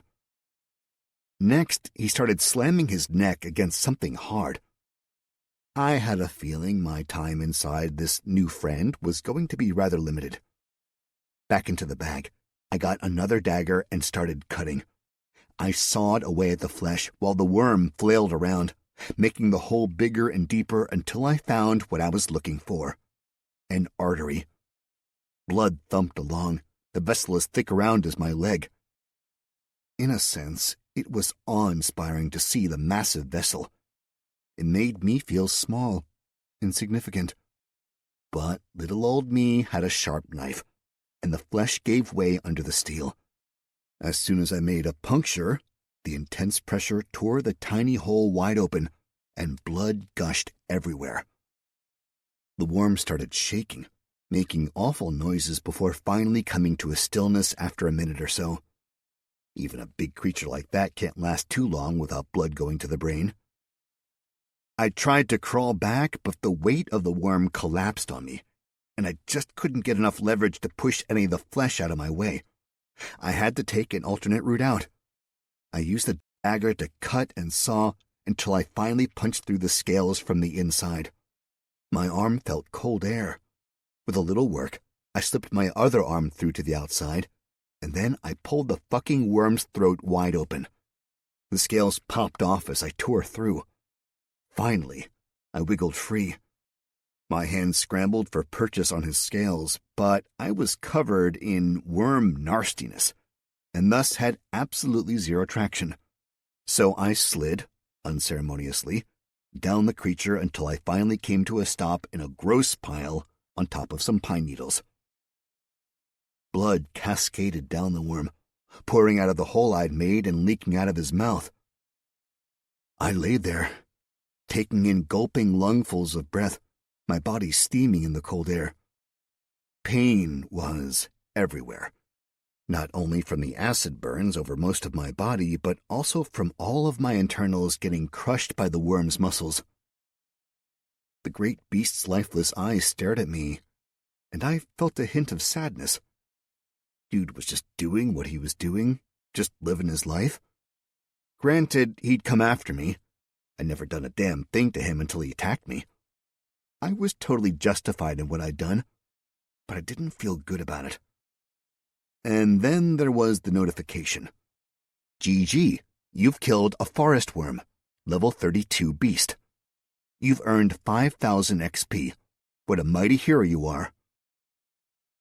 My body was already knitting itself together. I realized I could close my eyes again, which was nice. Not so nice, realizing my eyelids had been burned away. That was pretty gross. My hair was reasonably intact, and thank the gods. My beard was fine. Don't know how, don't know why, wasn't going to question it. I did my best to wipe the grunge and grime off, but I was pretty much a lost cause. I was way out in the forest, with no idea where the camp might be or what direction, well, anything was. There was a muffled glow coming off the scales, which was the indication the world gave me they were useful in some capacity, so I started gathering the scales. I wasn't going to move, guessing that the rest of the group would be able to track me a whole lot better than I could find them. After removing basically all the green scales on the massive creature, I moved on to pulling out the teeth, then gathering the other bits and bobs of the worm. I figured it all had to have a use in some capacity, and, more importantly, it gave me something to focus on so I could ignore the exquisite pain of my body's repair. Somewhere close to sunrise, I heard Nikolai shouting for me. "Montana!" came the cry. "Yo!" I shouted back. Nikolai climbed over the body of the worm and looked down on me. He nodded a little, perhaps surprised, perhaps pleased. It was always impossible to tell. "Not a good idea to run away like that," he said finally. "And you need a bath." Then he started walking away. "A thank you or something?" I shouted back at him. Chapter 32. It took most of the day before we found a spot suitable for an actual bath. The armor I had was pretty much destroyed, as were all my clothes, except for the seal pants. Luckily, because of my bag, that just meant I had a mostly new outfit on after my bath. We continued on, just putting one foot in front of the other. Every once in a while, we come across the tracks of a big creature. Now we gave them a much wider berth. We gratefully settled into a routine as a group. We'd have a small breakfast of grains and other rations I'd liberated from Tila's friends and then head out. Ragnar and Skeld, mainly Skeld, would range about collecting nuts and berries for a midday stop. Then we get going again, upslope, skirting the edge of the real mountains. On good days, we find a game trail, and the walking would be easy. Bad days were down in the valleys clogged with overgrowth, and I'd have to take the front, chopping a path through everything. I was back to learning as much about Voldrani as I could. It was a little awkward having to ask Cleve what it meant to be an elf, but I did it. He pointed out that he was merely part elf, and had some human ancestry in him as well. Most of the races were pretty closely aligned with traditional fantasy notions. Dwarves had long been fully underground, and had only emerged recently, coming up from underground kingdoms and caverns to join the larger society. Elves, similarly, had been of the forests. Notably, though, they'd been on a different continent than the one we were on currently, somewhere farther east, much farther, enough that Cleve had no notion of where that might be. Across the world there were plenty of sentient animals, as well as humanoid animal hybrids, minotaurs, centaurs, that sort of thing. There was such a broad range of races that it was actually hard to talk about them all. There were even more races that existed primarily in legend, and the unknown ones, like me. Some of the more savage ones tended to stay in racial groups, like orcs. Some, like kobolds or goblins, often sought other, more powerful beings to serve. There were kingdoms that were racist and kingdoms that were not. It was a massive world, and Cleve was pretty honest when he said he didn't know that much about the world overall. He'd never left the Empire. As to the centaurs, they were pretty well known because the Empire fought them on the regular to the north and east of Solmirs. The plains the centaurs claimed butted up against the hills and other bits of the Empire, and there were constant squabbles over where the exact property line was. And regardless, the centaurs constantly raided the border towns, moving fast because they were half-fucking horses. They were quite fond of burning things down, trampling people, and racing away, usually far enough that chasing them down would be an exercise in futility. Listening to Cleve talk about facing the centaurs in the field, they sounded like they were the perfect Mongol horde, fast and mobile, skilled with the bow, happy to pillage. The orcs were also troublesome. Savage and filled with hate for seemingly everything, they seemed to exist for war and fighting. They were still in the mountains, but constant pressure from the legions had driven the orc clans back into the depths from whence they came in the first place. In terms of where we were headed, Osterstadt had been a free city for a long time. It was the only way to get what was in the Emerald Sea out to the rest of the Empire and beyond. They didn't want to expand beyond their valley, mostly because one of the downsides of being directly on the Emerald Sea were the monsters. Nightmarish beasts that would constantly crawl out of the depths and wage war on Osterstadt and its inhabitants. Well, not war per se, more like wanton destruction. So, despite a steady income, the city wasn't able to grow because it could never spare any resources. As said monsters increased in frequency, and occasionally ferocity, they began to overwhelm the city's defenses. That's when the leaders reached out to the Empire, and the Glatanese gladly welcomed Osterstadt into the fold, sending 3 legions to assist and pacify the region. This, obviously, led to conflict with some of the groups who hadn't been party to the imperial acquisition.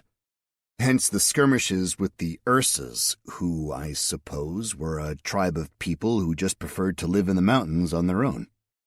But that didn't really gel with the whole Empire state of mind, and there have been skirmishes on and off.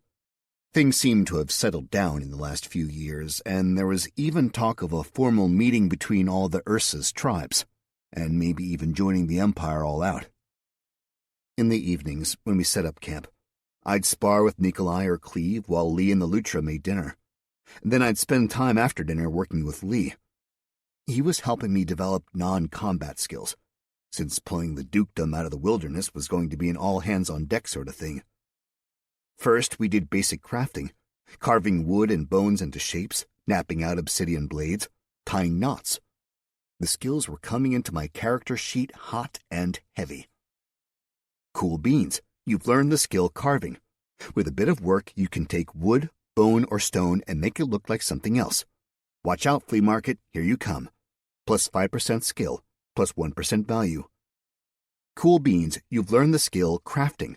With a bit of work, you can combine wood, stone, metal, whatever you get your hands on, with other objects and make useful items.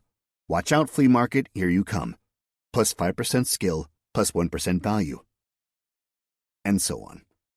I was carving wooden rings in no time, even getting small stones, some valuable and some not, into them. I spent 2 evenings making rather beautiful dream catchers, if I do say so myself. At the start of the second week, Lee guided me through putting several skills together, carving out something that looked like a huge cricket bat, then napping a bunch of small obsidian blades, and finally, attaching the blades to the outside edge of the cricket bat. Well, look at that. You have crafted your first actual non-improvised weapon, plus 150 XP. You have made a Maquahuitl. Maquahuitl. Item type, trash. Item class, one-handed melee, two-handed melee.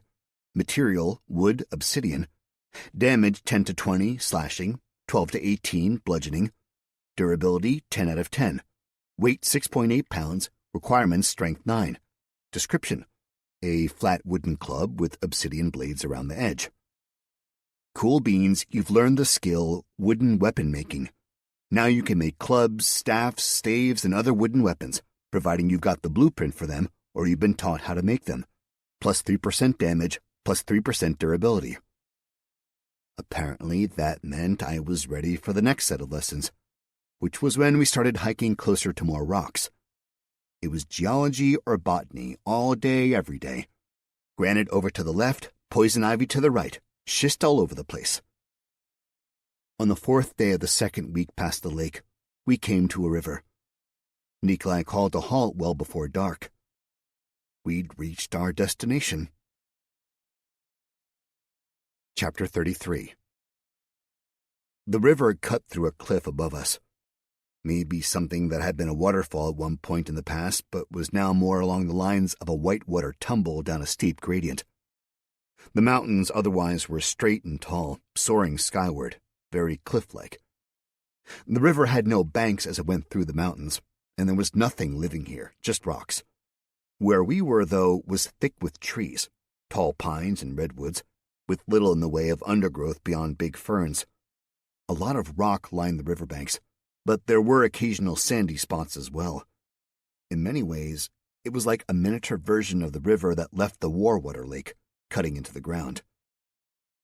Nikolai told us to make camp and also to wait. He and Cleve walked off, and though I was curious where they were going, I was also eager to get camp set up and to take a moment or 10 to relax in the daylight hours. I had no idea where they went. The Hearth boys and I did a quick scout about the immediate area, trying to pinpoint obvious dangers. We chose a campsite right above the river. At some point in the very recent past, the ground had largely collapsed, so there was a wall of rock that made a nice windbreak with decent cover. With a little work, we had a lean-to set up with a thick layer of pine boughs to lay on. It felt almost luxurious. With little else to do, I tore off all my armor and clothes and dove right into the river. Mild mistake. It was ridiculously cold. The river was crystal clear, a deep, intense blue, and tasted fresh. At least, the little bit of water I got in my mouth at that point. It moved quite quickly, and there was a singular deep spot carved out of a rock by an eddy just 20 or so yards down from where we were camping. Really, the only downside to the river was the temperature. I kept thinking I was going to get used to it, but it was continually frigid, almost painful. And yet, it was very necessary. One thing I never really saw in fantasy books, certainly the ones I read, was that on long trips through the wilderness, you stink. Day after day, wearing the same armor, all sweaty, sitting around smoky campfires. You really started to smell, and that's not counting fighting. Add in fighting, and you've got random blood and mystery fluids all over you, things like piss, shit, and vomit. All things I'd seen far too much of on battlefields in this new world of mine. So I swam down to the bottom, got some handfuls of sand, and scrubbed myself. Lee stripped down and joined me for a quick dip. Skeld and Ragnar went crazy in the water. They shucked off their armor and clothes and swam about with wild abandon, going deep and bringing stuff up from the bottom of the river. Pretty soon we had a small fire going with a pot of water full of crawfish. A hot lunch. A rarity in our lives, and I was going to make the best of it. I don't know what spices the Hearth boys made the broth of, nor where they found them, but it tasted delicious. The four of us were full and happy, naked in the midday sun. I closed my eyes to relax, but elected to just have my head out on a gently sloping rock, keeping the rest of my body submerged. A bit of a personal challenge to see how long I'd be able to stay under the water. Until I heard the not-so-subtle sound of someone clearing their throat. I opened my eyes to see 2 young women and 1 young man standing on the other side of the river. One woman had dark auburn hair, and the other mousy brown. Auburn and the man were both very posh-looking, their clothes full of finery and lace. They didn't have a whole lot of gear with them, so I couldn't imagine they were tramping through the wilderness. The posh ones had some similarity in their faces, so I suspected brother and sister. Brother had a small sword at his side. He struck a manly pose. "Ahoy!" he said, the voice the sort of grating nasal that made me immediately and irrationally angry. "You there, ruffian!" "Me?" I asked. "Ruffian?" "You speak the language, Grant. Do be a dear and tell me what you think you are doing." "Here?" Sunning myself after having a bit of a swim. "I say, swimming. How quaint." The guy was wrangling me. I really wanted to swim over and pull the twit in. "I suppose that is why I cannot smell you," he continued. "Maybe that's why I can smell you," I replied. "Hint, it's not a good smell." "You insolent cur! You dare speak to me that way?" Yeah, I do. I dare. Maybe you should take your sister and, her lady-in-waiting, and mosey back into the woods from whence you came." "You know she is my sister? Either you are familiar with my family and stupid to be so insolent, or you are a magic user and must pay for your crimes." "Neither, Dick Burger. I just used my fucking eyes." "I do say, a cur like you needs to be taught a lesson in civility." "Really?" I asked, looking at the man's lithe frame, then purposely looking down at the hardened slab of muscle I'd become. "You really want to do this?" "Yes," brother said. "It needs doing." I shook my head and climbed out of the water, standing on the stone, naked. Brother's eyes went wide, and I just smiled. I don't think he'd taken the time to figure out how big of a dude I was. Now that he had, he didn't seem quite as cocky. Just to show how much I didn't consider the asswipe a threat, I turned my back to him and walked over to my bag. I pulled out some clean clothes and got them on. Then my armor, but just the basic leather stuff. And to complete my evening look, I grabbed the big old battle axe from the lean-to. It wasn't a subtle weapon, but I had a feeling the time for subtlety was over. Walking back to the river, I gave the axe a few swings to loosen my shoulder up. The axe head made a crisp whooshing noise as it cut the air. "My brother is backing out of this," the sister said, stepping in front of the young man, who was trembling just a bit. "He did not realize you were a brigand." "Oh, I'm not a brigand," I said, "or a bandit, or a highwayman, or any particular synonym you want to toss out that might mean criminal." "You are a warrior, are you not?" "I am." "Who is your master?" "Me." "You fight for yourself, then?" "I suppose that's one way of looking at it, sure." "Then how are you not a brigand?" "Isn't stealing a major part of being a brigand? I don't steal from anyone. Rather a large distinguishing point." I looked behind me, realizing I hadn't seen either of my Hearthmen or Lee in a while. I started to wonder where the rest of my crew had slunk off to. "If you will forgive my brother for being so impertinent," Auburn said, "I would appreciate it." "Fine by me," I said. Then I will do a favor for you in kind. Our father will control this land soon, so I will keep you in mind when he looks to staff his militia. Should you like to have an actual master? I'll consider it. Your name, then? Yours first, if you don't mind. Lady Eliza Northwoods. Montana, I said, then immediately remembered I had a last name now. Montana Cogshall. Cogshall, is it? Lady Eliza Northwood said. I will remember it. Hope you do, I replied. They walked off like they all had sticks high in their asses, heading downriver. I was certainly curious where they were going. I was about to yell for my herdmen when they popped out of the bushes on the other side of the river, spears at the ready. We were waiting to see if you wanted us to scare them, Ragnar said. Thanks, boys, I replied. The Lutra offered to take the first 2 watches, and Lee snagged the third. I'd actually get to sleep all night long. If I could. Chapter 34. I couldn't. For everything I'd gained coming to this new land, becoming powerful, I had also lost the ability to sleep, something which hadn't exactly been a problem for me in the past. Nikolai and Cleve came back down the river sometime while Skeld was on watch. All I know is that when I woke up, everyone was there. All of them were asleep, save Lee, who was on the 3rd watch and struggling to remain awake. I offered to take over his watch, and Lee was more than willing to zonk out for a few extra hours. Looking out at the river, watching it go by, the fire smoldering behind me, I just absorbed the world around me. There were still a few hours to go before the sun rose, but life was already active. Bugs zipped just above the water. A few birds sang their morning songs, and, on occasion, fish burbled. Perfection. I pulled the bag of holding open, reached in, and thought of my fishing gear. The rod and whatnot came to my hand, and I took a moment to look it over. I was pleasantly surprised to see it wasn't quite as basic as I'd feared. The line wasn't monofilament, but it was thin, and it felt strong. There was only a super basic reel, but the rod itself was made out of bamboo. Very strong, very flexible, and looking like it'd do the trick. I dug a hole near the riverbank and found a healthy variety of worms. A bit of rock stacking, and I had a seat. I was ready to go.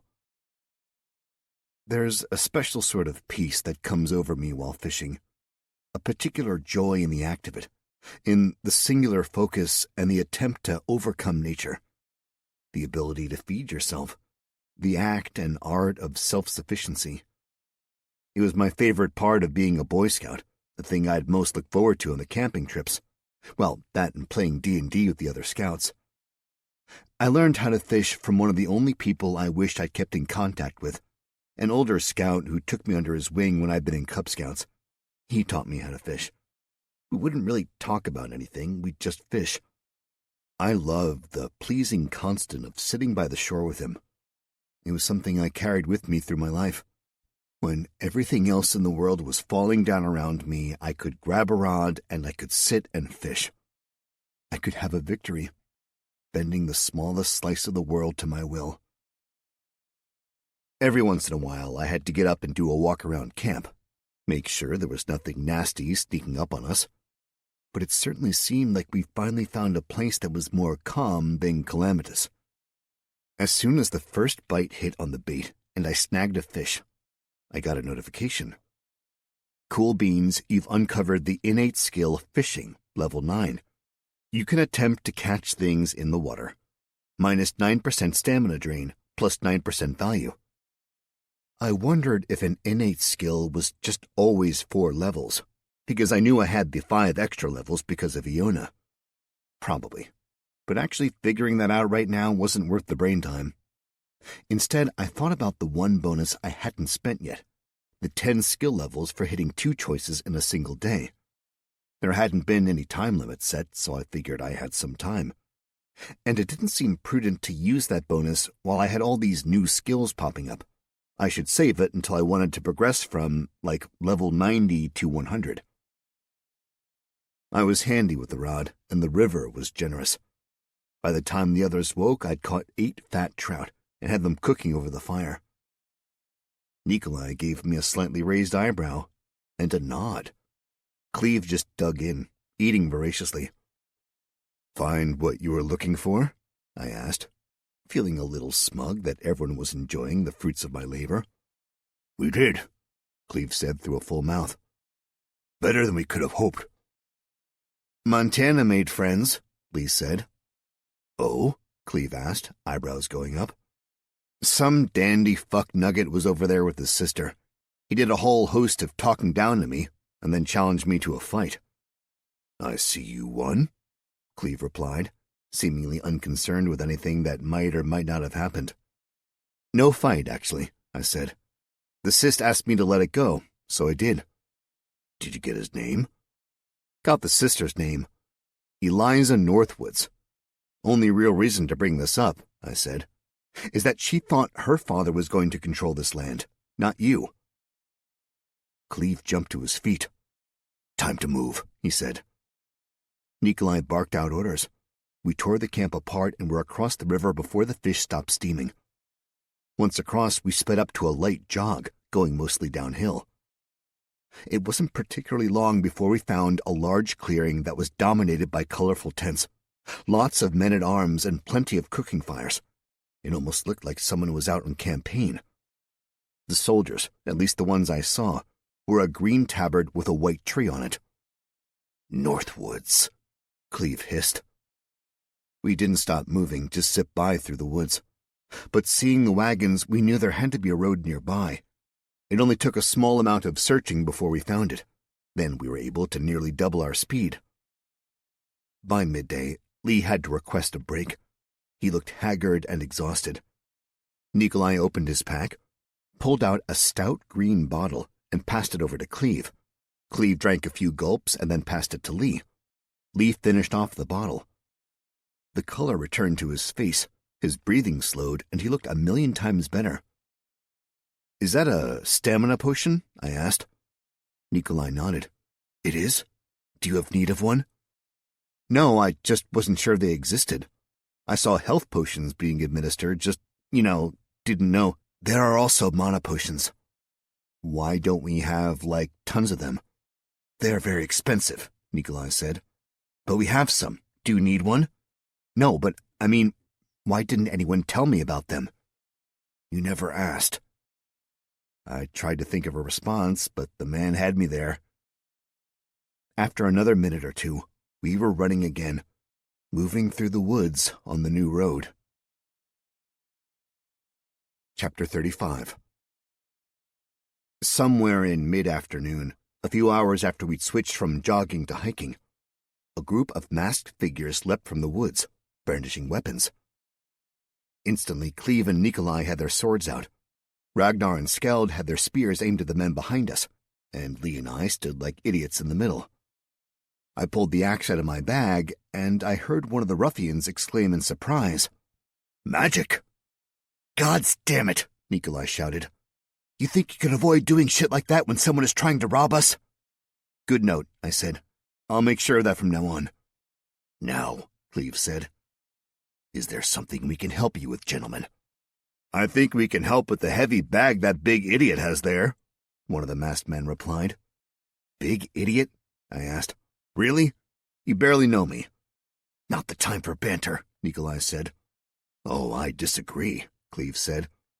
"Perfect time for banter, right, gents?" "What does banter mean?" Mask One asked.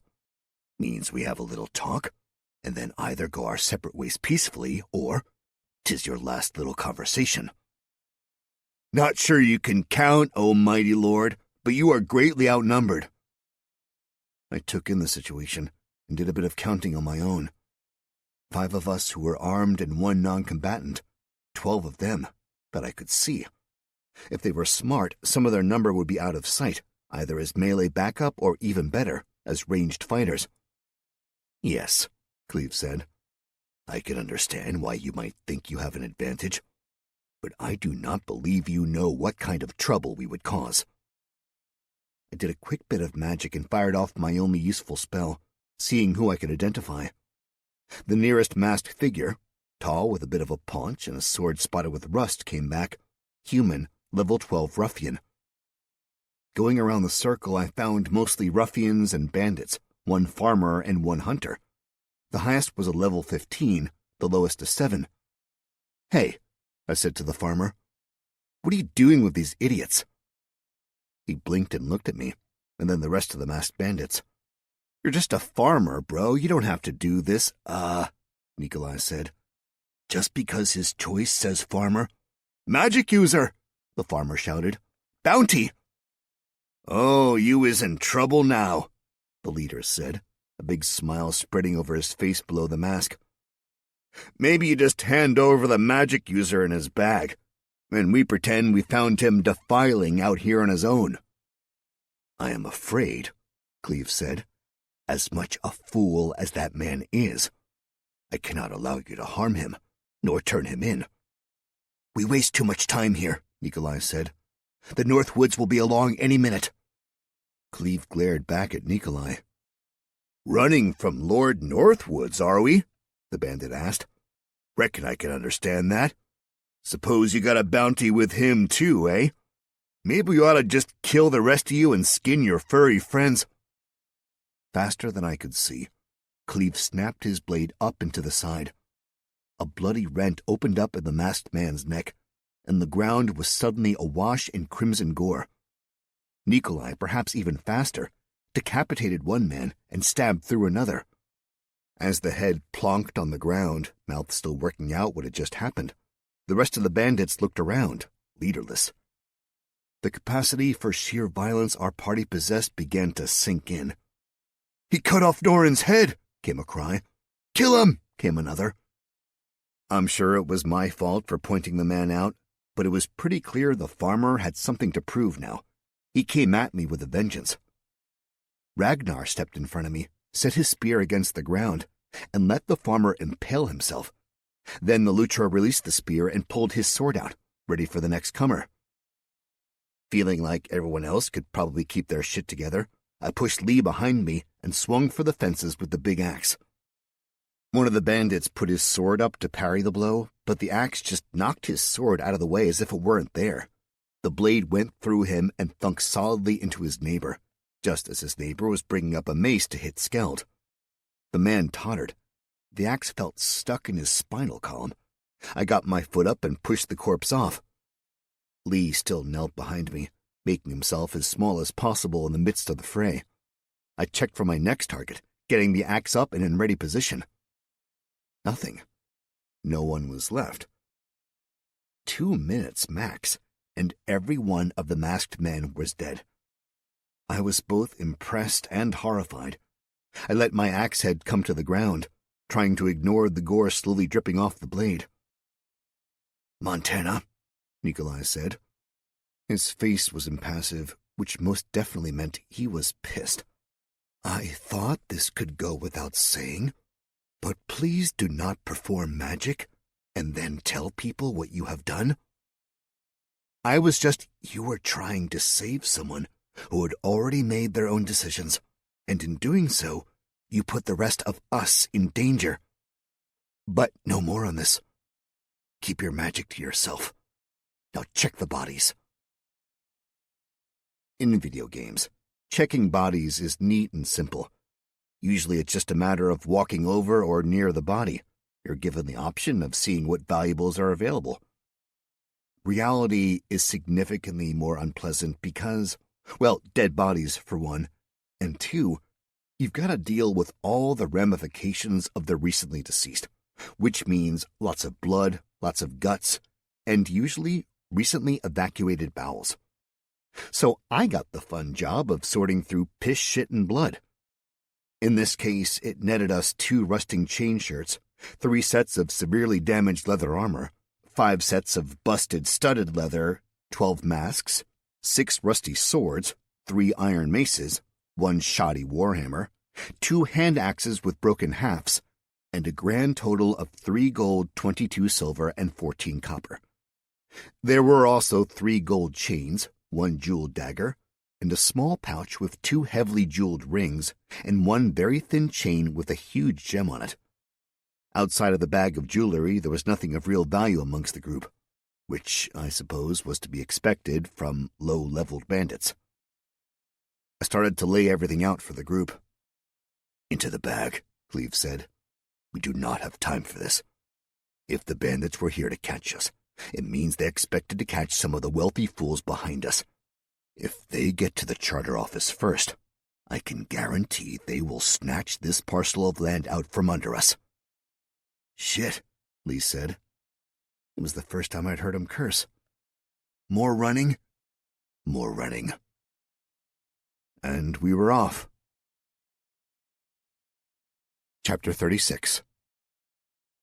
We kept moving, even though night had fallen. When we finally took a moment to breathe, Nikolai walked along the group and handed out a small root. "Night root," he said as he pushed it into my hand. "It'll help you feel less sleepy." We have to keep going through the night if we are to stay ahead of those who move with horses." Lee passed out some dried meat. We all ate. The 2 Lutra clambered up on my pack, tying themselves onto the top. I was going to say something, but I realized with such short legs, all this running with us long-legged fools must have exhausted the 2 little guys.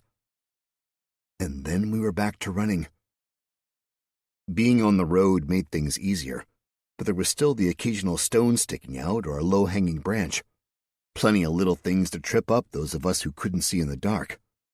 For me, it was just managing the boredom more than anything else. No one could talk and run at the same time, so I was somewhat left to my own thoughts. I decided to take that time to take a peek through the UI of this game I was living. See if there were menus or wikis or something.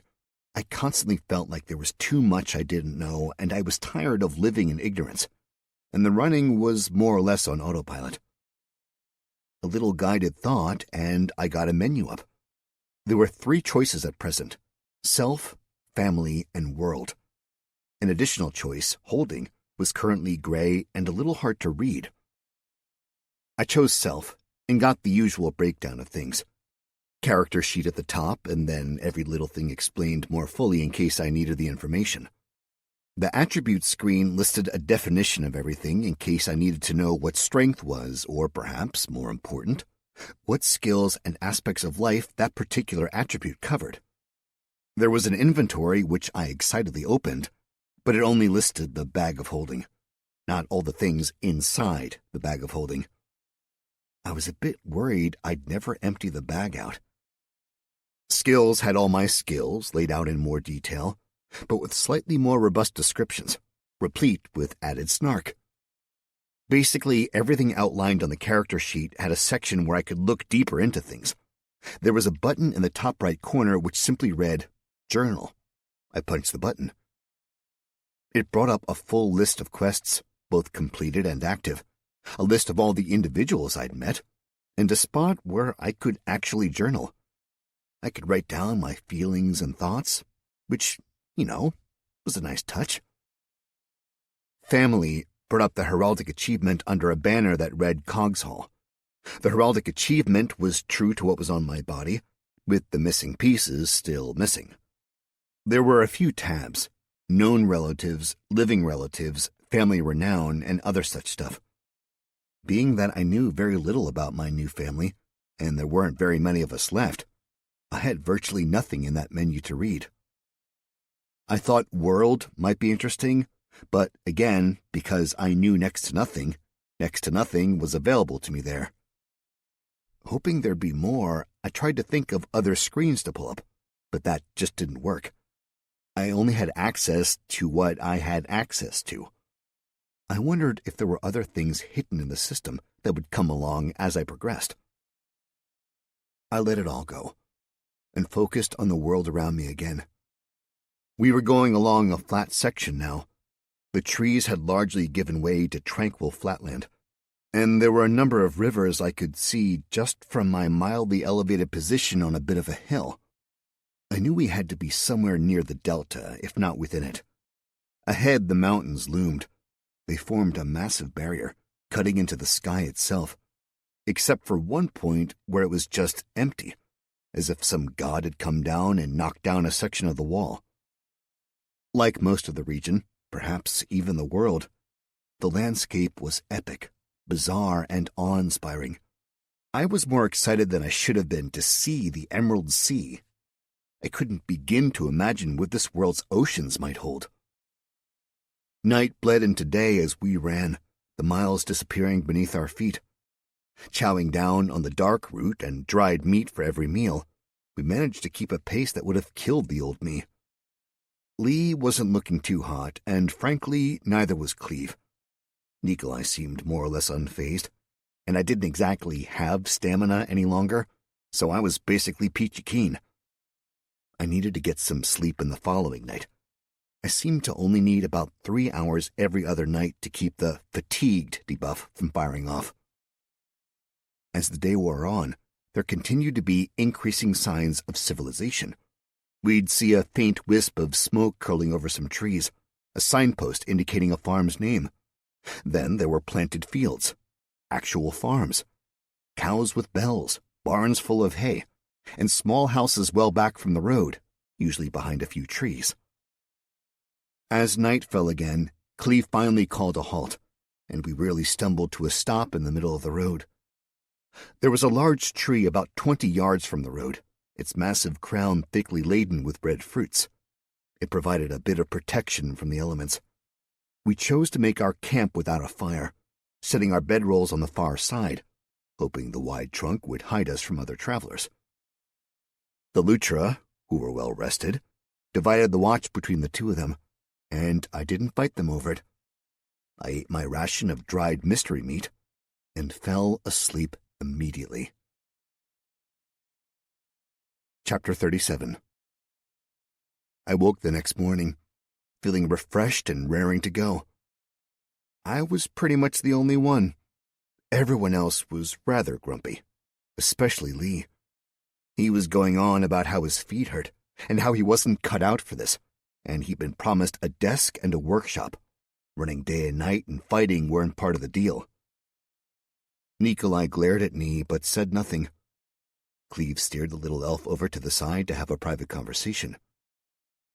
I took that moment to climb the tree and get a look at what was coming. What could only be Osterstad itself stood a mile or so distant. The walls were unbelievable, rising over 100 feet above the ground. Towers came at regular intervals and went even higher. It was smooth stone, ranging from one cliff face on the south side all the way across to another cliff face on the north side. And the cliffs were just the beginnings of the great mountain range. The city of Osterstad seemed to occupy the entire opening, which meant they controlled all access to the Emerald Sea. I scurried down the tree and dropped to the ground. My hearthmen were busy harvesting the fruits from the tree while Nikolai struck the little bits of our camp. Osterstad's like right there, I said. I know, Nikolai replied. You've been here before. He nodded. What's the Emerald Sea like? I asked. He smiled, shaking his head. Then he pushed my bedroll into my hands. Oh no, Cleve made his orders clear, Nikolai said with a wry grin. Lee and Cleve came back, Lee looking mostly mollified by whatever Cleve had told him. I hoisted my pack up, then tied the bag of holding on, and let the Lutra clamber up me and take their usual positions. We started to walk, not run. Running attracts attention, Cleve said. Now we must be subtle. We must not be found out before we complete our task. We rounded a bend in the road, and Lee got his first sight of the city. He gasped. Ragnar and Skeld's mouths dropped open. Cleve and Nikolai kept walking as if this was old hat for them, which, it might have been. As we got closer, the wall seemed even more impressive. I could see there was a deep trench dug all along the base, with 3 bridges across leading to 3 gates.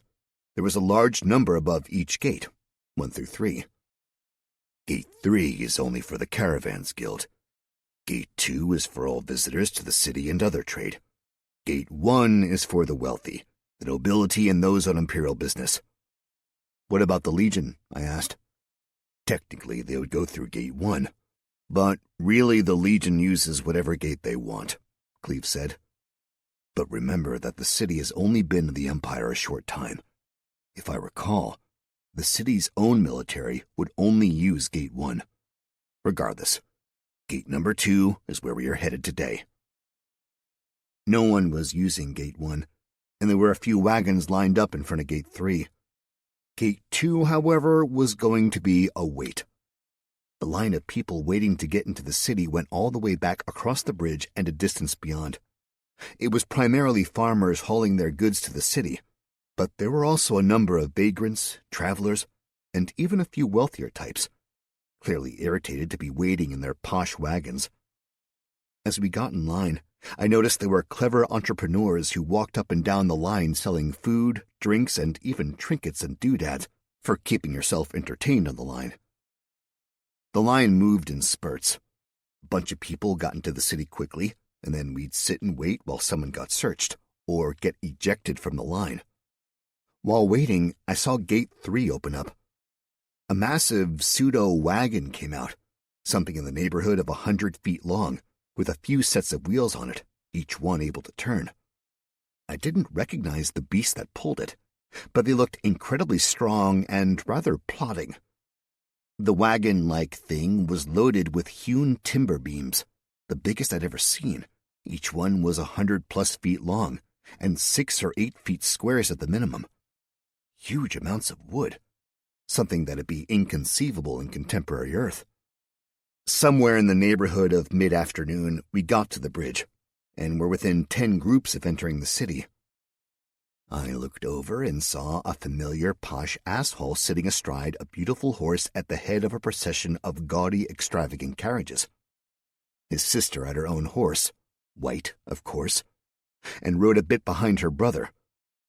Lady Eliza Northwoods looked elegant despite the rigors of the road. The man who had to be her father, a short, fat man wearing ridiculous enameled armor with the Northwoods arms on the cuirass, rode at the front of the grouping, astride a beautiful black destrier. They were making great time, heading for Gate 1. "Would you look at that bullshit?" I said. All the heads of my party turned to the south and looked. "Northwoods," seethed Cleve. Nikolai took a step, but Cleve's hand was on the man's arm immediately. "We cannot afford to be spotted," Cleve said. "A distraction could prove useful," Nikolai countered. "They will trace it quickly, and they have more allies in the city than we do. Once inside those walls, we are in more danger than at any point yet. But it is in those walls where we will beat them across the city. Or lose everything." "You want me to provide a delay action?" I asked. "Perhaps. We must wait and see what happens." "But you just—" Nikolai started. "You can be traced to me. He cannot," Cleve said. "Yet." The Northwoods reached their gate at roughly the same time we reached ours. I had to stop watching them in order to deal with the guards of Osterstadt. There were quite a few soldiers, some to stand on guard, some to question individuals who requested entry, and some to search farmers' wagons. We were directed off to the right to speak to 2 guards, both women who looked like they resented being on guard duty and would rather be out kicking ass. I noticed they, as well as most of the other guards, had some pretty gnarly scars on their exposed skin, and both their armor and their weapons appeared well used. "Name and business?" the first one asked. She had a very square jaw and a recalcitrant curl of hair that seemed determined to remain free from her helm. "Lord Benedict Cogshall," Cleve said, using his proper name and title. "I am here on Imperial business, and seek the fastest route to the Imperial Administration House." Her eyebrows raised at the pronouncement of Lord. Her partner narrowed her eyes at us. They didn't buy it. "Why have you come to Gate 2 if you are a lord and on Imperial business?" she asked. "Do not question my choices, soldier," Cleve replied with a snap. "Grant me entry to the city." And as soldiers have done since time immemorial, They decided their best course of action was to kick it up the chain of command. "Just a moment," the curly-haired one said. Then she thought to add a surly, "My lord? Let me get the captain for you." Cleve held up a hand in protest, wishing to get things over with as quickly as possible, but the guards were already moving. Nikolai looked over at Cleve, as if asking whether or not they should make a run for the city, what with the fact that there were 0 guards between us and an open city gate at the moment. Cleve shook his head. A moment later, the women returned with a stout man with a perfect coif of black hair and a white cape hanging off his back. It was quite the look. "Hello," he said, a rather officious smile on his face. "I am Captain Stans Hosmar." "Captain Hosmar," Cleve said, "as I told your able guards, I am Lord Cogshall." "Yes, I was told who you say you are." "Are you implying I am not who I say I am?" "Your name has come up on our bulletin, so I do apologize.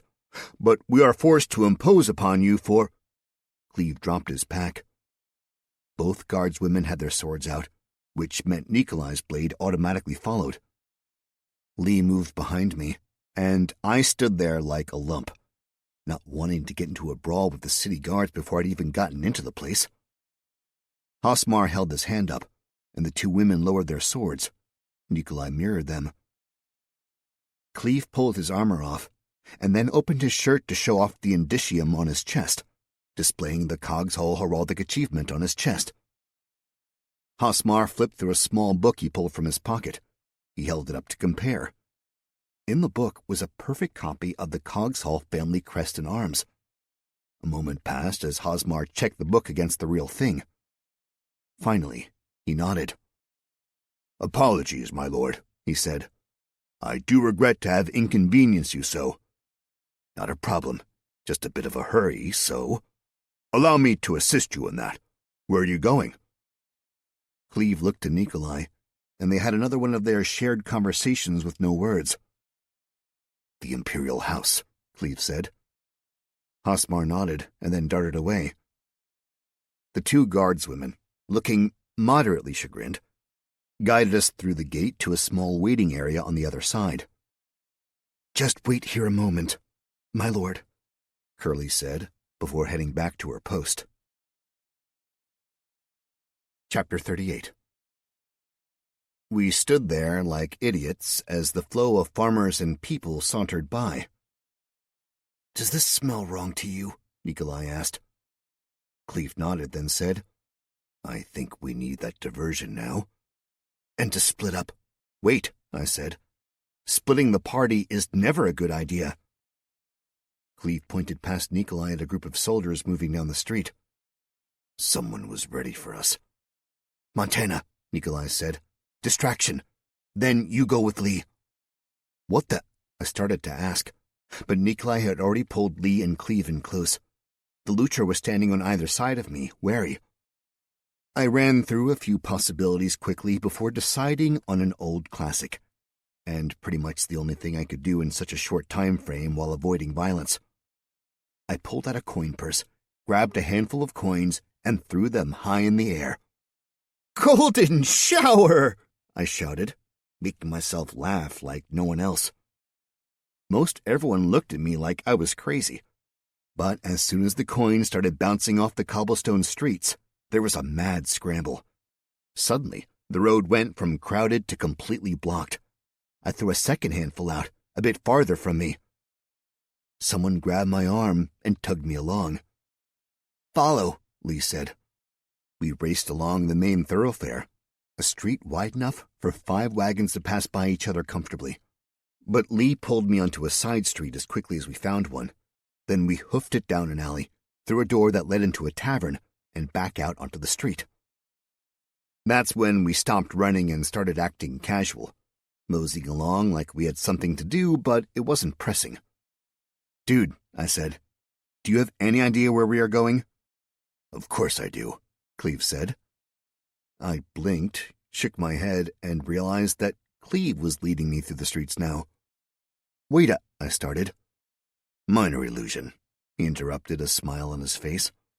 We had to slip past the Emperor's brother's soldiers. How'd they know we were here?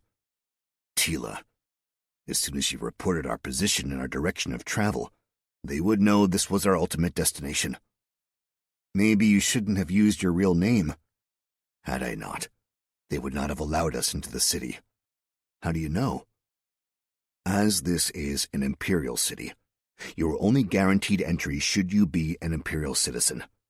Neither you or Lee are able to prove citizenship yet, nor can Nikolai or I without our real names becoming known. How do you know we wouldn't get let in, just because we aren't citizens? Cleve pointed back at Ragnar and Skeld.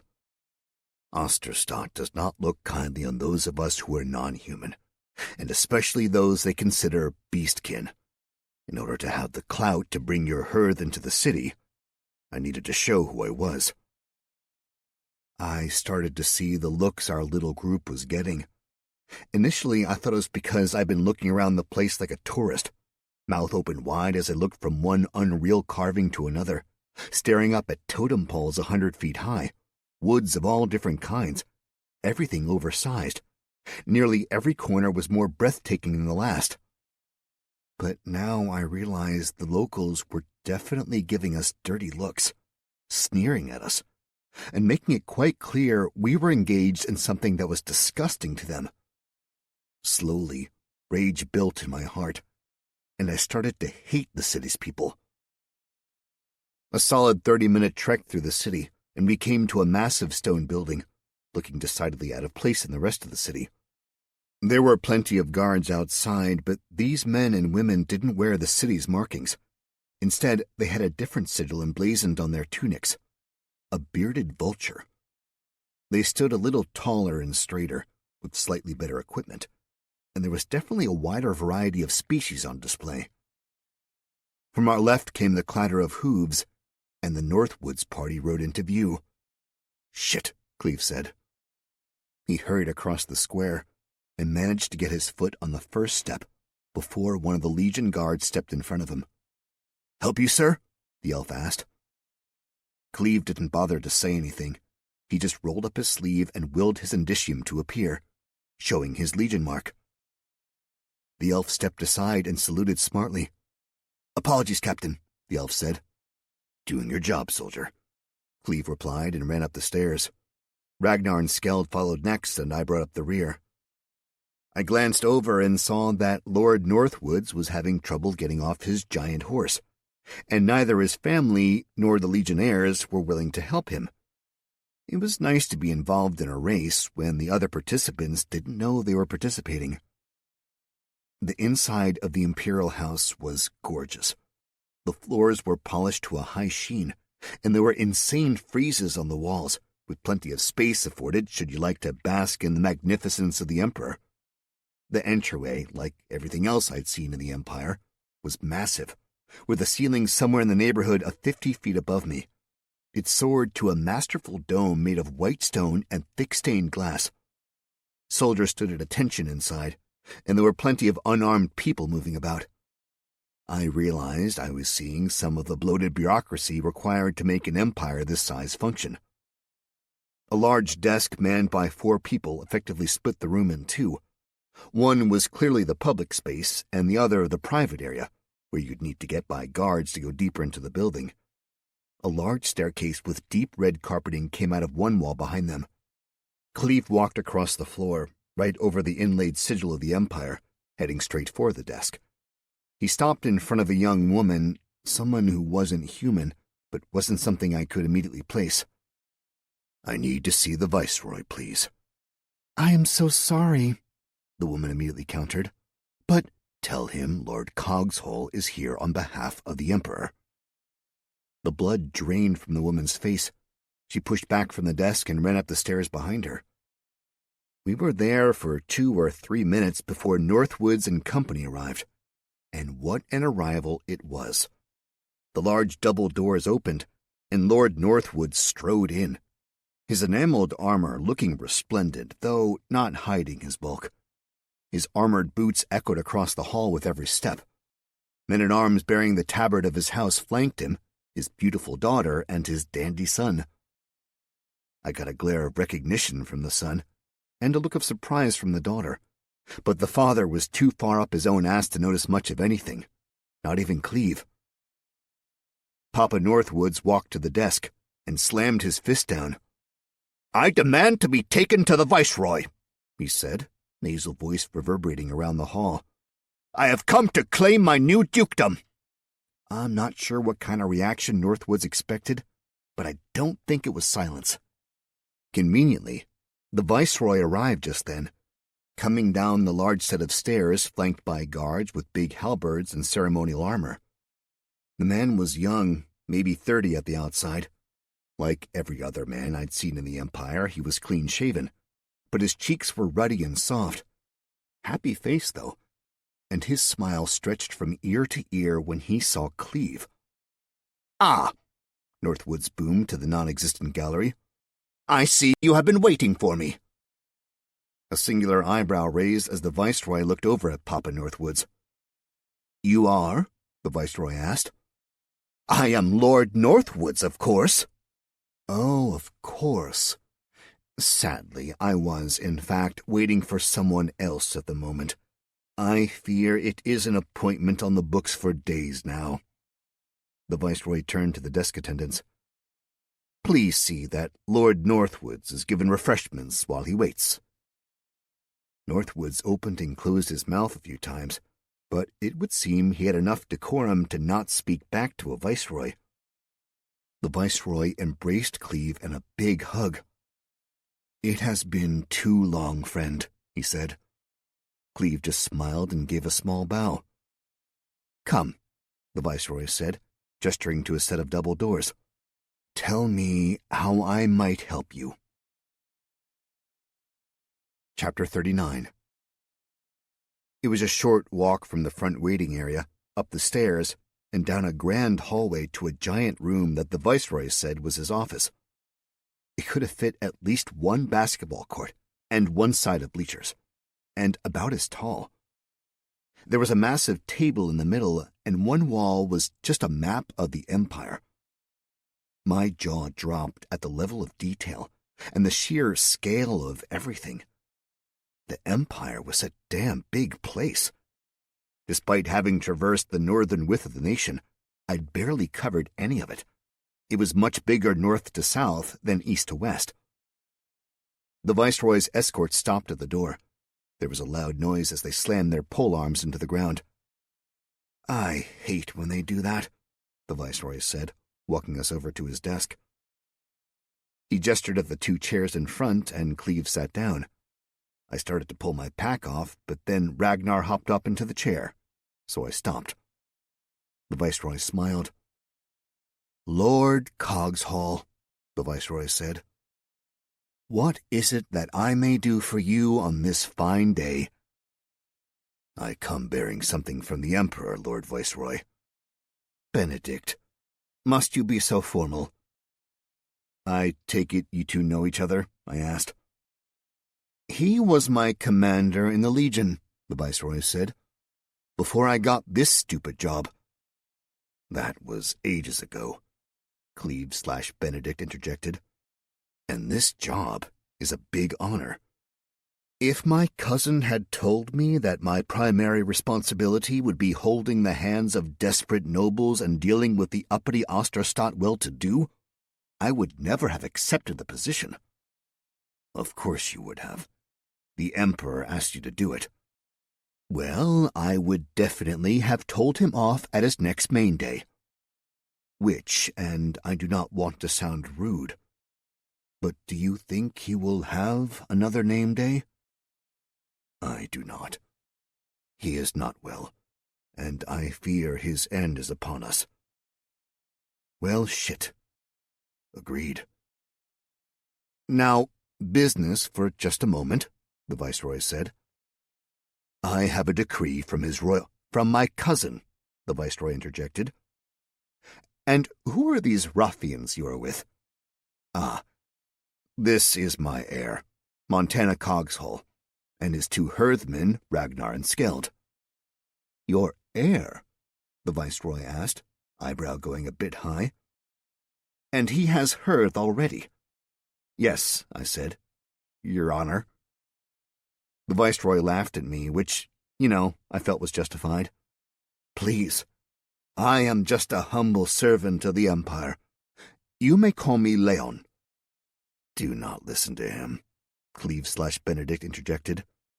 He is Leon Glatton, member of the Imperial family and Viceroy of Osterstadt. Leon waved his hand. That is all nonsense. It is not, Cleve/Benedict said. Montana, to you it may seem like flippery and finery not useful anywhere but the confines of court, but there are plenty of those in this world who will judge you poorly should you not give them the respect they feel they are due. Leon, by virtue of who his cousin is, may be more relaxed with the rigid rules of conduct by which the nobility of Glatton must abide. While Cleve talked, Leon walked around the desk and stood by Ragnar and Skeld. I apologize, Leon said, but I have yet to encounter one such as you. May I know of you? They looked to me. I shrugged. We are Lutra, Skeld said. Lutra, Leon said. From the Empire. We live in the Empire, yes, Skeld said. We were of the Rivermaster tribe. I would very much like to visit your tribe at some point. If we were of that tribe still, I would be more than honored at your visit. But now we are beholden to Master Cogshull. I hesitate to push, Cleve/Benedict interrupted, but time is of the essence here. Yes, well, Leon said, walking back to the desk and dropping into the seat. Give me what you have, and let us get this nastiness out of the way. Cleve nodded, and he reached deep into a pocket inside his coat. He pulled out a thick jeweled disc and set it on the desk. Leon gasped just a little. Is that what I think it is? Yes, Cleve replied. Leon pushed the ruby at the center, and the gold disc opened like a flower. There was a letter inside, as well as a small golden thimble. Leon read the letter, laughing a little bit here and there. Then he folded the letter up and slid it into his pocket. Perhaps congratulations are in order here, Leon said. Perhaps, Cleve replied. Leon got to his feet and walked over to the large table dominating the room. Fetch Aquinas, Leon shouted. One of the guards saluted, then dashed off. Leon pulled a few rolls of parchment out of a chest under the table, and then started spreading out maps of the area. Over here, Leon said. Cleve got out of his chair and walked over to the table. The rest of us followed. Duke Cogshull, if I may be so bold, Leon started, gesturing wildly at the maps. It is time to select your dukedom. Do you have any ideas to what you would like? Cleve leaned over and stared at the maps. As his heir, I said, might I ask a technical question? Certainly, Leon replied. Could he pick it all? The short answer is no. The long answer? No. There were a few laughs. I know little of you or of what you know of our empire, Leon said. He knows nothing, Cleve interjected. He is clueless to all things Glatton. Brilliant choice for an heir, Benedict. Benedict just shrugged. He had a small notebook out and was checking coordinates in the book against those on the map. So there is the Emperor, my cousin, Leon said. He is at the top of the pile. Under him is a list of people a mile long, all equally desperate for more power. Archdukes are in charge of regions. Below archdukes are dukes, who control multiple counties. Counts control a single county, barons a single holding, and at the bottom, knights control a single estate. More or less. It is all a little more fluid than that, and there are plenty of odd variables which have cropped up in the 1,000-odd years of the Empire's existence. Like the marquises, who control border provinces and receive additional military support from the Emperor. They have, in a sense, a military position. Or cities like Osterstadt. who report directly to the Emperor with no baron, count, or duke above them. Here they report to me, and I report to the Emperor. But given the amount of time it would require to get answers back and forth, I am here as the Emperor. I function, more or less, as his voice here. Quite silly, but likely the only way to keep something this size operational over the long term. But all that is to say that a dukedom has a maximum size, smaller than an archdukedom. But your, well, father is unique in that he will be a duke, but a duke who reports directly to the Emperor. An imperial duke or a grand duke. As far as I know, your father and you will be the only one of those. There are imperial knights, soldiers of incredible bravery who are given estates and then only report to the Emperor, but those are not hereditary titles. Their children either become regular knights reporting to a baron, or the title just disappears into the ravages of time. That's a lot to take in, I said, trying to process the info dump he just laid on me. 'Tis not even the half of it. There are other viceroys than just me, and military orders who swear allegiance to the Emperor, and are answerable to none but him. Like the Thingmen. Like them, and also those different than them. They generally don't follow orders in quite the same way or with the same severity, and they tend to focus on a single method of combat.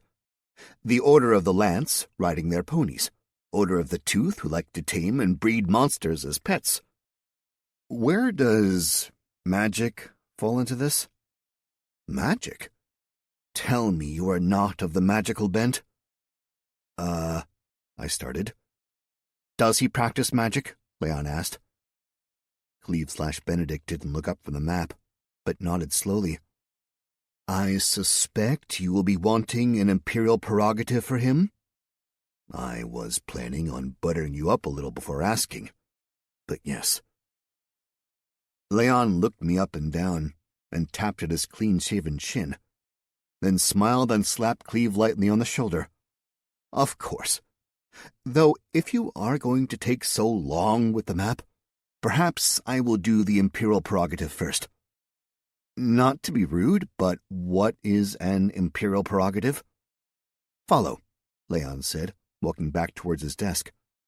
He reached into the top drawer, and he pulled out a small box, something like a ring box. He popped it open and retrieved a little gold thimble. Give me your wrist? I did so. He turned it over so the inside faced up to him. Do you swear to use your magic for the good of the Emperor? He asked. I do. Do you swear to never use your magic to harm the Emperor? He asked. I do. Lovely. He jammed the thimble against my wrist. I felt an excruciating pain for a moment. Then Leon let go. He popped the thimble back in the box, and I looked down at my wrist. There was a small black mark. The imperial beaded vulture inside a square, inside a circle, inside a star. You have received the indicium of imperial prerogative, magic. You can now practice magic in the Empire, Leon said. Great. Indeed. Benedict, are you through yet? Yes, Cleve answered. I have the land chosen. Finally, Leon sighed, walking back to the giant table. I rubbed at the mark, trying to get the residual pain to go away, and the two men talked over the proposed dukedom. Leon pointed out where the boundaries of claimed property were when Cleve pointed to the area he wanted, and Cleve agreed to certain restrictions as well as various terms and conditions. Finally, Leon and Cleve shook hands. A man was escorted into the room. He had a wooden box under one arm, about the size of a tackle box. Aquinas, Leon said. So lovely of you to join us. We have some markings to do. Aquinas nodded and set his box on the table. He opened it up, revealing it was full of art supplies. Very fine brushes, bottles of inks, small nibs on polished wood. Leon ran his finger along the map, pointing out the boundaries to Aquinas.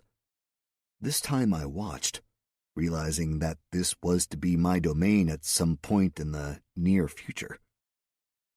Osterstadt sat at the western edge of this particular map, and then there was a great wash of green, the Emerald Sea. The lake we'd hiked across was a ways to the east. Leon marked out a ton of the mountains, butting up to the lake and going until they were reasonably near the edge of Osterstadt, from the northern edge to the southern edge. Then there were a few bump-outs as well. Like the river I swam in, there was a wide semicircle around it, going deep into one of the forests, then following the river all the way down to the Imperial Road. There was also a large chunk that went into the plains area, and some small parcels in the heavy forests. Basically, it was in the shape of a key. A bulbous bit at one end, near Osterstadt, and the straight bit up at the top with the rough bit at the bottom. It was a huge amount of land. "That's more than we discussed," Cleve said, as Aquinas finished drawing. "As Viceroy, I am the arbiter of the land, yes?" "Yes, though also you should know that your dukedom also qualifies as a march, as you abut the edge of the empire, and that means as much land as you are able to hold, you are able to keep. But nothing. Gentlemen," he swept his hands over the map, "I present to you the— Oh, what is the name of your dukedom?" Without hesitation, Cleve said, "Cogs Hall." Chapter 40. Leon smiled. "Good name." Cleve nodded, blushing ever so slightly. It was the first time I'd seen the man embarrassed about anything, or really be emotional about anything. "Of course, now that this is official, it is time to make it more official. You are going to be a duke." I did not kneel. Cleve knelt, promptly snatching at my shirt to pull me down with him. Leon went to his desk and pulled out a ring of keys. He sorted through them, found what he was looking for, then walked over to a painting and pulled it off the wall. It revealed a small door with a keyhole in the middle. Leon opened the door, which revealed a lever. He pulled the lever, and there was a ka-thunk of gears coming together. A section of the wall came out like a drawer. Then Leon used a different key on that. As he lifted the top of the drawer up, light bloomed out. Leon turned around, holding a glowing sword. He walked over to us and set the sword point down in front of Cleve. Cleve reached out and wrapped both hands around the blade. I saw a dark drop run down as the sword cut into his hands. "Benedict Cogshall," Leon said, serious for the first time. "As the physical manifestation of His Imperial Highness, Thorismund Glatten, the Emperor of Glatten, I admit you to the rank of Imperial Duke, with only His Imperial Highness between you and the gods. Rise, Benedict Cogshall, Duke of Cogshall." Cleve stood, a big smile on his face, and he let out a sigh. His shoulders relaxed. He'd finally accomplished what we'd set out to do, which meant that I probably got a quest completion, which reminded me that I hadn't taken stock of the notifications for quite some time. Then Leon placed the sword in front of me. Up close, the blade was a sight to behold. The entire surface roiled with tiny runes, all glowing a light blue. The metal, too, seemed different, brighter somehow. Also, no blood remained on the blade, despite what I'd seen when Cleve grabbed it. Maybe I'd been mistaken on the whole bleeding thing. I reached out and grabbed the blade. Immediately, pain blossomed out from my hands, and, as expected when grabbing a very sharp thing, blood flowed down, a bit more than with Cleve. Maybe I wasn't supposed to grab the blade quite so hard. "Montana Cogshall," Leon said, still serious.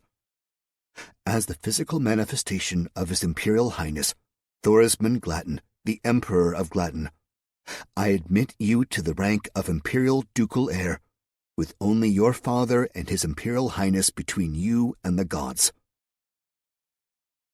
Time seemed to slow down for a moment, to where the wings of the fly across the room looked more like those of an albatross. "Greetings," came a voice, or voices. It sounded like it was a multitude speaking as one. Hi," I replied. "We rarely speak with those who come to us," the voice said. "But you are the first of your kind we have tasted." "I don't mean to be rude, but who are you?" "We are the line of the Imperium." "Might need to run that by me one more time." "Right now, you see us as the sword you have your hands around, but in the most simple terms, we are the blood of the emperors and royal family collected since the beginning of the Empire." "That's really, I wanted to say weird, because it was weird, really weird. Instead, I said, "Cool." "We are cold?" "I mean, kind of." "We ask if you will be willing to let us drink of your blood, to add it to our memories and what we might offer the next emperor." "Sure." There was a pause. "You do not ask anything in return?" "Shit. I guess not," I said. I felt a great suction, as if something was being pulled from my very being. And just as sudden as it had started, it stopped. Another pause. Bear in mind, the rest of the world seemed to have halted at this point. It was remarkably weird. The same droplet of sweat still hung off the guard's nose, and it was killing me waiting for it to finally let go and drop. "Fallen," the voice said. "We have spoken, and we have decided. For your generosity, we give you royal blood." "Thanks, but—" Intense pain racked my body. It was as if my insides were being torn to shreds, glued back together, then ripped asunder again, only to be repaired. One of those "you can't ignore it" notifications popped up. "Hear this. The Imperial line has altered your race irrevocably. You are now Royal Fallen. This will cause some to look on you with favor and some with scorn.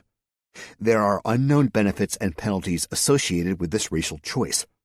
Be warned, some of these might never be known. You immediately receive +1 to all attributes and +10 to charisma. You gain the ability Rallying Cry.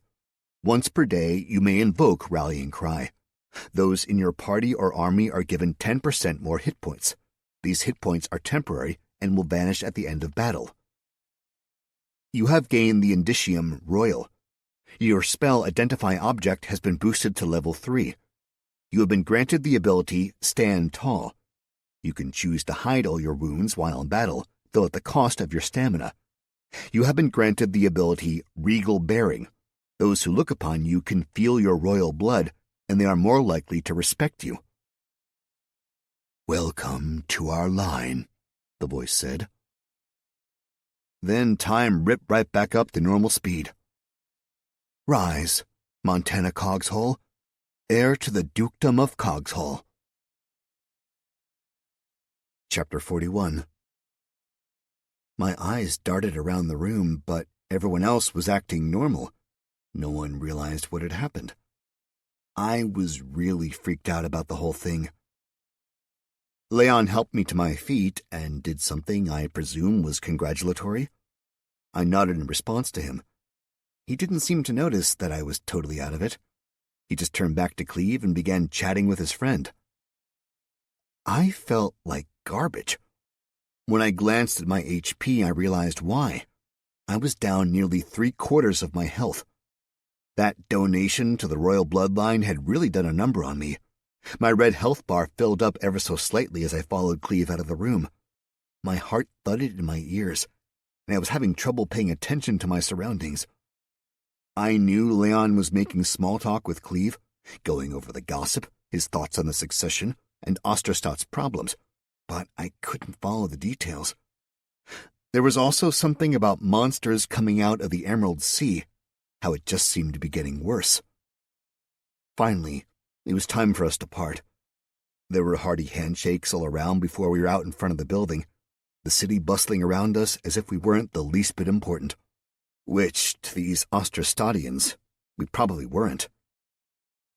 Cleve looked up into the sunlight, closed his eyes, and smiled. I couldn't help but smile too, watching him take a minute to enjoy what he had accomplished. "When are we meeting Nikolai and Lee?" I asked. "We have one more stop to make," Cleve said, shaking off his smile and clapping me on the shoulder. "Follow." We hopped into the flow of humanity, and, well, elf-manity, dwarf-manity, and otherwise, though pretty much only humans, and guided us deeper into the city, closer to the Emerald Sea. I longed to smell the salt of the air, let the waves run over my feet. I'd only seen the Pacific Ocean once, and it had been remarkable. Just the sheer size of it brought my sense of self into focus for a while.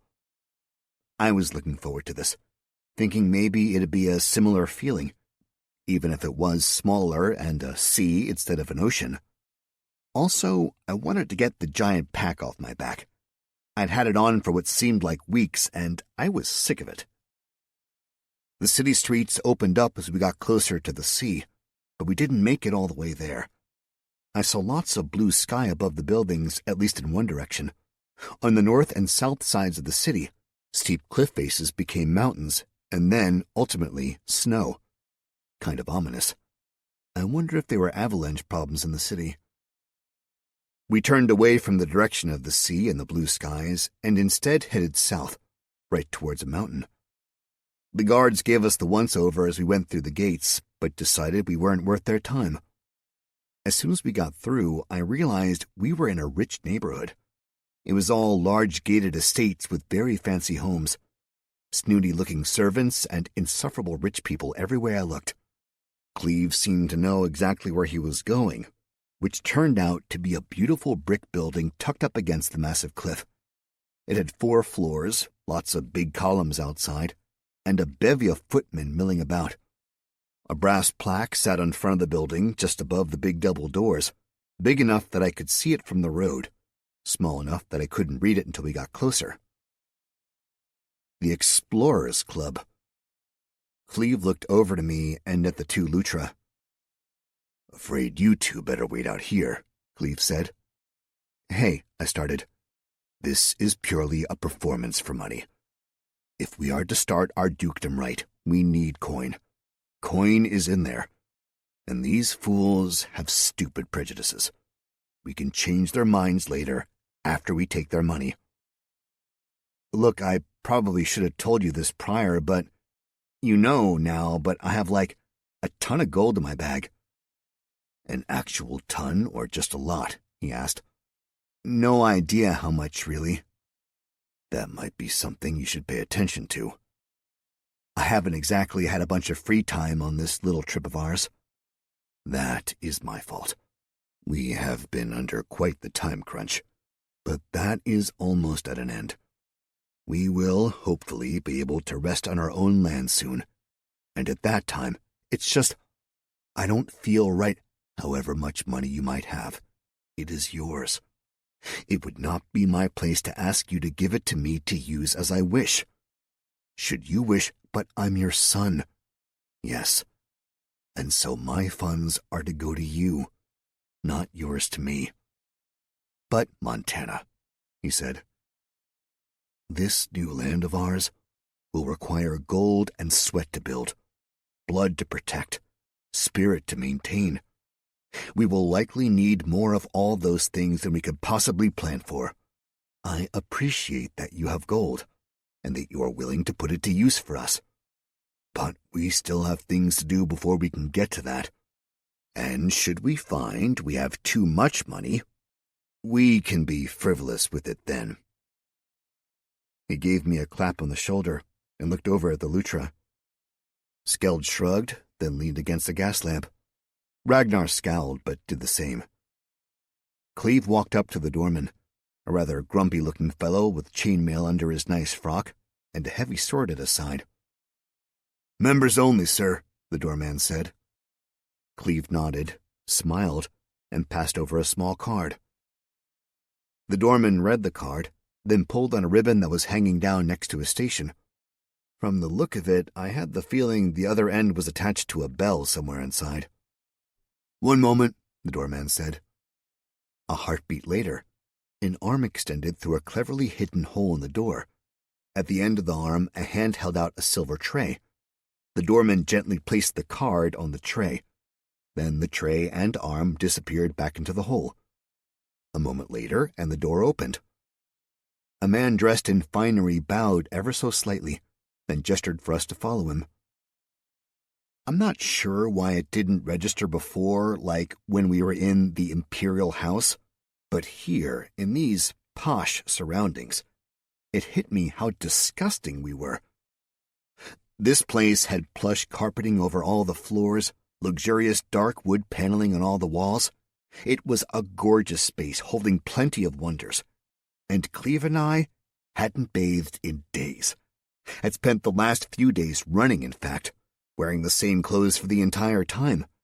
Not to mention I still had someone else's blood on me. Quite a bit, actually. I think I'd managed to reach as close to peak gross as possible. And now, I was in one of the most richly appointed buildings I'd ever walked through. Good job, me. The footman guided us through several halls, up some stairwells, and finally brought us to a set of doors. He knocked twice at the doors, hard taps. "Enter," boomed a voice on the other side. The footman pushed the doors open and announced, "Cleve, Dye and Associate." Like everything else in the place, the room was opulent and amazing. Very large with a high ceiling. There were big comfy chairs, huge fireplaces, big windows, a snooker table, and a few chairs and tables set up for other games. An entire wall was covered with various hunting trophies, mounted heads of all varieties.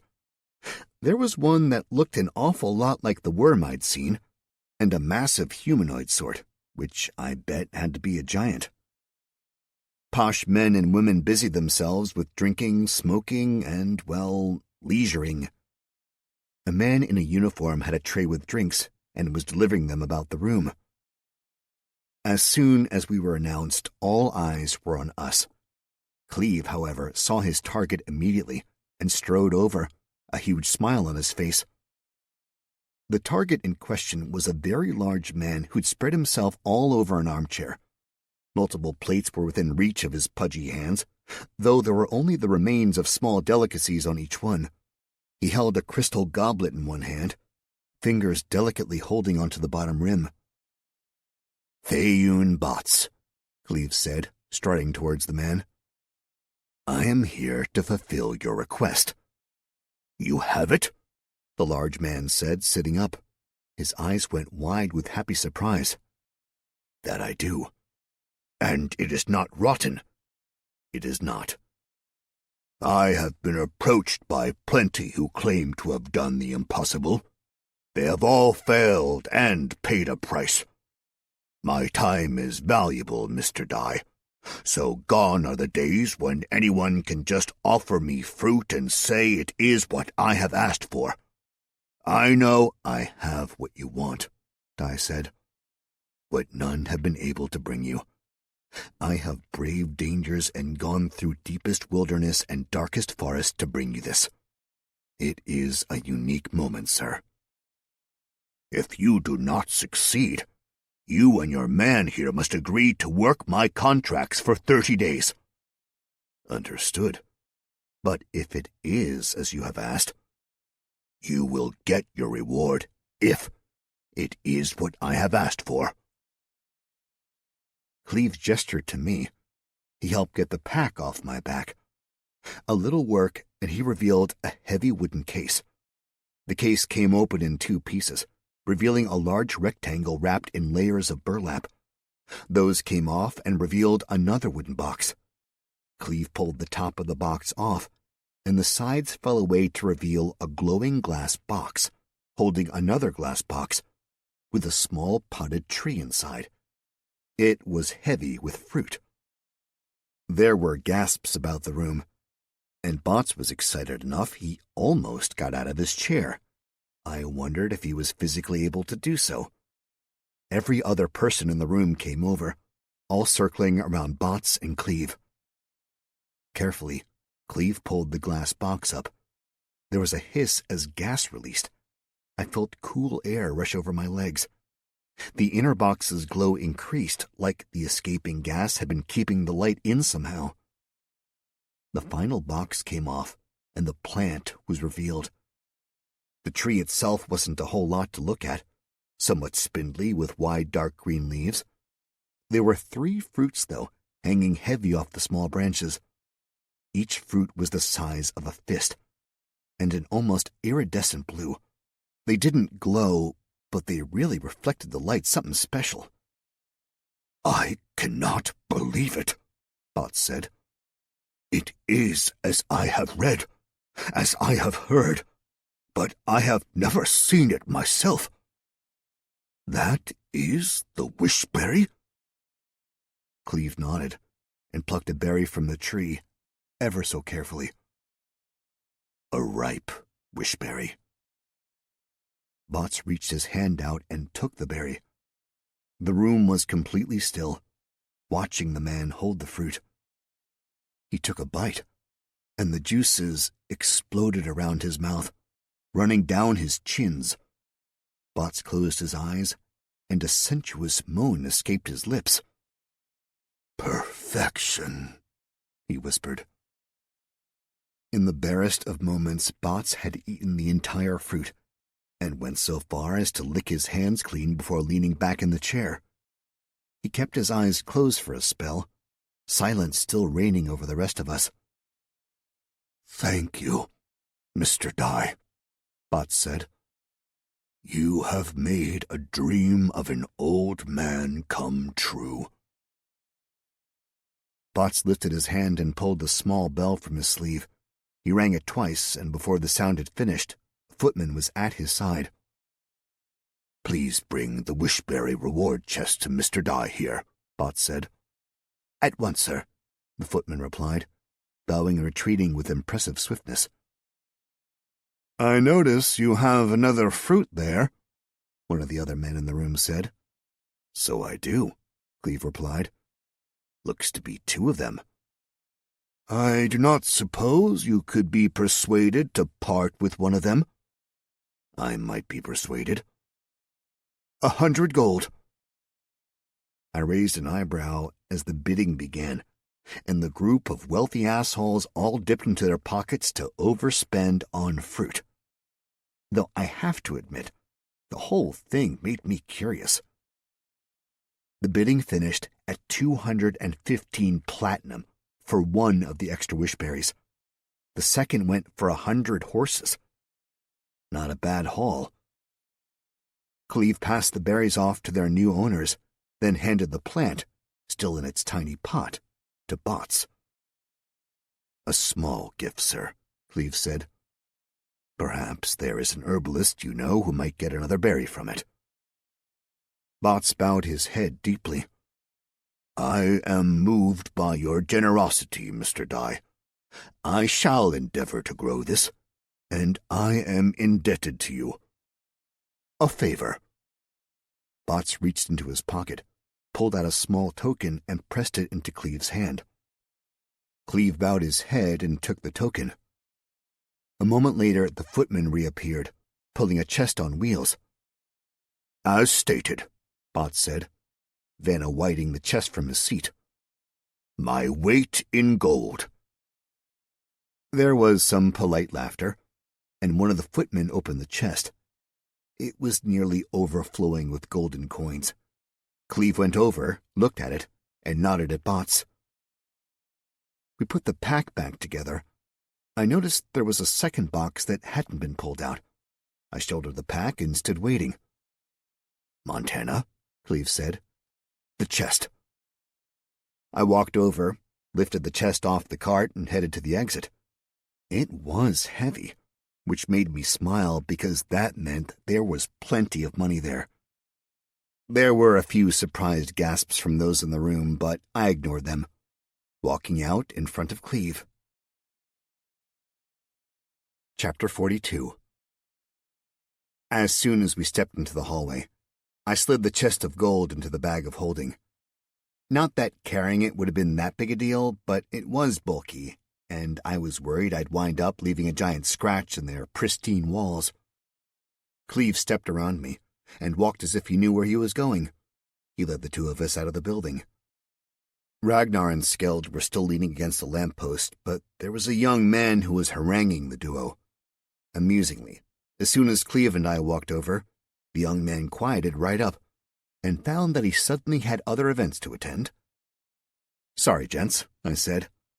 "Just another day in the hearth," Ragnar replied. A deep bell rang out over the city. "Problem?" I asked. "Just telling us the time," Cleve replied. "But it means we need to move.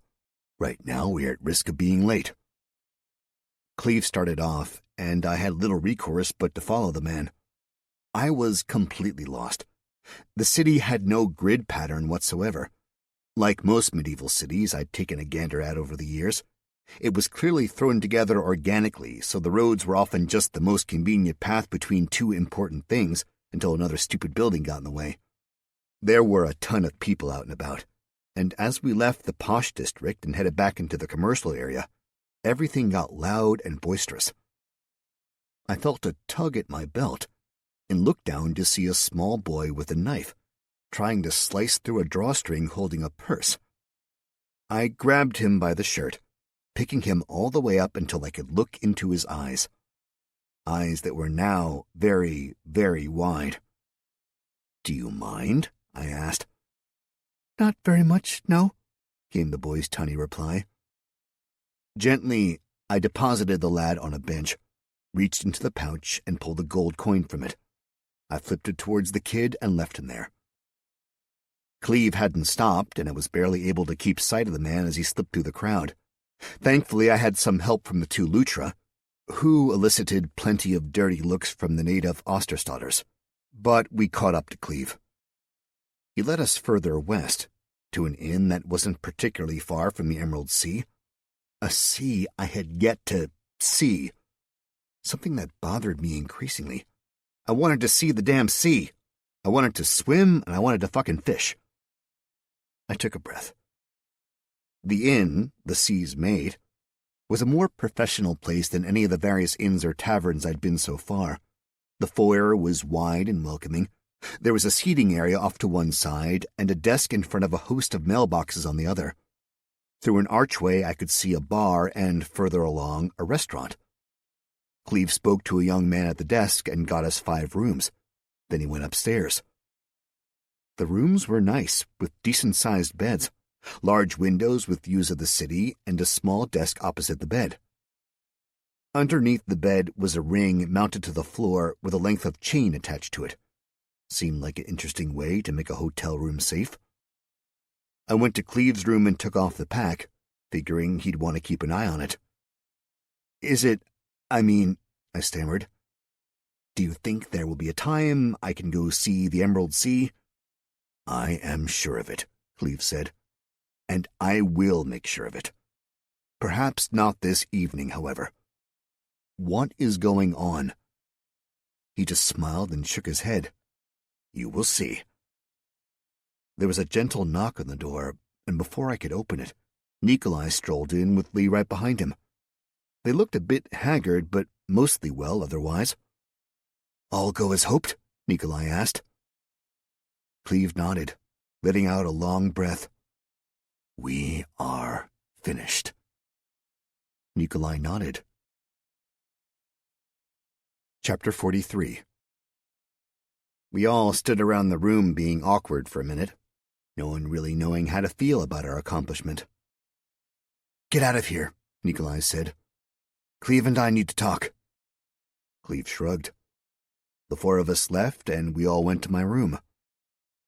I walked to the window as the two Lutra fought briefly over the prime spot on the bed. Skeld won, and Ragnar tumbled onto the floor. My room looked over the city. Excited, I leaned out so I could try to get a view of the Emerald Sea, but there was a fucking building in the way. I noticed that here, closer to the sea, more of the buildings were built of brick or stone. They were robust, lacking the finery and filigree of the center city. Things were thicker, built stronger, and it looked as if there were numerous defensive points, murder holes and the like. There was a much denser military presence out here as well, the Legionnaires all about, marching along the road, stationed on corners, and eating in cages. Always armored, always armed. Lee leaned against the desk. Skeld stretched out on the bed, and Ragnar tried to get comfortable in the desk chair. Lee's eyes were a little vacant, a look I was starting to recognize. He was reading something. The Lutra had their eyes closed, which could mean they were also going over notifications, or that they were actually sleeping. I never really knew, especially with Ragnar. I took it as a sign, though, and I popped into the world of notifications. Text bubbles were everywhere, telling me of the things I'd accomplished. I'd killed some lowly farmers and got a pittance of XP for them. I'd completed Cleve's big quest, getting him to Osterstad on time. For that, I'd gotten a pretty solid amount of XP, but I assumed the other rewards would be coming later. You know, the land and the gold. I hadn't got enough XP to hit level 12, but I figured I had to be close. Now I wanted to know what Nikolai and Cleve were up to. You know what they're talking about? I asked Lee. The elf shrugged. I'd only be guessing. Guess away. Something to do with Cleve and the people out to get him? Seems to be a long list. I'd imagine you know more about it than me. I was just about to tell Lee about the whole Imperial connection, but I stopped. Cleve and Nikolai had known Lee longer than I had, and if there was something they neglected to tell him, there was probably a reason. Maybe they knew something I didn't. I think he got mixed up in court politics, I said. Can't imagine anyone in the upper reaches are excited there's a new duke running around. That makes you a target, too. Kill the both of you, and the dukedom is up for grabs. I figured I'm a target already, I said, feeling a little better. Lee knew about the dukedom. You ever imagine this sort of life? Lee asked. You mean back home? Yeah, in, what, Detroit? That's where I was when I left, yeah. But it's not, like, so different than the life I was living. Too much fighting, too many life or death situations, and more politics than I ever wanted to be involved in. What kind of Detroit were you in? At the end, I wasn't in any kind of Detroit. That's just where I came from. And even that's more of a, well, just a thing you say. Oh? I was raised in the burbs. They're, like, pretty nice. Even went to this choice private school. But books and I didn't get along very well. School and I didn't either. Finished up with school, took the money my parents had saved for college, and moved to Philadelphia. A whole bunch of bad decisions later, I wound up as part of a motorcycle club. A gang? Lee asked. What's a motorcycle? Ragnar asked. It's a bit like a horse, I said. And we prefer the term club. But we engaged in plenty of, crime? Lee asked. Illicit activities. You were bandits? Ragnar asked. We didn't exactly steal stuff. We ran guns, weapons, and drugs. We were on the border with Canada, did a fair amount of business moving stuff from one side of the border to the other, and there was loan sharking, but I didn't steal things. Ah, Lee said. Immediately, I regretted telling him about my past. It sounded pretty terrible. It was pretty terrible. I was a pretty garbage person, I said. Kinda hated myself for it. How'd you end up here, then? I got more attention on me than the club liked, so I joined up with the circus for a while to get out of town with a good excuse. Fell in love on the tour, brought the girl home. Her family wasn't super keen on me. Shit. It's tough to talk about this. You don't have to, Lee said. But, Ragnar started, but a swift smack upside the head from Skeld shut him up. I think I should. She died. They called it suicide. I suspected the parents were too hard on her. She couldn't choose between her family and me, or something along those lines. Her parents decided I'd somehow killed her, and they had money and connections. It didn't take long before those connections were bringing federal heat down on me and the club. Of course, the club didn't like the heat. They decided it'd be better if I got out of the way. They let a rival group know I was free game. I got into a few bad fights, and then the rival club sent a bunch of men over to my house to kill me, and my last friend gave me a ticket here. That's the quick and dirty version, I guess. Silence in the room. I wished I'd just shut up about myself. What's your story? I said, desperate for someone else to talk about something. Long and boring, Lee said. Well, I've let myself sound like an asshole long enough. Might as well entertain us with a boring story. Lee gave the smallest of smiles and hopped up so he was sitting on the desk, leaning against the wall of the room. I was in the Air Force. Army Air Force originally. Started near the tail end of World War II. Flew a few combat missions before the surrender, and then I turned into a glorified delivery boy all around Europe. You're shitting me. Not in the slightest. I wouldn't have guessed you're old enough to be in World War II. I aged well, he said. Anyway, I got out, went to college, studied engineering, met a girl. But then I got pulled into Korea. She waited for me, and we got married when I returned stateside. Korea ended, and I got a job engineering air conditioners and heaters, HVAC. Then I lucked out and got a job with a defense contractor. Well, it was an odd deal where I was an officer with the Air Force assigned to work with the contractor. So there I was, wearing a uniform to work every day around a bunch of men in shirt sleeves, building missiles of every shape and size, always trying to deliver bigger booms farther away. Vietnam started, and they asked me to fly again. You flew in 3 wars? It's not quite what you think. I flew a bomber against Japan, flew in-country cargo in Korea, and flew back and forth over the Pacific in Vietnam. Mainly I was just delivering packages from one country to another. What about the girl? Lee smiled and looked up at the ceiling. Storybook romance.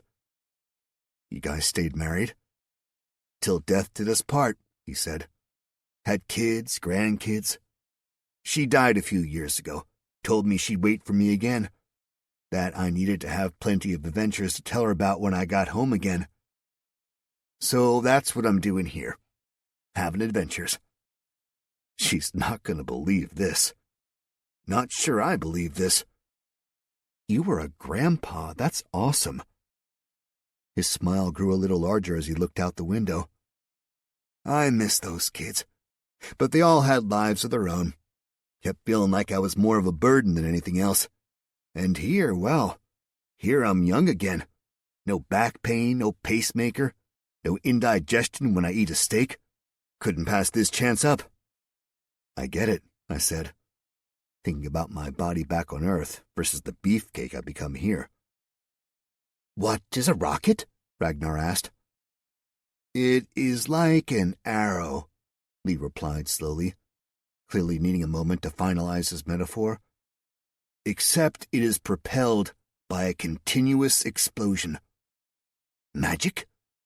Physics and chemistry. I have not heard of those schools of magic. Perhaps I have skills in them. You have no magic, Skeld said. Always holding that over me, Ragnar snapped back. Just because you can do some minor magic and I cannot— Wait, I said, interrupting Ragnar. You can do magic? Skeld nodded. I didn't know that. Why didn't you tell me? You can look at my character sheet, can you not? Maybe. We see yours, Skeld said. It is because we are a hearth. I looked over at Lee. You ever feel like you just don't know a damn thing about this stupid game? Every minute of every day. A loud crash came from outside, in the hallway. Both Lutra were immediately on their feet. They grabbed their spears out of the corner of the room. Lee seemed like he was about to hide under the bed. Me? I just burst through the door. Chapter 44. The hall was full of armored men and women, all waiting to get into Cleve's room. "Wait in your room, citizen," one of the men said to me with a gnarly sneer. I'll pass, thanks," I said. "I've got things to do, and you're directly in my way." The man nearest shoved me, or at least tried to. I didn't move. I growled at the man, then headbutted him.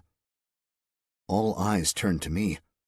Whispers spread through the group as they tried to figure out what to do with this weirdo who just assaulted one of their comrades, but was definitely not on the to fuck up list for the day. "You will pay for that," my victim said, his voice breaking a little. He had both hands around his nose and tears leaked from his eyes. Tough to look intimidating while you're crying.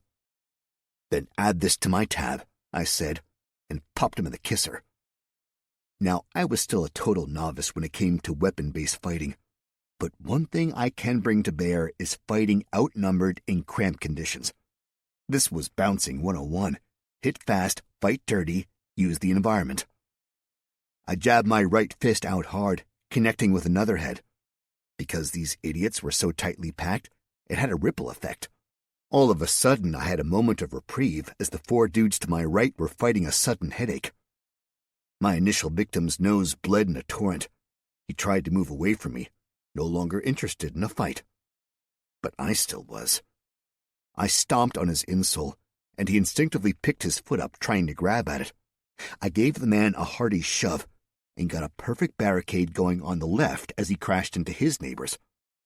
Now I had half a second to figure out what the fuck was going on. The hallway was small by my old standards, maybe 3 feet across at most. It was high, though. Like all the architecture I'd seen in Osterstadt, the ceilings were impressively tall, 12 or 14 feet. My room was left of Cleve's, and Cleve's was one away from the main stairwell. I could see there were more soldiers there. I wanted to get to Cleve's room, hopefully cut off the men coming up the stairs. All told, I had 4 to my right, 6 to my left, and at least 3 that I could see on the stairs. I dropped my shoulder and charged. A dude with curly hair tried to take the hit, but when my shoulder met his, there was a sickening crunch as his gave way. He dropped to the floor with a cry. Man number 2 tried to step out of the way, but he got caught in the feet of the man behind him, and I just ran them over. 3 down. 4 had a truncheon out, and he swung at my head. A little duck let the truncheon sail by, leaving poor 4 wide open. I lowered a bit more and picked the man up. I clipped him all the way over me and heard him slam into the pile behind me. 5 had a dagger out, and I slid to a stop. If I plowed into the man, the dagger would bury itself deep in my gut. With a "Hey-ya!" 5 lunged at me. I grabbed his wrist in both of my hands and brought it down on my knee. He screamed. I think mostly because he saw his bones come out, but bonus, he dropped the dagger. 6 saw what happened to 5, gagged, and took a step back. I chose to give 6 the old what for and kicked him straight in the nuts. He threw up. Eyes back in the head, he toppled over backwards and slumped against the railing. A stillness came over the hall as my opponents tried to strategize. 7 men were down in some capacity, 4 were fine. My herdsmen finally came out with their spears. Clearly, our opponents were very much cowards who seemed to think numbers were the only way to victory. There were more men on the stairs, and they all looked at me with a mixture of fear and anger. Swords came out then. It was going to get a lot bloodier, which is when I realized it would have been a much smarter idea to grab a weapon prior to leaving my room. With a deep breath and a modicum of courage, The first man on the stairs thrust his sword at me. I dodged to the side, the sword slicing a bit of my shirt off. I gave the man a hearty shove. He caught the railing with his hip and went ass over tea kettle, falling down the stairwell until he hit a landing with a solid thunk. Splinters of wood flew out around him. Second stairman was already coming at me, and third was doing his best to stab around his mate. I got my forearm up, and the first thrust sliced through a bit of my arm, but also went into the wooden wall behind me. I sucked my butt in and out of the way of the next thrust, which put me in the perfect position to kick back, horse-style, and catch third's arm. He spun and stumbled.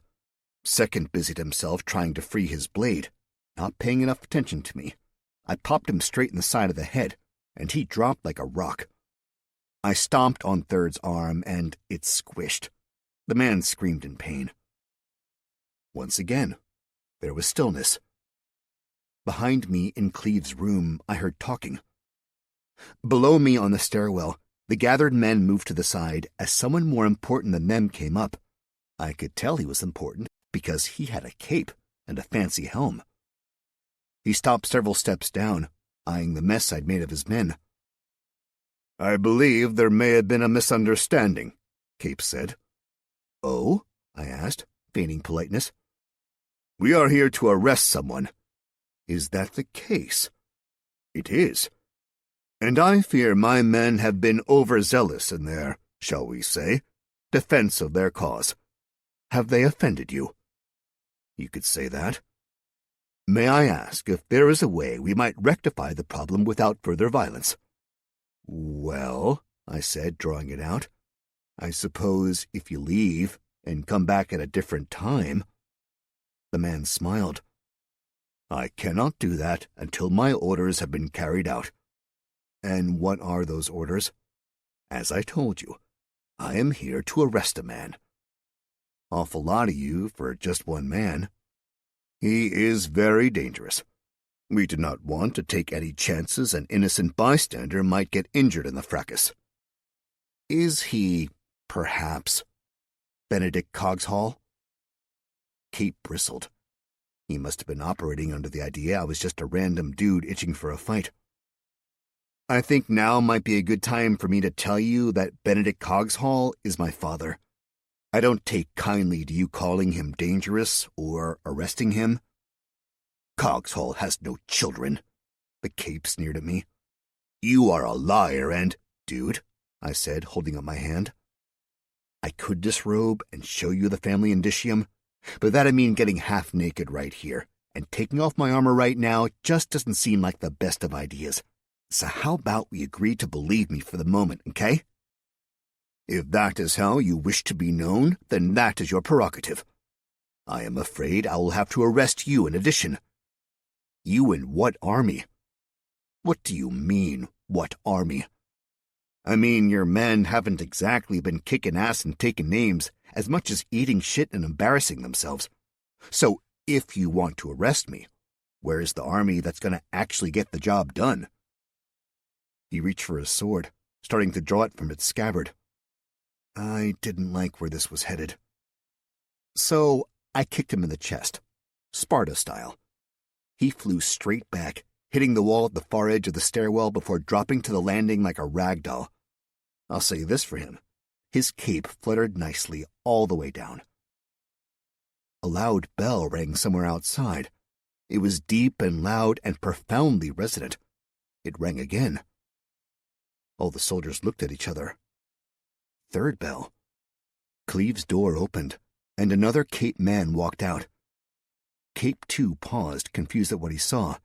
Then he barked out, "You hear the bell? You move to your positions." Cleve stepped out of the room, and the new Cape man turned towards him. "This is not over, Cogshall," Cape 2 said, sneering the same way Cape 1 had. "I will be defending the city as well, Godfrey Duhamel," Cleve said, his voice calm and collected. Cape 2 whirled around and marched down the stairs. The soldiers gathered up their wounded comrades and followed their leaders out of the hotel.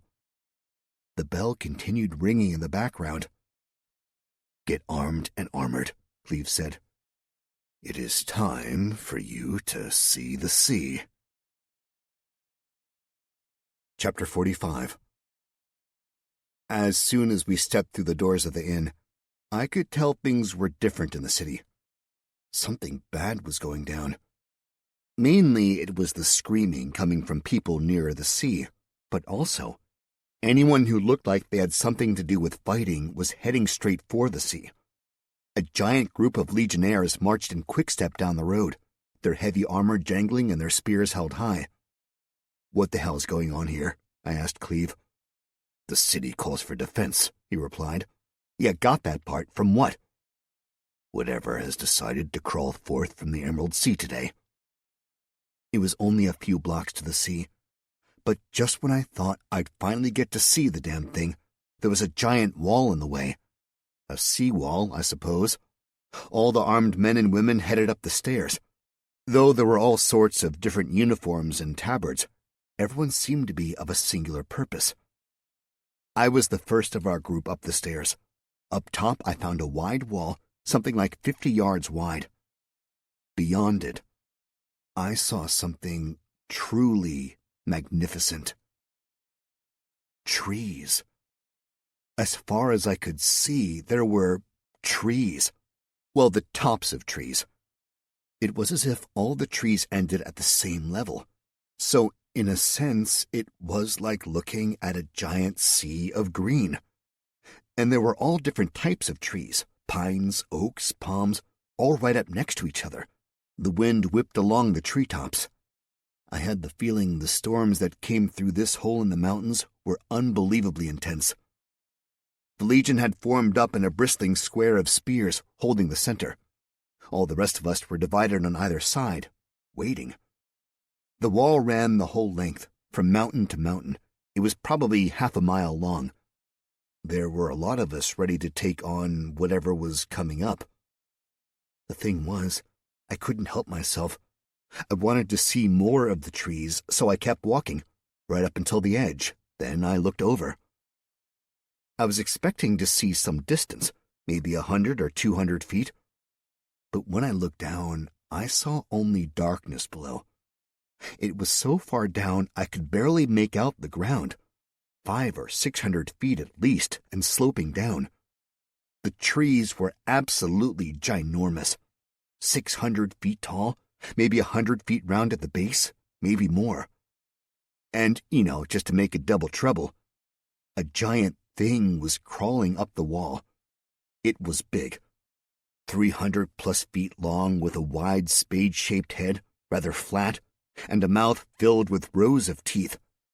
Kind of like a shark's, where its teeth go all the way down the throat. It had 6 legs I could see, and a bundle of tentacles coming out of its butt like it had a ton of tails. Smaller things crawled all around it, and my guess was that these creatures only looked small because they were next to such a monstrous beast. I fired off my identification spell. Ebony Gut Beast, level 12. A gut beast of the ebony variety, and only level 12, no problem. I fired off another spell, this time targeting one of the little things. Ivory Gut Beast, level 11 beast. I focused on the big motherfucker again, really trying to make sure there wasn't one of the little thingies, the gut beasts, in the way. Mammoth Gothferox, level who knows, beast. Better? Mammoth Gothferox. Sounded like a pushover. Its great mouth opened and it let loose a mighty yell. The sheer wind alone knocked me back on my butt. Which, silver lining, meant that when the Gothferox came over the edge, I wasn't right there to get eaten. It did mean I had to scramble out of the way as the Legion charged, pikes all ready to stab at the beast. The gut beasts, meanwhile, swarmed off the Gothferox, charging and snarling at anything they can get their teeth around. They were almost ant-like, with 8 legs attached to the middle of their 3 segments, long antennae coming off the tops of their heads, and no eyes that I could see. Chitin covered their bodies like armor. They had claws on 2 of their front legs, and what seemed like sticky pads on the rest, because they were able to climb on any surface. Jagged mandibles came out of their spherical heads, and there was some sort of stinger coming out of their end. Not one thing about the gut beast looked appealing, and a fetid odor wafted off them in horrid waves. Being that I was on my butt, I must have looked like an easy target.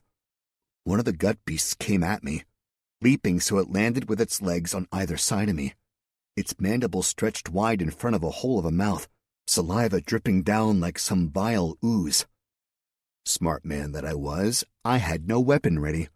I thought I'd have time to arm up because I had the magic bag, that I could wait and see what we were facing before I chose a weapon. The mandibles came down at me, ready to rip my head straight off, and I did the only thing I could think of. I grabbed a mandible in each hand and tore them apart. I strained for a moment, but it really wasn't as hard as I expected. I was stronger than this asshole. Instead of holding the mandibles in place, I started to push. Immediately, they hit their organic stops, the chitin armor around the gut beast's head. The creature realized it was in trouble and started to pull away. "Not yet, buddy," I said, and I flexed fully, putting all the muscle I had into the task of tearing apart the gut beast.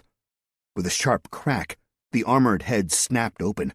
The mandibles ripped out of their joints and came off in my hands.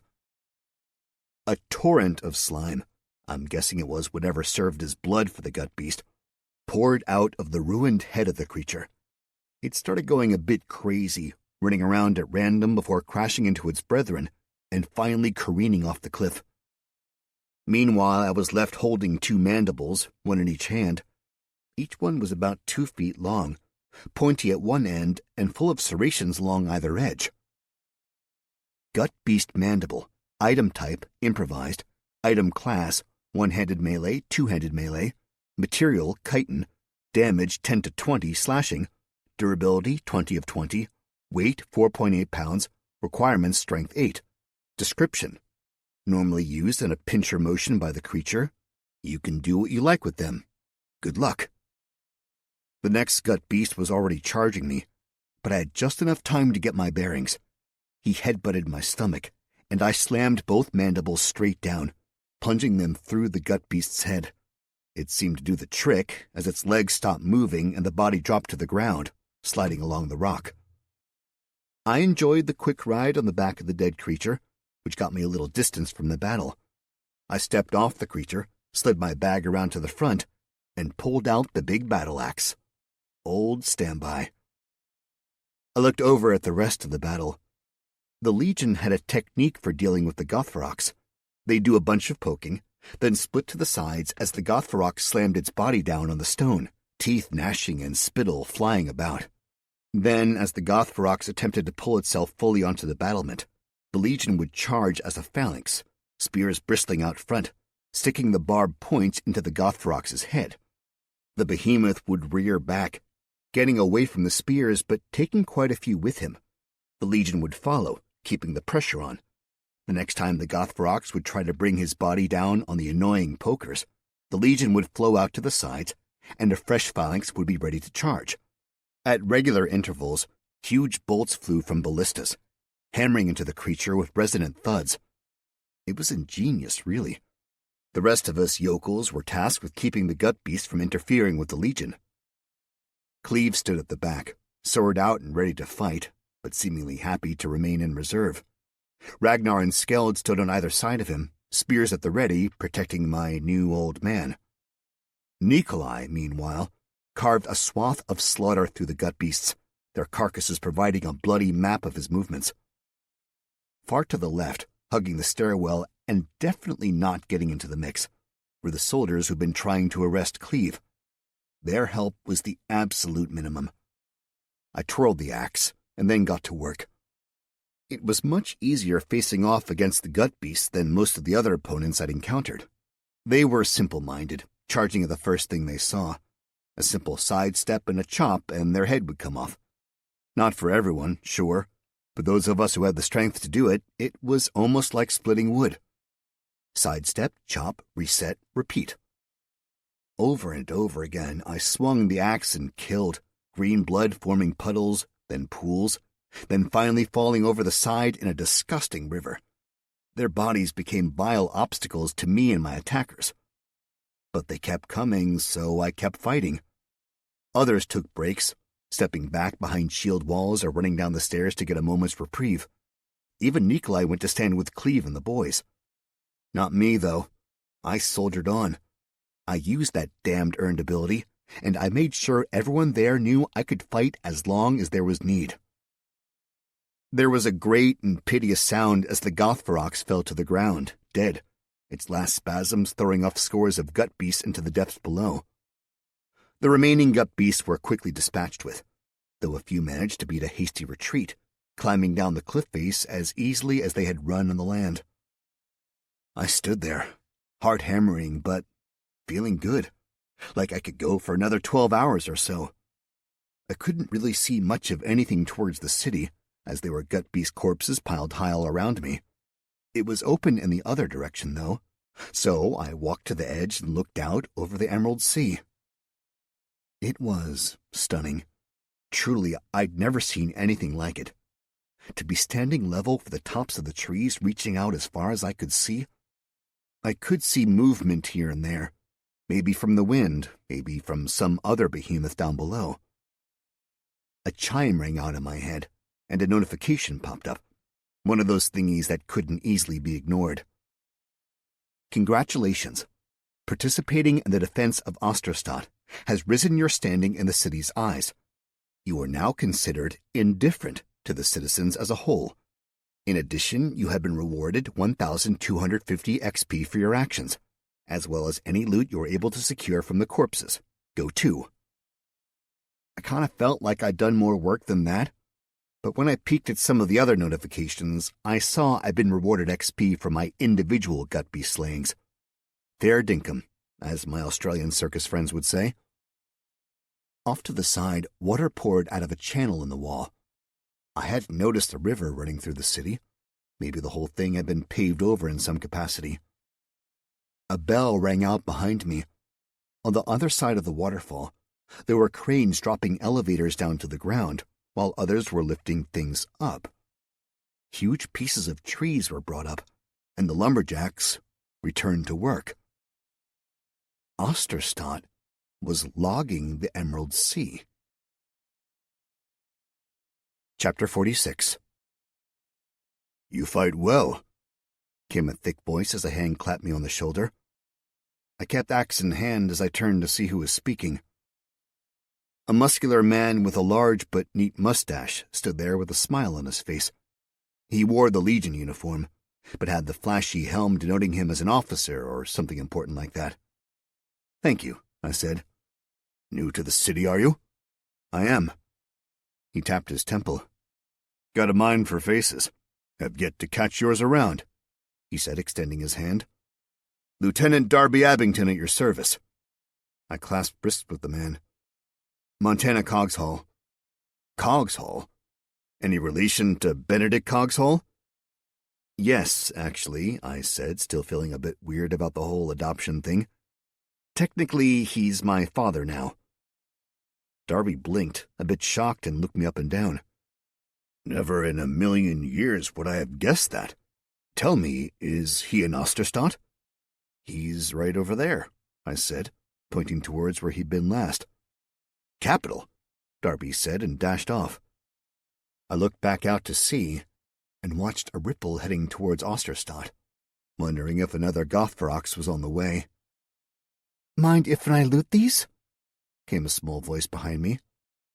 Again I turned to see who'd snuck up on me. A deadly foe this time. A small boy.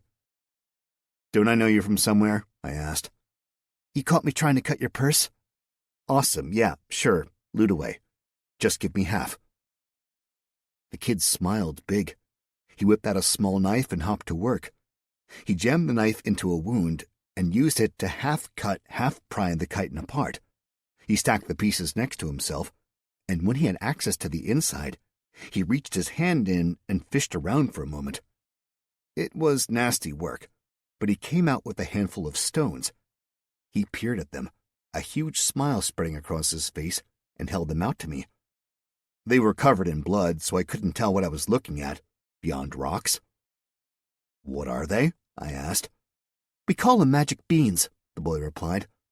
Use them for enchanting things, so the magician circles paces for him. Gut beasts always have some of them. Wait, really? He nodded. Okay then, I said. Let's loot. I started pulling the bodies down, chopping big rents into their abdomens. The boy followed behind and did the dirty work of reaching in and extracting the magic beans. We pushed the remains behind us, working towards the city. By himself, it had taken nearly 5 minutes to get the first creature looted. With me, we were down to a minute. As the piles of bodies lessened, I could see that virtually everyone was busy looting, or scavenging. There were definitely plenty of people coming and taking the various fleshy bits of the gut beasts and putting them on carts. I had a sneaking suspicion there'd be plenty of gut beast stew on the menus in no time. I sincerely hoped it tasted better than it smelled. The Goth Ferox was surrounded by the Legion, and it was being pulled apart by men in uniform. To the victor, it would appear, go the spoils. Cleve was surrounded by legionnaires, all happily talking to him. Nikolai and the Lutra stood nearby. I noticed the arresting soldiers were busy trying to get through the crowds, heading towards my father. There was definitely another fight about to break out. I took a moment for one last glance out at the Emerald Sea. The ripple I'd been watching was gone. "Done," the kid said, standing proudly over the last corpse around me. He held out both hands, nearly overflowing with the little stones, or magic beans. "Yours." I opened up a small pouch and let the kid pour them in, then dropped it into the bag of holding, and made a mental note to learn me some enchanting. "Thanks, kid," I said. "What about the armor?" he asked. "The chitin?" I asked. The kid looked confused. "The stuff on the outside of the gut beasts?" I asked. "Yes, their armor." "All yours, kid." He smiled and darted off. I walked over to Cleve, getting there just as Cape 2 and the rest of his assholes arrived. "Benedict Cogshole," Godfrey Duhamel said, looking quite splendid in his cape, notably untouched by any of the gore around. "You are under arrest." Chapter 47. The Legion turned almost at once, and there was a face-off. "On what grounds?" Cleve asked. "You want to do this again? After I already explained everything to you?" Godfrey replied. "I do. I would like to hear you explain it here, in the public forum." Godfrey frowned and looked at all the people watching him. He wasn't prepared to do this out in the open. "The Emperor has questions for you," Godfrey said. "No, he does not," Cleve responded. "I can assure you I am currently engaged on a mission directly from the Emperor. Should I guess that your orders came from the Emperor's brother?" "While the Emperor is convalescing, his brother is in charge."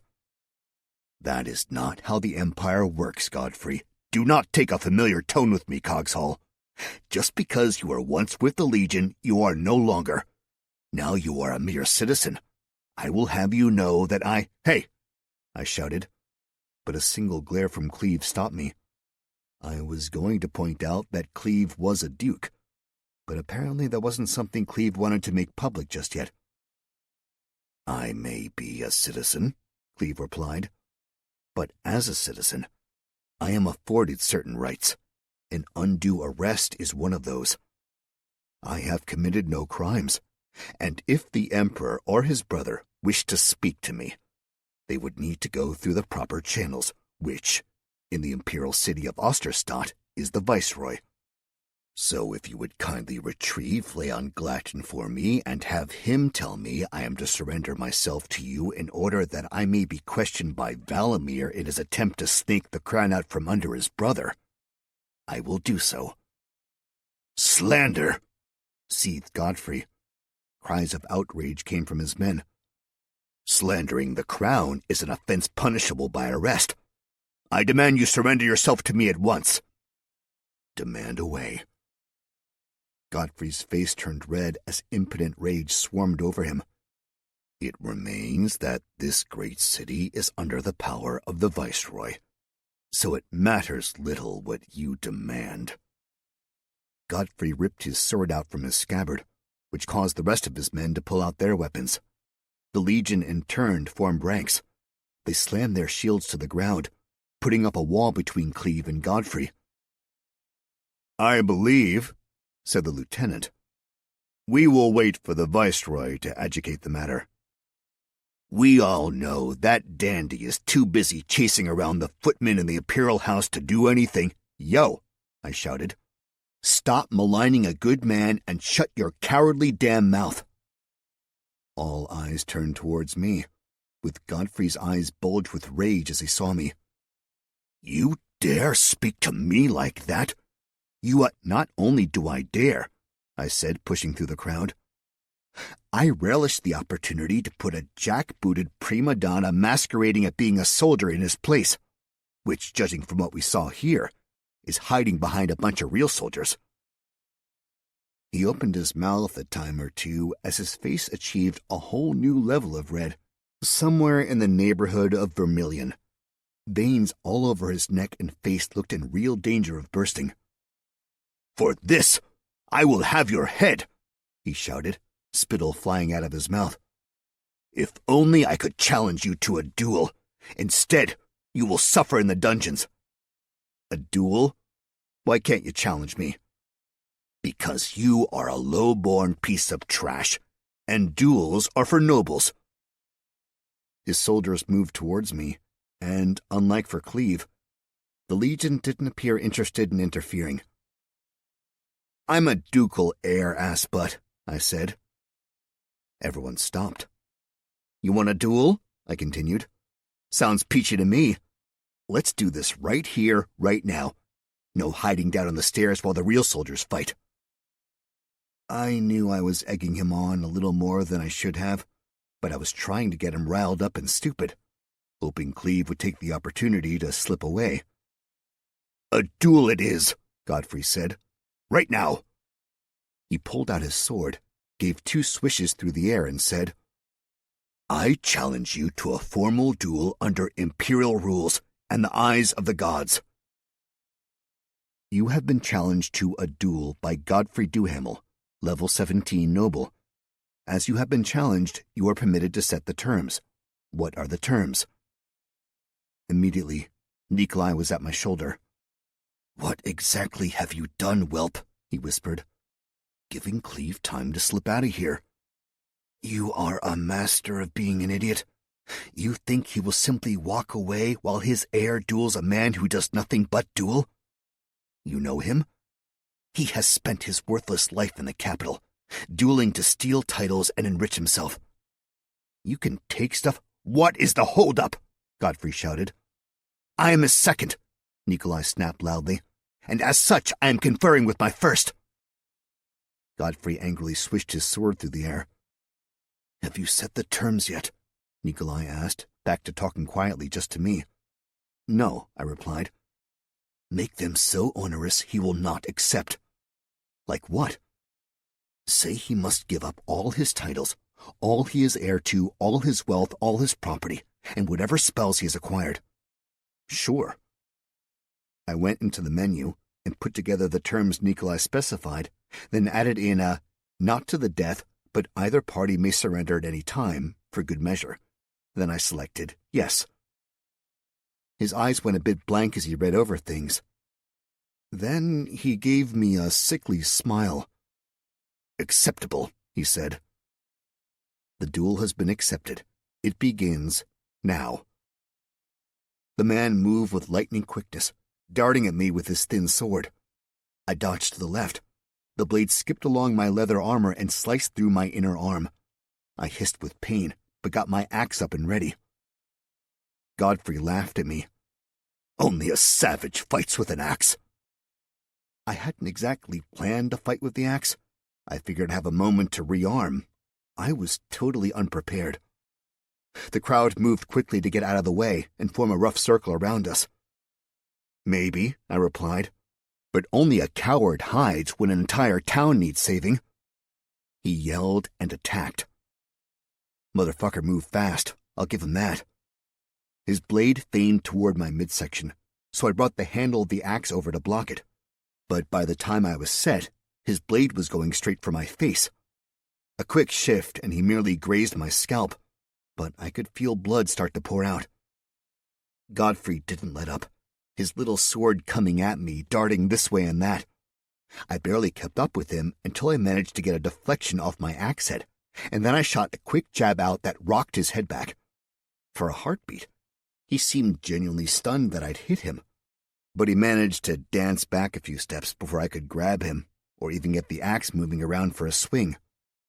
Godfrey felt at his nose and seemed surprised to have blood come off on his hand. It was totally going to stain the lace around his sleeves. "You insolent prick! You have bloodied me!" "Weird," I said, lazily leaning on the axe. "That's what your sister said to me last night." Definitely got a few O's from the audience for that one. Again, his rage got the better of him, and he made a big attack. I had a bit of a plan going, so I made a swing, and he barely parried the blow, his blade looking as if it were about to break in the attempt. But he had good steel, and so even though the blade bent, it snapped right back, and so did he. He pushed his sword, using the handguard to rotate it around the axe handle, and sliced into my side. I snapped my hand down and grabbed his blade, holding it tight. His eyes went wide as he struggled to pull the sword free. It should have been impossible, but I had just enough hand strength to bend the blade and give myself a handhold. One-armed, I swung the axe around, angling down. It rang like a bell as it hit the stones. Godfrey laughed one sharp bark, his breath garlicky and fetid. Then I hooked his foot with the axe head and pulled back sharply while headbutting him. He fell backward to the ground, leaving his sword in my hand. I pulled it out of my body and threw it far to the side. Then I set the axe blade at his throat, my foot on his chest. "Do you yield?" I asked. For a heartbeat, I thought he was going to force me to kill him. But just as I lifted the axe to cleave him in twain, he bunched his face in tight and shouted, "I yield!" I heard a very clear bell ringing out in my head. "You have won your duel. All titles of Godfrey Duhamel have been transferred to their previous owners, save those who no longer exist. All owned property has been transferred to you. All known wealth has been transferred to you. Congratulations, you are now the Count of Duhamel. Congratulations, you are now the Count of Helgund. Congratulations, you are now the Count of Dunesmere. Congratulations, you are now the heir to the dukedom Old Lattimore." There was a heavy silence over the place, especially amongst the asshole portion of the crowd. They'd just seen their top dog get his ass handed to him. I smiled at Nikolai. "Guess I won," I said. "Guess you did," Nikolai replied. Cleve walked over to me and clapped me on the back. "Nicely done," he said. I gave a slight bow of my head. Godfrey stood up, rage and embarrassment fighting for control of his face. His hands trembled. I could tell it took all of his control to not kill me where I stood, or at least try. "Wow," I said. "Now you're a level 17 noble with no titles, so I guess nothing." He stared at me, then at Nikolai, then at Cleve. "I may have nothing at the moment," he said, "but that merely means I have nothing to lose." He lashed out with a dagger I hadn't even seen on him. Faster than I could react, he drove it deep into Cleve's eye, all the way through my adopted father's head and out the back of his skull. Nikolai screamed in rage, and while I was still getting my axe into motion, Nikolai sliced Godfrey in two. "Congratulations. You are now Duke of Cogshall." Fuck. This concludes Heir Today, Pawn Tomorrow by Eric Uegland. Narrated by Neil Helligers, a member of SAG-AFTRA. Copyright 2018 by Eric Uegland. This unabridged audiobook is published by arrangement with Air Quotes Publishing Incorporated. and was produced in the year 2019 by Tantor Media Incorporated, a division of Recorded Books, which holds the copyright thereto. Please visit Tantor.com for more information on our growing library of unabridged audiobooks.